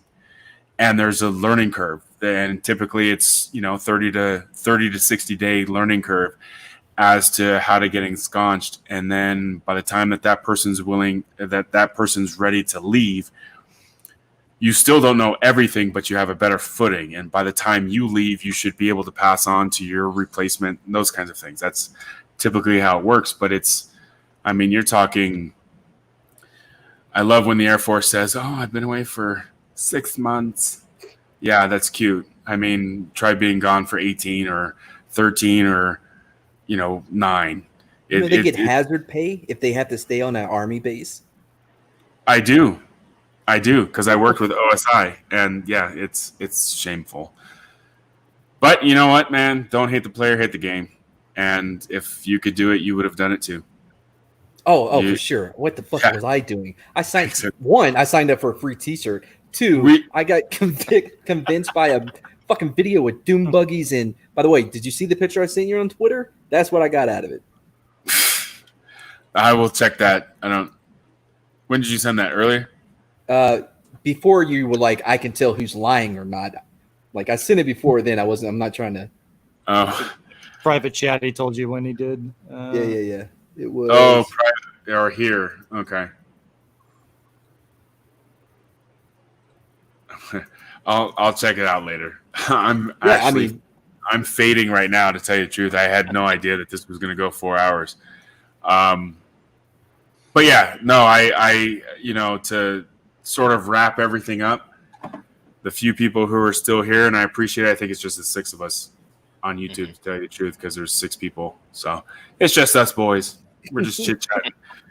But yeah, no, I appreciate you guys coming out. I really do. I appreciate the support, and I will let you know as things get closer to the time where I'm going to launch. Like, I pretty much expect my 20th wedding anniversary was the 1st of July, and we will be leaving for this weekend. So I anticipate probably next week sometime getting on and getting that going.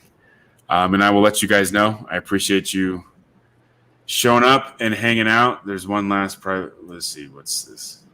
Hey, okay. Matt Mardigan, I sent you a DM, and 97 Bravo, I sent you the same DM. Remember that thing that we were talking about? The list of things that they do in the backgrounds and the shadows in the dark? Mm-hmm. Yeah. Was I there? I sent you a DM. You might have to go into your DM, yeah. But I don't know if I was there for the conversation. I don't think we talked about it, but this was something I found a couple days ago. And me and Wes, we have a conspiracy chat. And we do the mild conspiracy stuff in my channel. We talk about the pink elephant, and the pink elephant is the current event that we're in right now. Mm-hmm. Yeah, I got it. We also refer to it as the PL, AM, and the Demic. And we have certain things we do that we know we can skirt. Beer bug. Okay. Yeah, beer bug. And there's just certain things that we do. We have fun with it. And Solinsky. Okay. Yeah. I thought you guys might find that interesting. It's the exact plan they've been using for years. And I think in the late 80s, there was a video made of a KGB guy that came over and defected, and he was telling everybody in that video on how they infiltrate and what they do on universities in the United States. and by like I think it was either 89 or something like that when this video was made. And he said it's probably already by now too late. It's already been done. Right. It's already in its mists. Mm-hmm.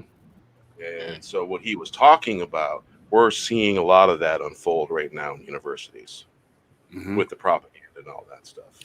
Well, the setup, I mean, the setup has been, it's taken decades. I mean, starting with, well, but really, if you want to really get right down to it, on a very deep level, it's we've been battling these people for a very, very, very long time. It goes back beyond the Roman Empire and all that stuff. And I don't know if you guys follow the Q that's not from Star Trek. Right. Well, me, Wes, and there's a few others that know about it. Oh, I enjoy the hell out of that shit. Yeah. Probably not the same way you do. I'm in it a little bit, and I'm not Holy one of the shit, coders. bravo. I'm not one of the coders, but you know what? I've been watching for a long time. Mm-hmm. Is it, And, what'd you? you ask? You meet all the qualifications. No, I don't. Like, fuck, I can solve it right here and right now. Hey, and me and Wes know the question that you were asking. No, it's a bunch of people. It's a team of people, from what I understand. And it's like Jeopardy. Literally, that's how the questions are posed, Jeopardy-style questions. I'm going to go check out your channel, and if you ever want me on there, I would love to talk about all of that, but Bravo is about to fall asleep on us. Oh, yeah. Yeah. We do the heaviest conspiracy stuff on Wes's channel. Oh, I'm with you. What, you want to talk Gnostics? Absolutely. You want to talk the 1945 Great Otta Treaty? Psst, come on. Aliens? I got you. Come on. Barely scratched the surface on that show. We've covered all kinds of stuff. I'm good. But so I gotta ask Bravo though. What do you think that was? Roll of quarters? It's just Michael becoming. That's all it is. Yeah, to me, it looked like a sock filled with a slinky and sand. Yeah, I don't. That whole 8-year illusion, I don't buy it. I've never bought it. It's manufactured. Whose kids are those? Ask me anything. Yeah, it's a story for another day. But yeah, I didn't buy into the Camelot Part 2. I really didn't. Yeah, not from day one. Sean Connery will always be my King Arthur. I think Angelos Draven's in a coma. He just still has his eyes open. Nah, I'm good. You're good. All right, gentlemen. I really appreciate you letting me come on. I had a blast. I'm glad I got to meet all of you. You know, I hope to do more of these with you guys. Definitely. No, yeah. This is going to be a start of a completely different, format. And it's not. I mean, the idea behind tonight was to just sort of celebrate the old and as I bring in the new. But at the same time, get the format down. Can I talk for 2 hours? Can I talk for 3 hours? What if it's just me? I had no idea who the fuck was going to show up tonight. And all of a sudden the first person on here was Ryan from RK Outpost. And I was like, oh shit. Okay. And it just went from there, which is a nice surprise. I mean, I could have been talking to myself for 4 hours, but I got you fine gentlemen to share my time with. But yeah, I truly appreciate the follows, the likes, the subscriptions, the notifications, all of that. If you think that I was aggressive before, Mad, them's was just words. Yeah, I've retweeted a few of my tweets. Yeah, no, it's I'm not exactly. I do the other thing on there lately. Right. I've been a little political on Twitter. Okay. I think, and Mad wasn't on. I know he was, or Bear was watching before he actually got on. He was waiting his turn. Came on. Yeah, and it's It's time for change. It's been 44 days and shit's gotten stupid. And why is it so fast? All these people have been in charge. Biden, 40 years, Clinton, this, that. All these people have been in charge. And then now that they're magically running for president, oh, I can fix it. What the fuck you been doing for the last 40 years? Exactly. There's a reason why they haven't done what they've done. And it does, like Bear was talking about and Mad was talking about, and Wes, I can only imagine. It goes back before we were even twinkles in our great grandparents' eye. I mean, it goes all the way back to Kennedy's presidency. I think it goes back further than that, but yeah, yeah. But on the, you're right. Yeah, absolutely, you're right. But on the surface, most people the immediate, like what's happening today. We can take it back to the Great Society. We can certainly take it back to there, and the transformational shift between classical liberals and the Kennedys to, regardless of what you think about them personally, Jack in particular, and then the transition into LBJ and the Great Society, and the transition between I'll have all these ends voting for Democrats for the next 250 years.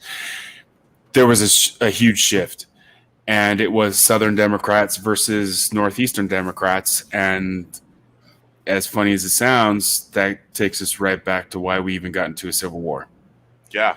Without putting too fine a point on it, you had liberals, classical liberals, close to classical liberals as you can get, that were in the Northeast, the Union, versus those who were utilizing human slaves in order to make a dollar in the South. And the diametrically opposed viewpoint as to are all men created equal, or just some men created equal? And the groundwork that was created through working hand in hand with blacks and whites working hand in hand in order to achieve our independence from Britain. And then those in the North that were given power and freedom and those kinds of things that then transitioned, talking about blacks, that then transitioned into trying to educate and pull up those blacks who were in the South and to rise up against what was going on in the continued slave trade, even though that it was abolished. The African slave trade was abolished by the United States Congress in 1808, yet we didn't go to a civil war until when? And 60.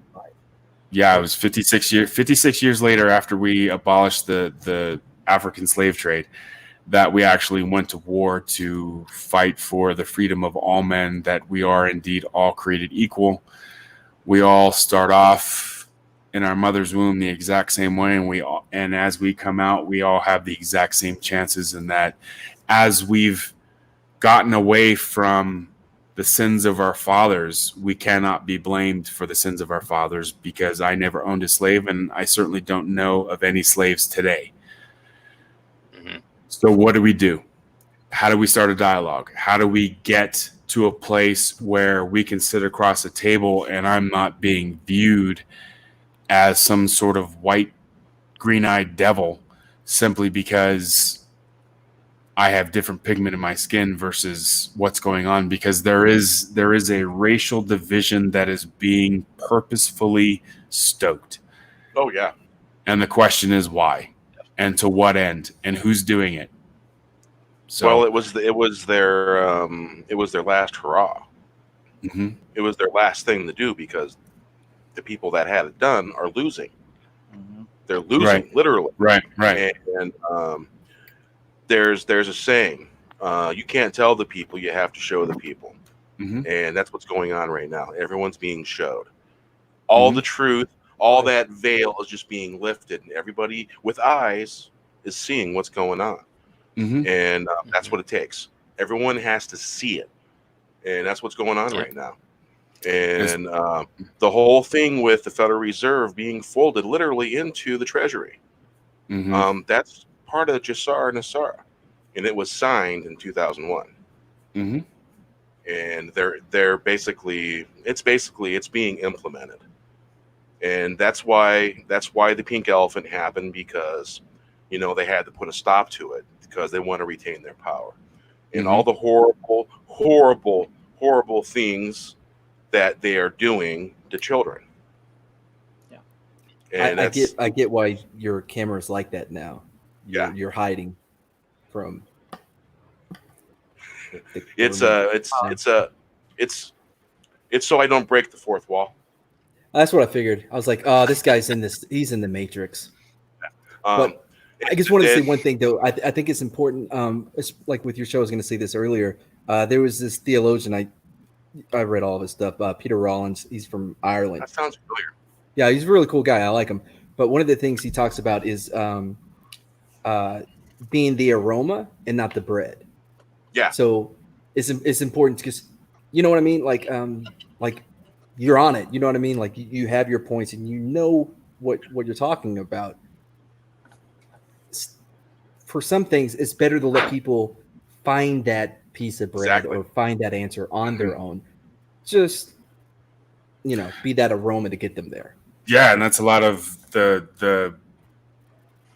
I got a friend that's a lot like that, and oh my God, man, we've gotten some really knocked down, drag out arguments, where almost to the point where he almost asked me to leave, and then we've been friends for years, man, over 20 years, and then it just cools down and all that, and he's been seeing how things are, and he's been getting very aware of what's been going on, and so as long as people got eyes and they open their ears, willing to hear what's going on, see what's going on. It's all a matter of seeing with this. And that's a lot of on Twitter and stuff. That's a lot of the reason why I've been posing questions instead of putting my opinion out there. This is bullshit, and here's why. Is how does this make sense to anyone? Asking those questions to where the responses that I've gotten certainly weren't what I expected, but at the same time, it is refreshing to see people who love their escapism, that love their Star Wars and their Star Trek and their MCU and their comic books and all kinds of other stuff that their video games and video and all different stripes that literally are like, I'd get a DM and, well, hey, what do you mean by that?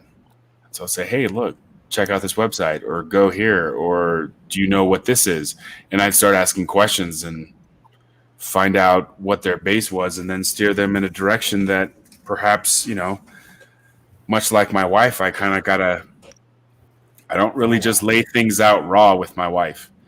I mean, we've known each other for 30 years, but I still don't do that. I still go, well, what do you know about this? What do you know about that? Have you checked into this? Like with the contagion, what's herd immunity? And is it our friend or is it not? And because she's asked questions about Facebook, like, the fuck are these people talking about? And this, that, and the other thing. And yeah. And, I had a bunch of people get pissed at me about Facebook and talking about the masks and all that stuff. So the big thing here, my wife belongs to several groups on Facebook. She's not on Twitter, but she belongs to several groups on Facebook. Under her real name, so I won't get into that because obviously I don't use mine. But she belongs to several groups where she comes out with her wine and she's like, what is this? What? And she started asking questions. And I know what the answers are, and I know how I feel about it. But I've known her for 30 years and she's part Brazilian, and she's got to come to this conclusion on her own. Yeah. And so I just breadcrumb it. Well, check out this and check out that, whatever.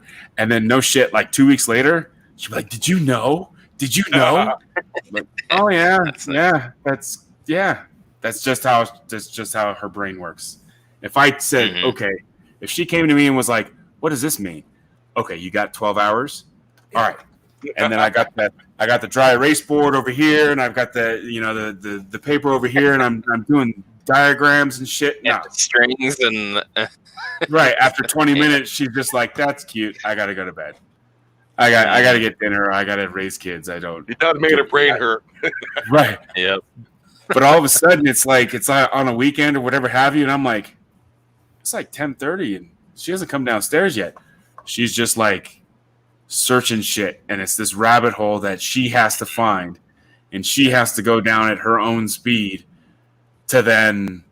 And I dig it because it's so funny. She comes, did you know that? Yeah. How come you never told me? Honey, I've been trying to talk to your shit for 30 years, and I know how to handle you. So let's just. Yeah. Now you're passionate about it. Tell me what you know. When you said that? No, we. She knows. She knows. Yeah, my wife is pretty hip to what's going on. She pretty much knows what I know. Yeah. Mm-hmm. It's one of those things that she's not at a point where I think she's at a point where she wants to take the pill, and I think she's interested in taking the pill. I went straight to birth control. I'm like, yeah, I think she should. Sorry. I'm like, you're not getting any younger, bravo. No. And but yeah, no, she just it's one of those things that she's not ready to be fully awake yet. That's cool. I'm fine with the progress. It's moving in the right direction. It's just interesting. It's interesting to watch because there are times where I have to pretend like everything's okay, and I'm literally like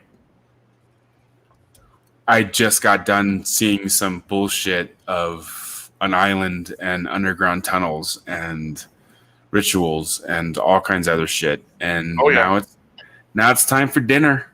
Let's sit around the table and have a nice chat. And I'm like, I'm ready to lock and load and aerosol in and take the whole thing out. And yeah. Yep. So, the funny you should mention that. I'd say it was probably about March 12th on my YouTube timeline on my TV. You know the military training channel on YouTube? Mm-hmm. It never showed up on my YouTube feed, ever. And then all of a sudden, there's a year-old video of subterranean training. And the guy that was training, he must have mentioned 17 like 2 or 3 times. Because we all know what letter is the 17th letter of the alphabet. Right. B. Right. Yep. Exactly. That's correct. Oh, in maritime, it's not a yellow flag. Nope, not a bit. So no. Some of that's too deep for me. It's been a while. My interest, I studied Scientology for a while. Not study I'm getting audited. Studying holy shit, L. Ron Hubbard was a cuckoo banana person and just enjoyed it, right? And then I did your stuff for a little bit, and then I got into some other things, like synonymous writings in the New Testament, blah blah blah blah. By the way, I have a weird so you know what the Q source is for the canonical Gospels?